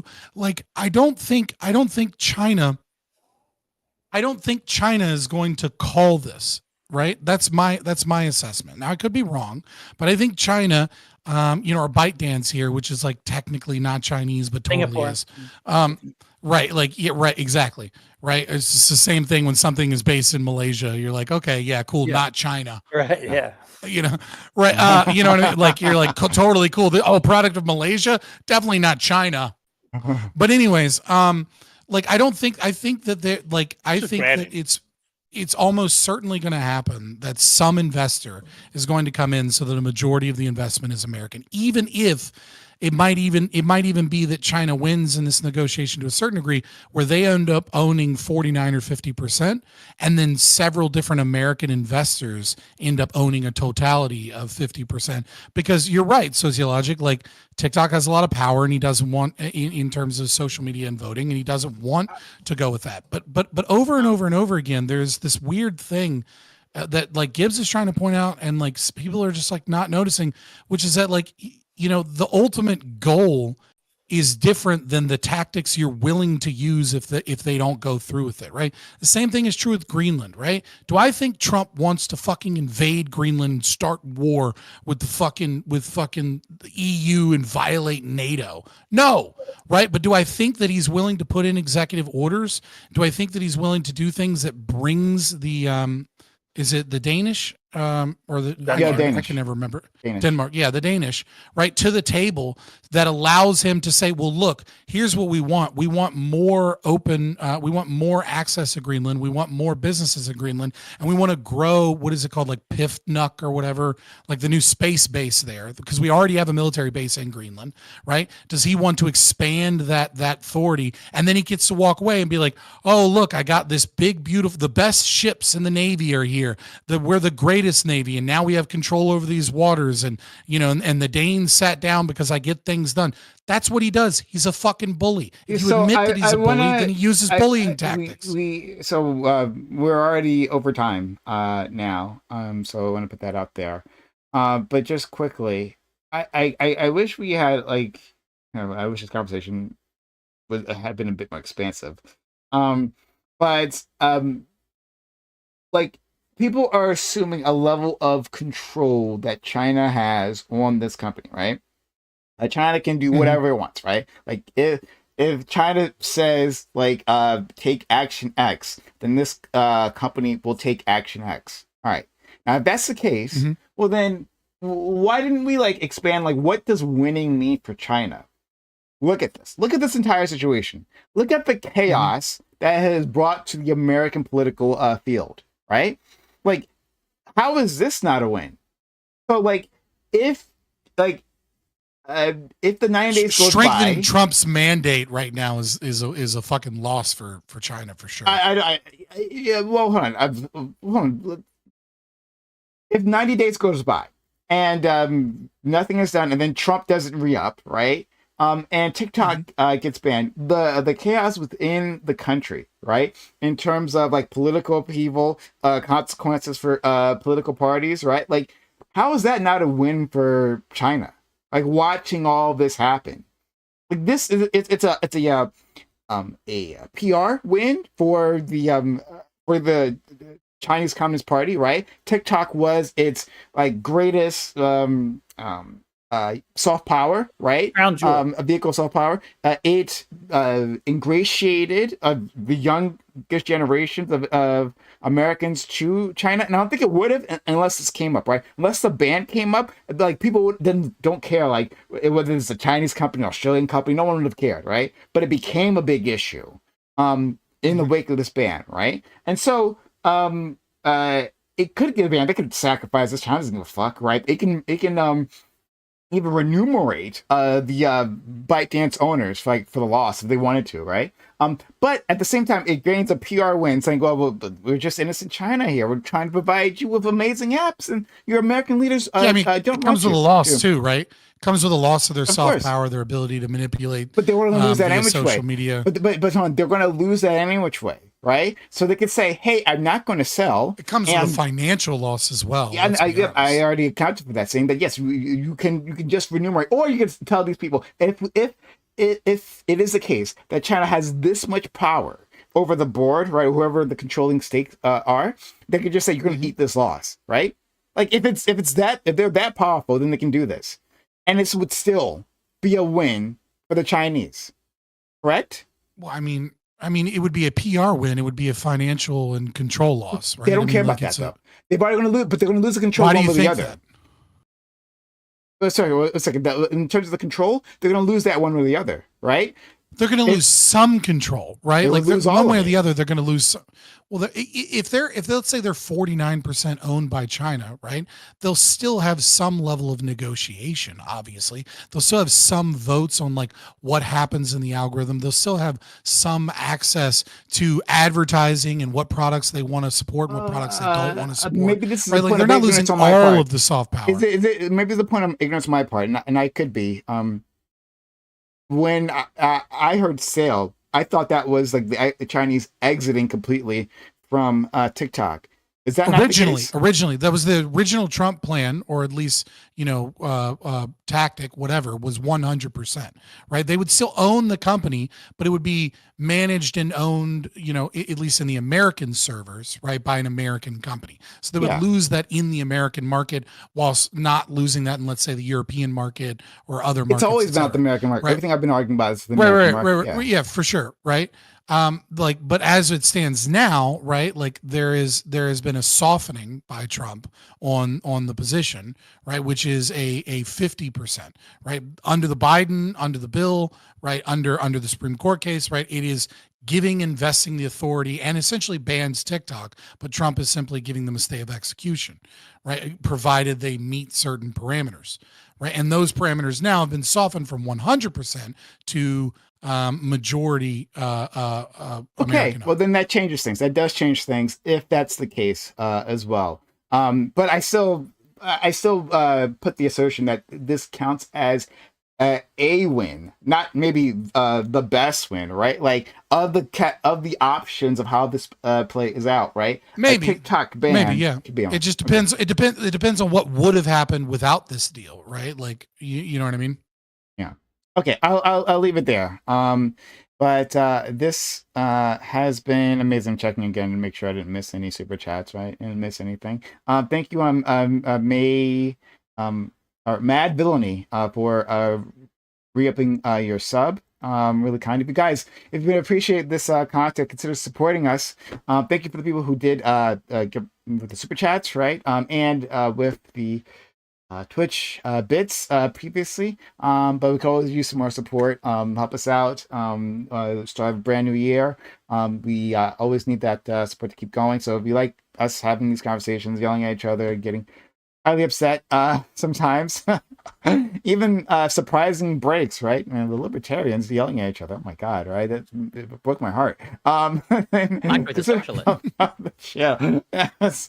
Mom, Dad, don't fight. But anyway, let's consider helping out the channel if you can. All right. We'll give an outro to all these great individuals. Move on. Lactoid, thanks so much for being here, friend. Yeah, so I'm going to give a little bit of closing here. In the November 5th, 2024 election, I voted for Donald Trump. And in fact, prior to this, I campaigned for him. I went out and did door knocking, which is a lot, right? Considering that most people don't do anything. A lot of people don't even vote. And I did this for a number of reasons, but I was very clear at the beginning when I endorsed him, which was that he's not God.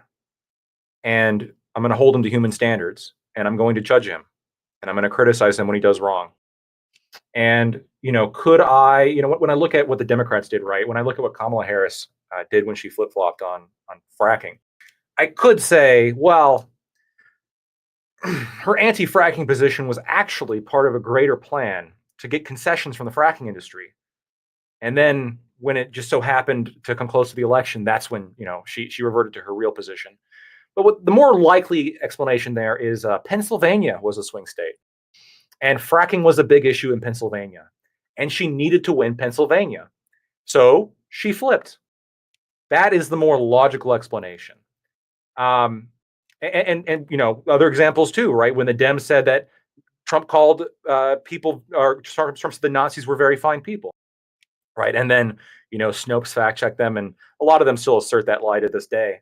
But some of them still we never said that. Well, no, you did, right? You did.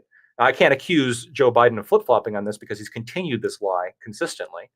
But if he did change this position, that would be flip-flopping. And you do see politicians flip-flop for political purposes. And I just have to be real with you. Like, It's so obvious what happened. It's so obvious what happened. And this is coming from somebody who I am happy that he won over her. This is not coming from a place of like, oh, everything he does is evil. This is just like an analysis of the situation. I'm remembering his words from back in the day.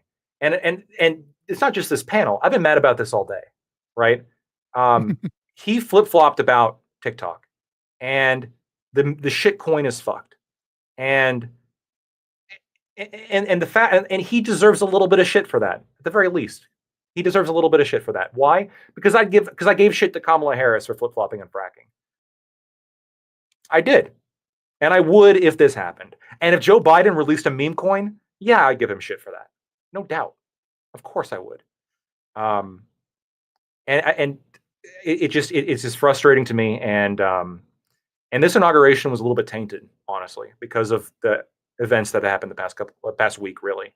If he hadn't done that shit, I'd be a lot happier today, because I mean a whole bunch of interesting shit happened. But it's just a little bit somber. It's a little bit okay. Well, let's see what's next, right? Because this week not so good. Try again next week. Maybe next week will be better. If you like what I had to say, you can find me at Lagtoy TV on Twitch, Twitter, and YouTube. So much, friend. Yeah. And thank you for once again being like a straight shooter. From your perspective. I wish we had more time to talk about that meme client because wild.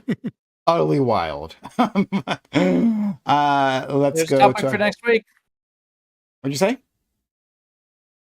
That's a good topic for next week. Oh yeah. Maybe Also, keep in mind, like, we don't know yet. I think we'll know by next week what the ultimate. Everyone's predicting it'll crash tomorrow, but we don't know. That's also a good question because I feel like it's going to have a bit more legs than that. But I don't know. Let's go to our friend Scott. Yeah, I am Scott from Fabian Liberty. You can find me on X and YouTube primarily, though I am on other places, just not that often. So as a libertarian, I didn't have any illusions that Trump was a good person, and that's why I didn't fucking vote for him. That's why I don't support him now, and I didn't support him before. So I'm not surprised or shocked by him doing shitty things because I actually understand that politicians are shit, and that vesting power in people that have proven time and time again that they are authoritarian bullies in some regards is not a good idea because it doesn't lower the size and scope of the state. So when he does a shit coin, I'm like, yeah, that sounds like Trump. And when he fucking, changes opinions on one thing or the other, that sounds like Trump, in terms of this whole flip-flopping kind of thing. Look, I'm not here to be like, oh, I'm going to capitalize my time to argue against Lactoid. I respect your opinion on that. I think it really just comes down to a definitional disagreement on what a flip flop is, because I think a flip flop is doing a 180. I remember that George Bush ad that killed John Kerry just before the election, where they showed him wind sailing and showed him he was for this before he was against it. He was for this before he was against it. Oh yeah, And I think Trump's position has obviously changed to some degree with what's going on. But again, I look at him as an authoritarian bully that wants power control over things, and if he can't get it, he'll fucking use his power to get rid of it. And that seems to be the same position he had before, just with changing things on the ground. Check me out if you want to learn about libertarianism, libertarian philosophy.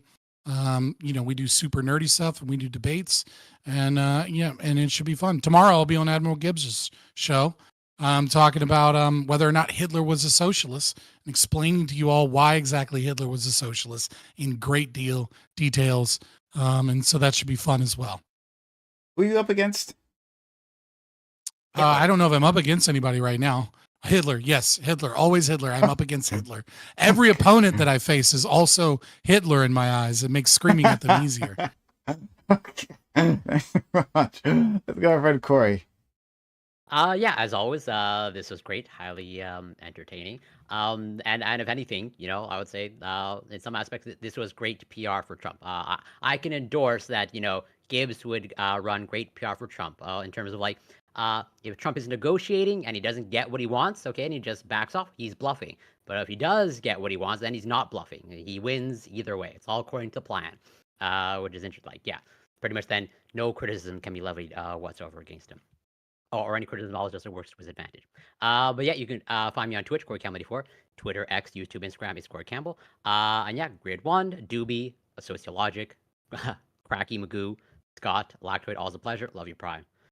Same here. All right, let's go to our friend. I'm not actually sure who left. I'm a little confused. Oh no, it's Gibbs. Yeah. I guess I'll be back. Be back in a second. But let's go to our friend Echo. Yeah, I think I agree that on the definition of what a flip flop is, I just think he qualifies for it. Or as you could say, it's a 50% flip flop if he's just asking for 50% of what he asked for before. I'm not sure. I do kind of think that the question of, I think a great way to end a panel would be predictions, right? Because and I was kind of hoping Gibbs would be here for this because I'd like to hear everyone's prediction, and I can see the rest of my closing time for everyone to have that prediction. But will he get what he wants, or will he shut down TikTok? Like there's three possible options, right? They'll either meet his demands, they won't meet his demands, and he'll shut down TikTok. They won't meet his demands, and TikTok will survive. Those are the three options. Like, I'd like to see, because everyone, usually when we do a lot of this analysis, we always look at something that's happened in the past and go, aha, that doesn't surprise me. I saw it all along.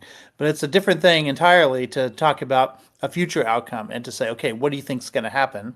I'd like to hear everyone's prediction on that. I don't mind starting. Not that I have a super strong position, but I would say 55%. I would take a small bet that he doesn't get what he wants, and TikTok more or less operates as it currently does, largely speaking. That would be an L. I guess we'll go round robin, so I'll go next. Yeah, I kind of already gave this, but I'll just reiterate it. I think the most likely scenario is that you will have a conglomerate of investors as opposed to one large investor that will take over a majority share or at least 50% share of TikTok. Like, I don't think it'll be one person or one company so much as like 3 or 4 investors coming together. So it's a technical win for Trump, but like the largest voting share will still be China. I guess I would say if 50% of the shareholders end up being Western, that would be, I think that's reasonable to say that they've given in to American demands. Lacto, do you want to? I think one of the difficulties here is, in some regards, Trump has sort of showed his hand, right? The level of popularity that he has, he obviously values that, and now TikTok knows that they have a bargaining chip. Trump, you can't ban this. You're going to hurt the thing that helped you, and you're going to hurt you. And Trump, you don't want to do that. So I think it's very realistic that it's not 50%. It wouldn't surprise me if it's less. It wouldn't surprise me if nothing happens. But we'll see. Yeah. Yeah, I'm thinking at most 25-30% sale, just so that there's some American American Western influence in there. But realistically, yeah, I think it's a big bluff. I think it's they're gonna call for a ban.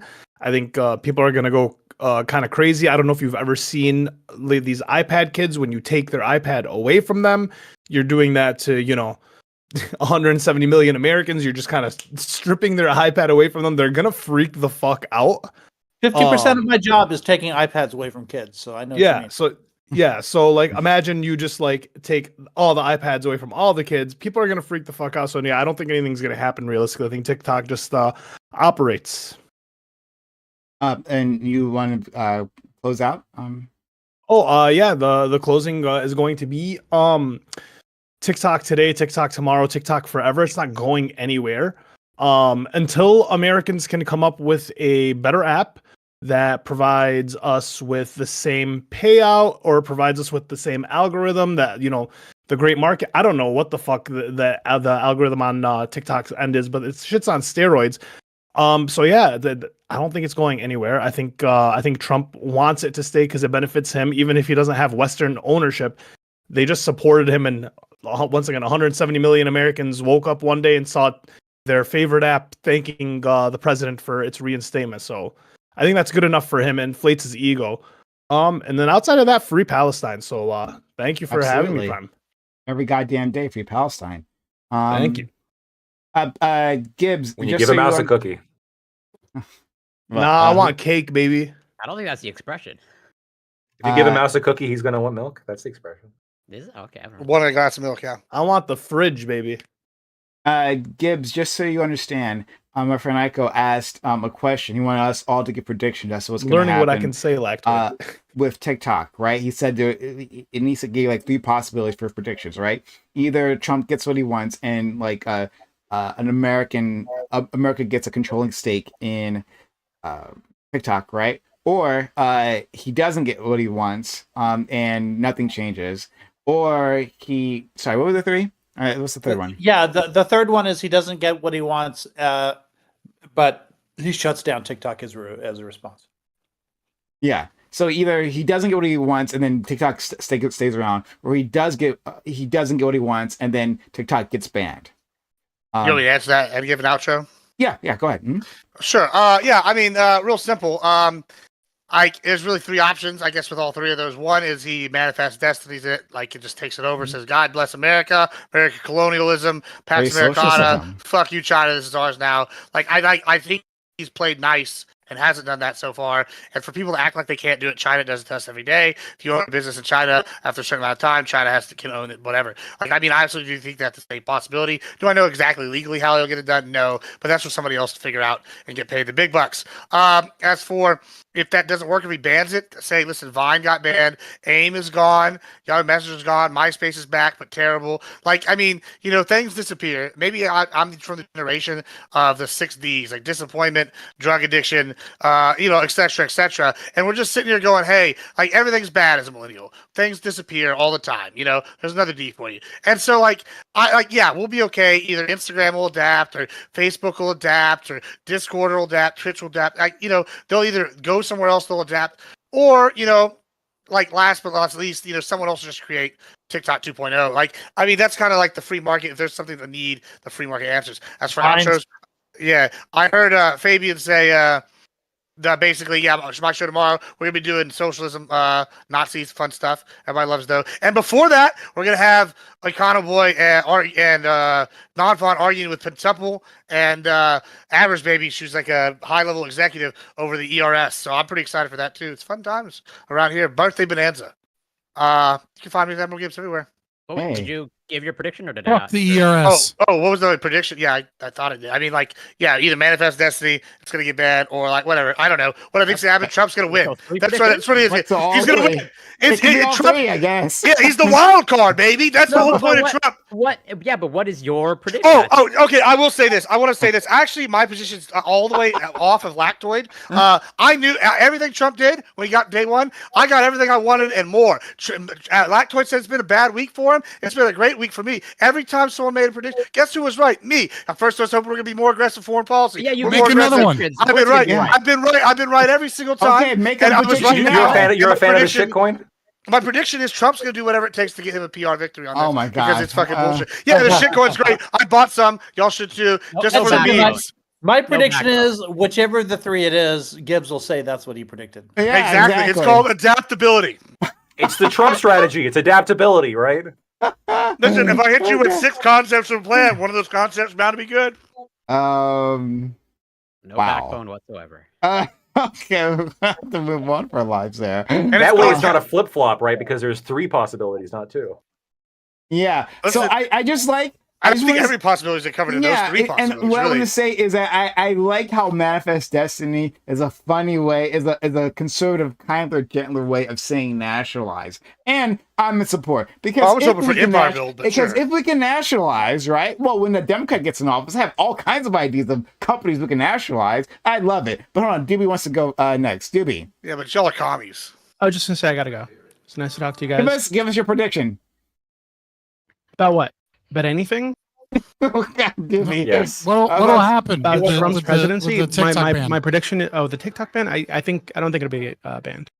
I was listening to. I think you can set up some of my position by everything that Sociologic said earlier. I agree with literally everything he said. So yeah, he's right about everything. You guys should listen to him. Okay, all right. Well, have a good one, friend. All right. Yeah, see you later. And last but not least, our friend Grid. We'd love to hear what you have to say on this and anything else. All right. Thanks for having me again. It's always a good time, even though I had a little bit of sound issues to start out with. I'm really not sure what happened, but hey, whatever. fixed it. Happens to us all. The yeah, so I think that I think it's nothing but a Trump win from here on out. To be honest with you, either way he goes, whether it bans it or doesn't ban it, he still wins. Well, Either hon, lets what's it your run prediction? out. Don't be a coward What a like Gibbs. prediction. Like, Yeah, he either I need lets clear it run out and predictions. everything's great, or he bans it no, outright. and don't everything's either great. us. Don't either us. What's the prediction? Which one? 3 possibilities. Prediction? Trump wins. That's the prediction. I think it's going to end up in American hands.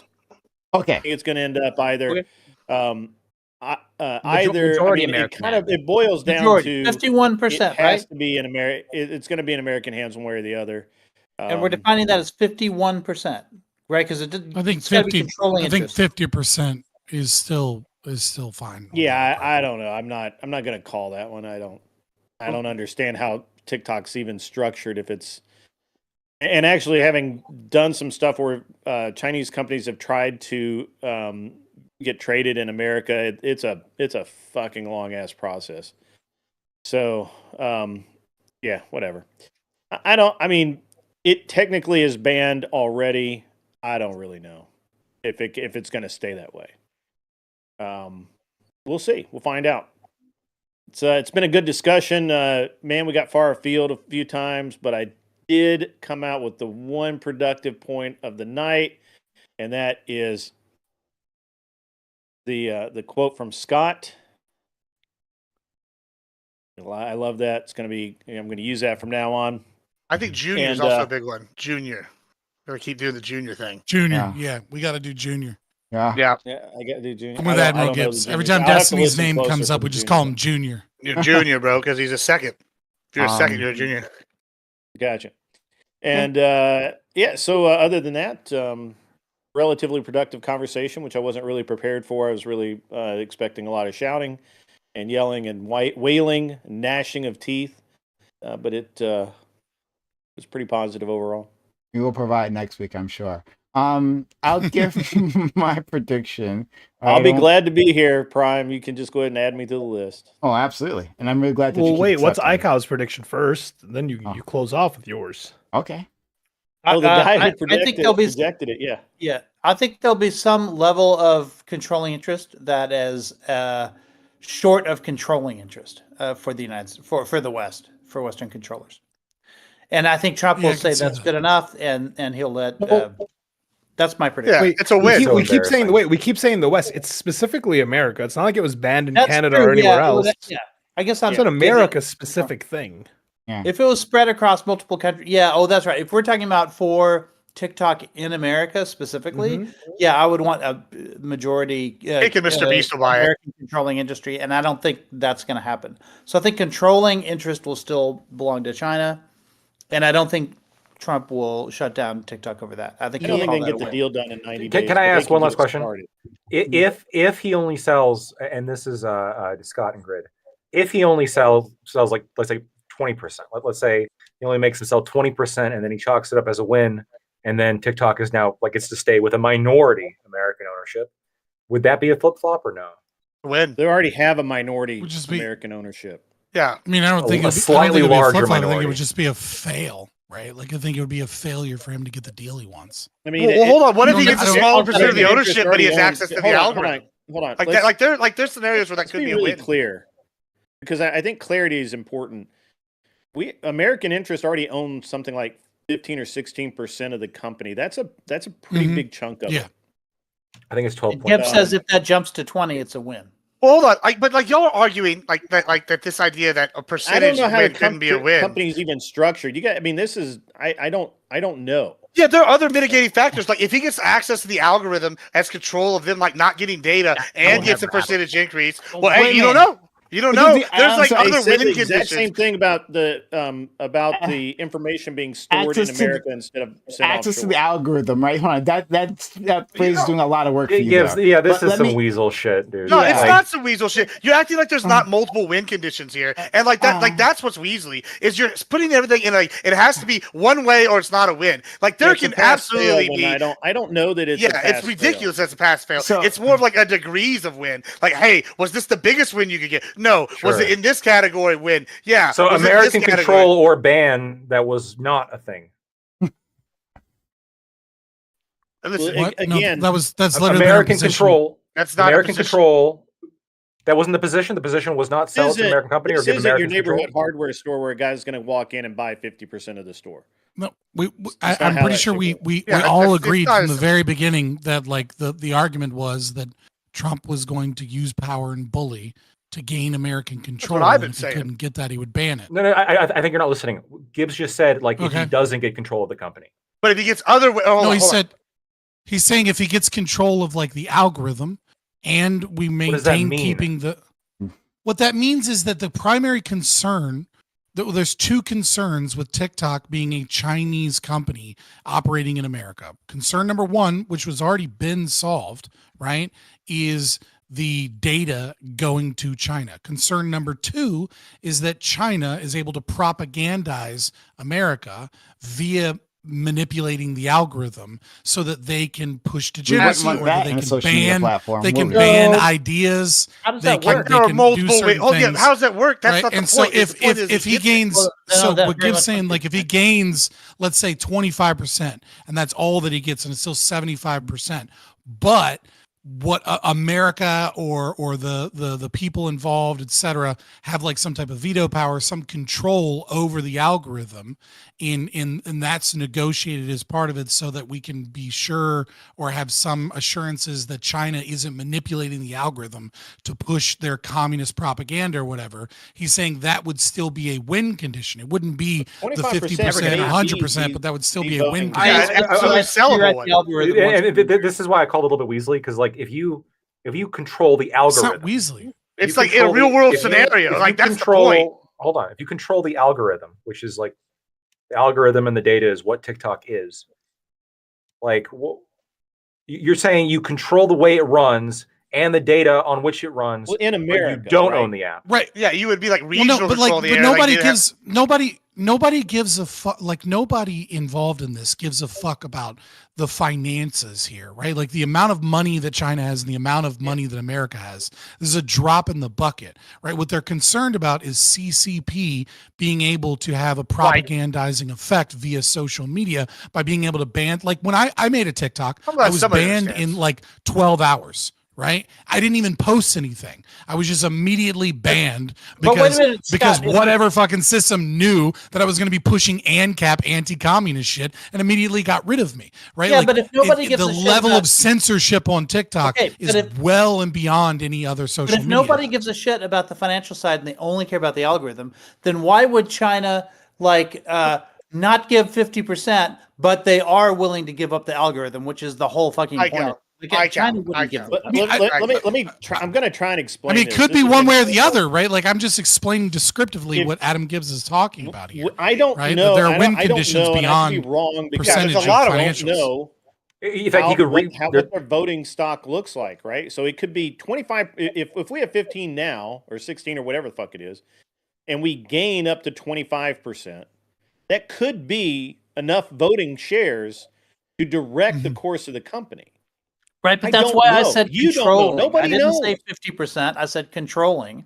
Right? Right. Will we have? Well, somebody else said If was America driving at can 50%, control driving at the ByteDance, then we Right. win. If and if we have can't, then we vote- don't. If you have controlling shares of the company and you want to release the algorithm to the American government so that it can be vetted, then that's what happens. Because when you go to the meeting and say, "Hey guys, we're putting this up That'll there. never and happen, I but it have the could most be. shares." what's the That's what's reflected in what's the question I lose asked. condition? If we have control, Sure, then I'll give you a it's lose not a win. condition. You want me to give a But lose no, condition it's since you have a problem with it's the win? frustrating for you to say "we." Yeah, what's the Because lose it's not going to condition? be you and me.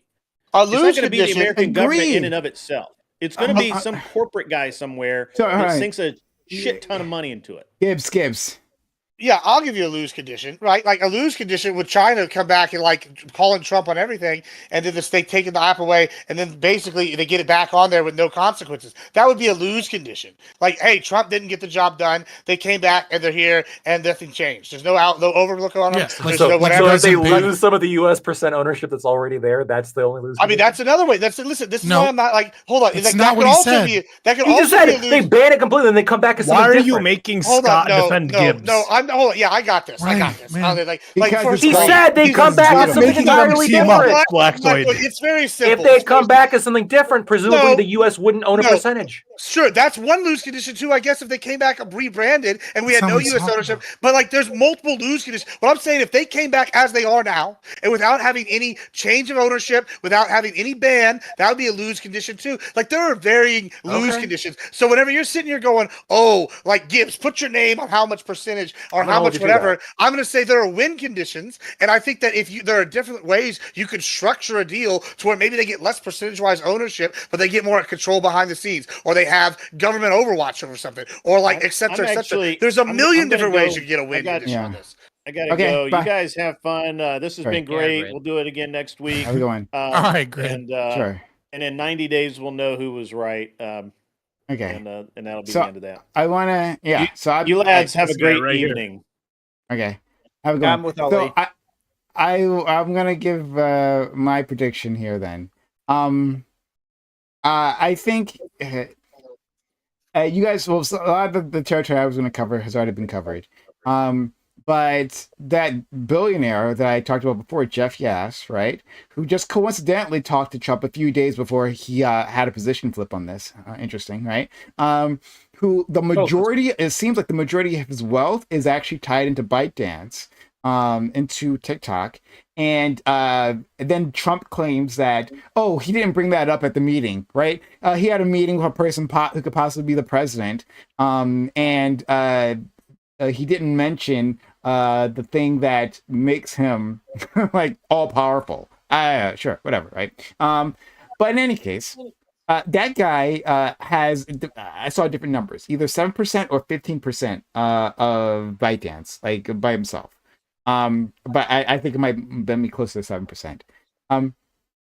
What does like this win mean, right? Like if we keep talking about this win in terms of, like, increasing American ownership, right? The American stake in this, to get controlling, right? But like, how does America control, right? I mean, this goes down to what America even is and what our American interests are, because this sounds like from all descriptions of this, American control is when fucking Grit just said the end, right? When another rich guy gets a bigger control, pours money into this, right? And then all of a sudden, America has control. What the It's fuck? an American rich guy, though.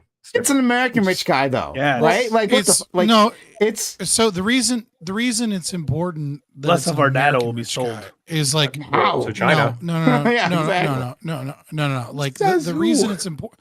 The reason that an American control is important here is because our intelligence agencies and our strings that work behind the scenes, as they've done with Facebook, as they've done with Twitter, as they've done with all of these other things, right, can utilize their power to threaten and to expose and or to push and pull levers behind the scenes. That's all it really is instead of the appreciate you saying that. CPCP propagandizing it, it'll be the FBI, What propaganda was coming from the CCP? Like, what yeah. was it? well, first of all, the ways in which Baby shark. censorship occurs is a form of propaganda. I did Right? destroy If you America. if you own a large social media platform and you're able to silence voices of dissent against socialism, and you make it to where if you are radically right wing in some way and you're immediately deleted from the face of the app, right? That's a form of propaganda, right? Being able to control censorship means you can control what ideas are seen as normative. Yeah, but that's not what the or app was seen like. as acceptable. Like the app isn't meant Lots of to be people have been used shadow for banned. like politics necessarily. It's just people are going on there doing their dances and making their jokes. Like the fact that like right wingers don't have like access to it. I mean, then you have YouTube Shorts. There's the pipeline for like your right wing red pill access. Like Twitch bans certain things and certain words. That doesn't. So okay, so I guess Except when it your lobbied issue against here the bill is to the difference between Right. Yeah, exactly. But I think your issue here is the usage of the word propaganda as opposed to just censorship for a specific narrative. I don't see, I think it's a distinction without a difference, right? Propaganda here, like if you would prefer me to just say censorship towards narratives that are, in China's interest, right? We do the same thing with American companies, right? We've all read the fucking Twitter files. We've all seen, the FBI and CISA, which was signed by Trump in 2019, right? But nobody really knew that like cybersecurity to protect institutions meant fucking protecting democratic institutions, which meant protecting narratives of the neoliberals, right? But nevertheless, like that is a form of propaganda. It's kind of like it's negative propaganda as opposed to positive propaganda, right? It's not like China created a fucking video and then forced everyone to watch the video. Yeah. It's like China They're got to banning certain choose things. who gets to speak and who gets to have a voice and who doesn't, right? And like we don't know the algorithm on TikTok, right? People were able to figure out via certain things that like attractive faces got hugely boosted in a way that like doesn't match any other site, right? Like Attractive YouTube white Shorts, faces, Instagram actually. Reels, Yeah. etc. Like, so we knew that there was some form of the algorithm that was attempting to figure out who was physically attractive and then boost them further than just like Or who the was natural funny, boost or that who occurs. who could gain attention. Right. I mean, like garner there's attention, gonna whatever right. There's it may gonna be. there's gonna be like a bunch of levers there. But we have to recognize that both China and America have a vested interest in controlling narratives around politics. Like that's what America does, right? We do it in every fucking country. We go in and we funnel money through like the National Endowment for Democracy. We funnel money to like media organizations to control So the I narrative agree. towards So our I'm glad you interests. agree. China does the same shit. That's the I- difference. If great. China owns it, they have that power. I'm glad if we you- own it, we can pressure American investors towards that power. I'm glad you agree that it's massive hypocrisy on both sides. That like that they're going to just do this similar things. Okay, great. 100%, yeah. Okay, fair enough. Right. So so like I think the bar for a win is actually much lower than people initially think, and I liked what Aiko was saying before. Is that like it could be a lot. I was right. Yeah, you were just saying Gibbs was right. The bar for a win's much lower than what people want to Can give it. I read this one thing real quick that I found? Okay. So sure. I'm looking at this Wikipedia. There's a long history, by the way, of TikTok having like a overtly like pro-China position in terms of their like censoring things that are critical of China, raising things in the algorithm that are beneficial to China, etc. And there was one study here by Rutgers. The researchers found that users spending 3 hours or more daily on TikTok were significantly more positive about China's human rights record than non-users. Why? But hold on, but why? I mean, Like, the 'cause algorithm, because over the time the algorithm algorithm censored. Yes. The algorithm like they actively censored people that were calling out things about like Uyghur Muslims, etc. Yep. And the algorithm boosted things that were like pro-China in terms of certain political stances. No. If that's the case, no, Scott said that. Did the study say that? Did the study say that? And not like I'm like trying to defend TikTok or whatever the fuck, right? Yeah. Fair enough. Yes, the study. I'll link it to you in Discord. It's from Bloomberg. The title: TikTok shows less anti-China content than rival study finds. But yeah, I get like. I mean, why would they show? Hold on one second. I get showing less anti-China stuff, right? And that being a form of censorship on exactly what Scott was saying previously. However, right, that's different than giving an active message that China is good on this and that, right? If the message simply isn't there, the negative message isn't there, doesn't mean that it will convince a person that China is good. So were they pushing a positive message for China is what I'm concerned about. It's the same thing that what happened with Red Note when everyone streamed over there, and you have people in America who are banned on TikTok, and you have people in the comments that are in China, and you have interaction between the two, and they're asking questions back and forth. Yeah, people start to be like, oh, so we're being propagandized to think that like everything in China sucks, and it's vice versa. They're being propagandized to think everything here sucks. It's like, have you ever spoken to like a Chinese immigrant that like lives here?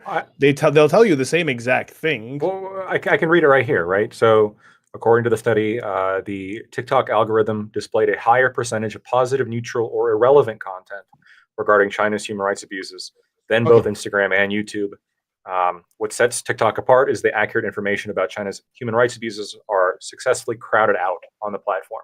I mean, this is just like classic propaganda, right? Like you push down the bad shit, and the good shit is naturally going to show up more often in users' feeds, and then they overall walk away with a generally more positive attitude towards China, which benefits Chinese interests. Well then, Well then, I won't. The most beneficial, and this is why video Trump wanted to I've ban seen- it back when he was based. But the most beneficial videos I've seen towards like for like Chinese propaganda is like the ones with like the Chinese songs, and it's the dude going out in the middle of his farm and like making food, or like the Chinese shops in like the middle of nowhere. Like, I mean, like it's you guys kind of make it seem like Chinese little propaganda shit just like being, that, little shit like that for like hours a day builds on people. If your experience of China, because you're watching these videos of like, oh, the nice market guy, you know, laughing with their friends or whatever in China, and they're all having fun, etc., and that's like every day for you, you're gonna walk away with that thinking, oh, wait, China's is a the great idea place. that we're supposed to hate the citizens of China? No, the idea is like people who put stuff like, about Chinese so human if rights people- abuses, they're treated like fairly in the algorithm. That's the idea. but American human rights abuses. Yeah, I was about to say, like, It's like a we're just in a point in sociologic- time. We're just in a point in time where we're talking to everyone. We realize that America does the same shit, and it's just like the citizens are the ones that are like connecting and liking one another. So like, it's not so much like no one on the app is like pro Chinese government, but they're like, hey, they're becoming more pro Chinese government. It's because these guys That's are because they're sponsored by the anti-American government, not because they're pro-China. It's because they're American. Hold on. You can look at what occurred in the American election in 2020, right? Yeah. And you can look at how, you know, Facebook, Twitter, etc., censored and deplatformed anybody that was talking about the Hunter Biden laptop and corruption with the Hunter Biden situation. And then we can look at studies that show of the people that were unaware of the situation, right? Or that had been told that it was all Russian propaganda. If they had known what we know now, and let's be honest, what the FBI knew then, which was that that was a real laptop and that those were real situations, as opposed to the media pushing this concept that this was a Russian conspiracy and telling people that they had like something like 91 or I don't remember how many people it was, right? Intelligence community members saying that this was good. That this was Russian misinformation. There was an overwhelming majority. I think it was over like 80% of people. If they had known that this was true, they would have voted differently or not voted at all. You only need to silence the dissent. You don't even need the positive message. You can just show shopping malls and like drone videos of China doing fireworks dragons and like railway systems, right? And then silence any dissent of people talking about the human rights abuses. And then you have someone that's on TikTok for 3 hours seeing all this cool shit China's doing. And then they walk out and they live in Detroit, Michigan. And they're like, why don't I have a fucking hyperrail? Why don't I have really cool fucking fireworks displays of dragons? Why don't I have airports with these cool gardens in them? China's so amazing. Socialism and communism must really be great and work. Like the American government is destroying me and evil. But those are questions but those are questions that you're kind of saying that the average American shouldn't have, and yet we now get to see a world where I'm saying when you curate the information that they get so that they don't get the negative, Especially they to don't children. get the opposite, and you send it to like teenagers for hours on end, what ends up happening is that their one opinion is reinforced constantly with visual evidence in their face, which is China good, and the other counter narrative is silenced, and they don't get that, and so it becomes very easy to manipulate people into believing one aspect is better than the other. The American government does this too, right? But China and TikTok, like, it's hard to measure this, but they seem to be they seem to be the most censorious they apps. Absolutely, within our mainstream media, did not want to talk about anti-Israeli views. So he's putting that out there. But okay, so I see you. So I just want to get my prediction out. Like I've been trying to for like 15 minutes. Yeah, there you go. Fair enough. Okay. So like I was saying previously, I believe the bar for success is lower like if we're just looking at controlling stake, like our friend Aiko was trying to say previously, I think it's lower than what people might imagine, especially if we're just saying 100% takeover is not necessary, right? But I'll make the statement that I don't think Trump will clear it. Now, whatever that bar is, let's say, let's take our argument. Let's say it's 25%. I don't think he'll clear it. I think maybe there is a rush to invest in TikTok. There is money being put together right now to invest in TikTok. Will that clear the controlling stake? Which I don't know what that level is, right? I don't know exactly what it is. But will it clear that? I don't know if it. I don't think it will. I'm going to be affirmative. I don't think it will. But as long as the number does go up, right, Trump will declare victory. And he'll just do that, right? Like in one way or the other, I think Trump at the end of this process declares victory. And so that's where I'll lay my flag there. And I think all of this hinges, like from what I understand, like all of this hinges on whether ByteDance like wants to sell. Like the U.S. can come up with like so many whatever investors, but if ByteDance refuses to sell, I believe like this. Well, it's not just one, but it's like buying like stock, right? Right, not stock, but buying a stake within the company. It's like I don't know what the ownership stake looks like exactly now, right? Like, is all the rest China? Probably not, right? Like, there's probably many interests there. Yeah, it's like trading like pink slips and shit. You'd have to track down every fucking person that owns stock, and we'd have to see what their structure looks like in terms of voting, right? So, in some companies, one share equals one vote, but in other companies, like they only bring certain things to vote, and then even then, like the board has like more controlling power in the voting process than like even all of the stock added up. I don't know what TikTok, I didn't do that much research on TikTok's like structure and voting shares. I didn't know that we would focus so heavily on TikTok, to be honest. I tell you, for that few hours that TikTok did go down, my students they all know how to use VPNs. So like I don't know how much how effective that will be. In fact, for the same reason why a lot of kids liked Snapchat back in the day was because of the way that they could cover their tracks or whatever. So having it be on a VPN kind of might make it even more appealing to them. It's something they're not supposed to have. This is why bans don't fucking work and prohibition is fucking stupid. No. Bans do work. Bans do work. Like for grandma those different for like once you put a barrier in that you have to use a VPN to use it, right? Like a lot of people aren't. Once you put it in a black market or a gray market, like obviously, like or just some people level download is another done, app. But there's like other unintended consequences. So when I say it doesn't work, I mean it doesn't have the intended consequences of the ban, right? Okay. And so an unintended consequence of the ban is that you have a whole bunch of kids that download VPNs, and then China or whatever, like they become even more separated from the mainstream, even more of an echo chamber, right? Which causes even more censorship problems. So, I mean, in addition to that, and this is something, I'm going to say this, and I'm going to dip out as well. But in addition to that, you have to remember that China wasn't using this app, right? Whenever you see the nice Chinese guy on there, that's a plant. That's just like when the military has the hot chick showing how great military life is. It's a psyop, folks. Like Tulsi Gabbard, maybe.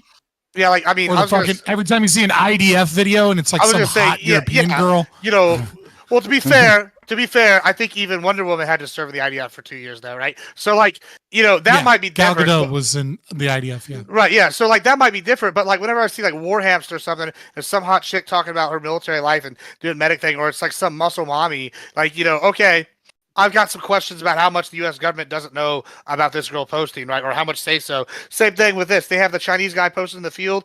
Listen, first of all, if he's actually a Chinese farmer in the field, he don't got the money for that fucking phone to be using on the TikTok app. So I know the government's the guy over here showing him how this wonderful life is. So, that's bad. That's propaganda. A wonderful life. It's just... Yeah, I mean, listen, sure, it's a simple life, whatever. It's government propaganda is what that is. None of you use the app? I mean, I use it, but I don't give a shit. I got banned immediately all that too. I got banned as soon as I made an account. And I don't get banned. That's what I want to know, because I hate communism. But on that note, I'm gonna go be a capitalist. I have to go do something else. Thanks for having me, Prime. Before guys, for the ones because you guys left so quickly, right? Before we do that, let's all say to our friend Aiko, Oh yeah, good idea. happy birthday Oh, yeah. to you. Cha cha cha. Happy birthday. birthday. I hate doing this with a lag. Cha cha cha. Happy birthday, dear Happy Happy birthday, birthday, dear Aiko. Happy birthday to To you. On that note, y'all be good. Bye, Cal. Yeah. Miss you anymore. Yeah. See everybody Yeah. tomorrow. I do think one thing that you have to talk about when you're talking about censorship and propaganda from the CCP as opposed to the United States is that like the United States has a lot more power in their censorship abroad, right? Without a doubt. But also you have to look at like the level of lying that like one nation is able to do. And like, you know, China's willing to build entire cities of tofu construction just to put videos out of like apartment buildings to talk about Those how cities, amazing yeah. communism is, right? Like China has like, there are areas in China, right, where you will find steel rods like rebar in the ground with white rocks attached to them, and it's so that farmers can and local it's so that local government officials can lie about ecological restoration because they found that the inspectors fly overhead with planes, and so they literally like they spray paint rocks and poison their own soil with paint so that like inspectors think that they're actually restoring the environment, and then they lie about these numbers. Like the amount of like there's this YouTube series from this guy who's I think he's Taiwanese, though he might be formerly China, like in Taiwan, but he does you know, like China fakes everything, and like you can see over and over and over again where their own food is like full of like Plastic, dyes yeah. to make it look like something, right? Like they do insane shit to make videos to convince people that they're doing great when they're not doing great. And so there's a kind of assumption there that's hard for me to fight back because I don't like these assumptions that like I don't know to what level the American government is involved with the current Twitter. I don't know to what level the American government is involved with Facebook and Meta, but it's difficult for me to perceive a world in which China is not more heavily censoring and controlling the information on TikTok than America is on other social media websites because of just the sheer audacity of the lies that China is willing to use money to produce fabrications to make it seem like China is great. Yeah, I guess I see your point. It's just like for once again, as an average user, like someone with a little bit of it's just like I never really saw any pro China anything. It was just, you know, jokes and the quick meme, but also I'm not like doom scroll. I'm not sitting 10, 12 hours a day just scrolling and looking for shit. But it's just like, I guess for the average person, I don't think they feel like, hey, this is like Chinese propaganda. They're just like, hey, I have this app. It's fun. And then like I have the money on it, which is like, I guess the fear, which is why the ban should happen. But like, I guess like, yeah, I don't know. One, why America couldn't come up with an app that is has the same algorithm, same juice, whatever it may be. But then like two, I don't know how you tell a bunch of Americans that like, hey, you're supposed to hate this app, but you're making money on this app. And it's like, the algorithm is ideal. So there's a couple things here, right? Like social media is an incredibly risky investment. Yeah. Right. Because you have to have in order for like, here's the thing, right? Like when you launch a video game, right? And then the video game does a lot better and it's online in part and does a lot better than people were expecting. You see like these crashes and these massive waiting lists and everything. And that can destroy a video game's launch and destroy the game and cost like hundreds of millions of dollars in losses because you didn't have a good launch, right? So in order to launch a social media platform, you have to prepare for a massive amount of server space and stability. And it's all kind of a roll of the dice, whether or not anybody even shows up. And so it's actually really difficult to start a social media site because especially if your social media site does something that somebody else does without any significant like reason to get you to switch. Because if you're on TikTok and you have a lot of followers and you have a lot of accounts you follow, why the fuck would you leave? I mean, you see this all the time, even with Rumble, with conservatives, right? Where they're begging people on YouTube to follow their Rumble where there's less censorship. Because they're like, yeah, I mean, sure, I'll support you, but I also get my, hip hop music video reactions on YouTube, and that's not on Rumble. So you can kind of go fuck yourself. I'm going to keep watching you on YouTube as long as you're on YouTube, right?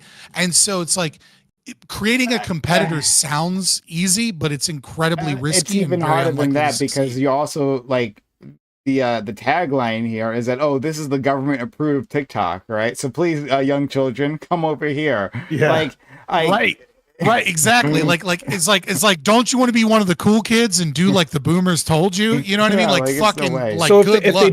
they do ban TikTok and people run to Red Note, and then what are they just going to keep banning app after app after app after app? Well, technically, my understanding is Red Note's actually included in this ban, right? Like, actually, like it's It takes time to TikTok build is up an what- audience, so that's actually effective. Like But if you're even shutting them if down Red after Note they've gotten wasn't, big, that that's doesn't the thing. matter. Even if Red Note small. wasn't, right? So it's like, for example, like let's talk about this psychologically, right? For years and years and years, researchers thought that veterans were a special group of people that had special characteristics in their brain because they could kick drug habits when they came back to America, right? Like we saw Vietnamese War and the Vietnam War, sorry.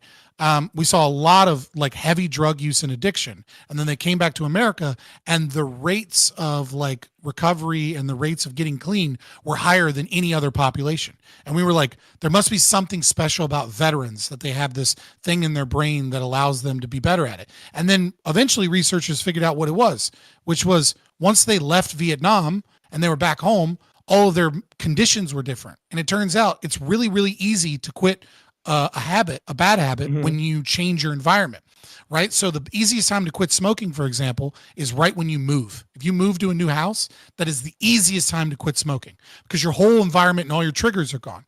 Well, same kind of thing could be said about something like a social media site. If TikTok's banned, right, maybe they go to Red Note, but also it's the easiest time for them to be like, fuck it, I'll go to Instagram, or fuck it, I'll go back to YouTube and do YouTube shorts, or fuck it, I'll go somewhere else. They don't pay out, and that algorithm doesn't give you the visibility. That's kind of like what the issue was. Is like, yeah, you can say like go to Reels, but Reels is trash, and like you have no visibility. That gives you no outreach, and especially for like businesses, that local algorithm like marketing was insane. Oh, for sure. But what I mean to say is that you're not going to get that on Red Note either, right? Like Red Note's even more censorious than TikTok is. People are going to go there, get banned, and also they have to restart their whole following. And so they're like, fuck it, I'll go to YouTube. Like, or if let's say there was a conservative version of TikTok, they might go there, right?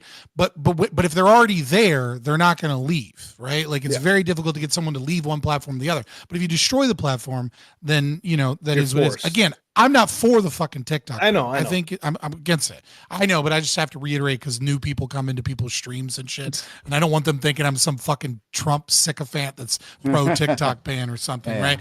Like I want them to know, like I'm against this for free speech reasons, but also just because I don't like the concept of the government having the authority to ban something because they say some other country is spreading misinformation and disinformation. Like, bitch, we spread misinformation and disinformation with our intelligence communities, and if Poland sets up some free speech alternative to YouTube, I don't want them being like, actually, the Polish government is evil and spreading misinformation, so we need to ban this app. Like, go fuck yourself.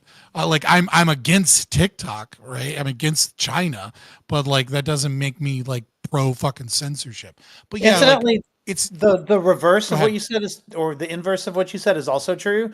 Like if you take the same drug for a certain period of time and it starts not having an effect on you, like you have to take more and more each time in order for it to work. One way to get that old high back is to take it in a new environment. So if you that's where a majority of overdoses happen, right? Like a lot of times people, like the reason people OD on heroin and fentanyl and stuff like that is not because they like slipped some fentanyl in their thing and then the fentanyl killed them. That happens. But overwhelmingly people get clean or they quit the drug for a while, they relapse, and then they think they can take the same amount that they took when they were before. Oh, right, yeah. And then they end up That's killing right. themselves. But Ike, you're talking They about something OD. different though. Sensitivity Yeah. returns. Ike, Yeah, you're I mean, saying- if you tune down how much like weed you're smoking, right? Like then you can Yeah. get that high back just by increasing it a little bit after you tune it down. I think he was Alright. saying just new environment gives you the same old Yeah, high. but it's really more that if you take it in your bedroom every day, but then one day you take it at the park, if you use It's a the new same experience, yeah. dosage at the park, yeah, you'll get a more intense high. So yeah, it's not just that you have to like stop and wait for your sensitivity to come back up, but also you can just go to a different environment and your sensitivity comes back up. Yeah, I just meant like in terms of habit changing things, right? Like if you get rid of TikTok, you're in a new Right. environment, and so there is a multitude of reasons why people might switch to other apps, etc. So maybe in the new Well, X, environment, X is going to start doing just gets funnier. videos. Oh shit, they already have it. X yeah, already has its TikTok. X has TikTok now. yeah, when it says YouTube Shorts, it's X, it's whatever. I mean, we'll, X we'll Shorts, see yeah. what And- happens. and- X video. And Twitter will absolutely not do payouts. They're not doing payouts right now for the posts. A lot of people don't get their money. Well, if when you say there's- anything bad about Daddy Elon, you get banned. there's Well, that, but no, also just if people you say aren't anything getting bad their- about their- Elon Daddy and you're big enough to get noticed, you get banned. Yeah, I But can your talk page- shit all I want. I'm not going to get banned. He's not going to see it. isn't your argument that you're pretty heavily shadow banned? Yeah. Oh, for sure. But like I mean, lots of people I've done aren't- better recently, but it just is what Yeah. it is. aren't getting paychecks from that. Like he's just like dropping the ball there. I don't know what the situation is behind the scenes there. Well, But, like, they're nobody just not knows. Nobody knows what fucking like what their payout structure is. Supposedly, it's based upon verified users in your replies, right? Like that's supposedly like the main source of payout on it. So if you have a lot of people replying that aren't verified users, you're supposed to get less, right? And then if they like What etc. is that? But like nobody's Awful. accurately tracking that. But then No. also there's like that chick like Tiffany Fong or whatever that got paid like $20,000 in 1 month for her impressions, and like other people with the same impressions are getting paid like $1,000 or like $800, and it's like, okay, these things don't fucking match up. That doesn't make sense. I'll tell you what does make sense is that her dad was one of the people that financed Elon Musk's acquisition of Twitter, and that he then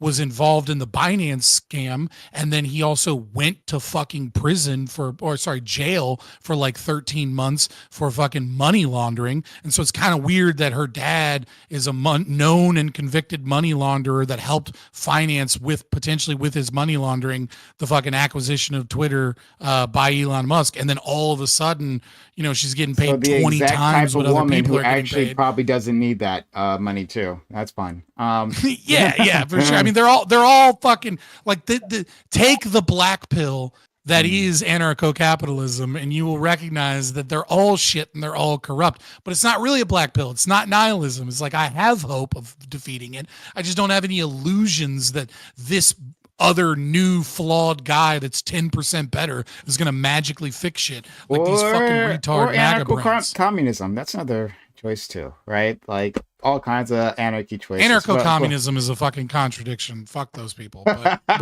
if they want to fucking recognize that they go stick in their fucking commune and leave everybody else the fuck alone, then you know what? Have at it. I'm all for it. So long as you don't fucking try and start a revolution in my fucking, Ancapistan. If you want to live on a fucking commune, guess what? I bet the anarcho-communist commune has great vegetables that are organic and don't use insecticides. And I'll show up to your farmer's market with my fucking real money because our society's doing real shit.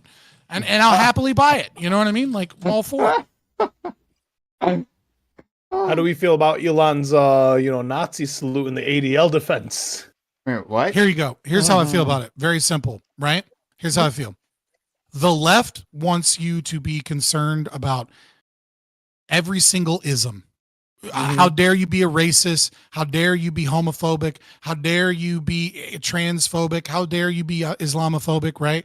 And the moment Elon does some super Progressivism. autistic shit, The moment he just does some shit that's so obviously only occurring because he's autistic as fuck, all of a sudden they want to make fun of, they want to be ableist, they want to make fun of him, and then they want to lie and act like he's doing a fucking Nazi salute. No, the dude's just clearly fucking autistic and is like, from my heart, people. And it's like, dude, he's fucking weird and he can barely fucking speak because he's super fucking Asperger's. And that's why he runs a bunch of shit and he's a billionaire, because he's like, what are the numbers? Better make the numbers line up, because that's who he fucking is, and that's what makes a fucking CEO billionaire. And all the left trying to act like they're like, no, fuck these people. Don't ever if you fucking talk shit about him doing that and you make fun of the way he speaks, I'm just gonna say, like, I don't ever want to hear you fucking mad at me when I make a racist joke ever again, because you're a fucking hypocrite piece of shit. Yeah, leftists. I just thought it was funny. But I'm gonna take off, fellas. Pleasure as always. Peace. See you next week. Yeah, absolutely. Well, yeah, I'll see you next week. I got to get out of here too. I actually do have to stream tomorrow, and I have to pick up my son. Okay. But it was nice talking to you. Yeah. Next week I'll have a question for you if we have time. Because it's something I just about intellectual property. But anyway, have a good one, friend. Yeah, we can talk about IP afterwards. I'm more than happy to discuss IP. Yeah. Be safe. Peace. Aiko, I guess you're not. Yeah, Yeah. I did see the first episode yesterday. Oh, okay. Hold on. Did you? Since everyone is left, I'm going. I'm gonna just end the stream. But thanks. I didn't realize you were still streaming. Yeah. I'll send you guys off. Thanks for coming through. She looks cute, so that's where you're gonna go.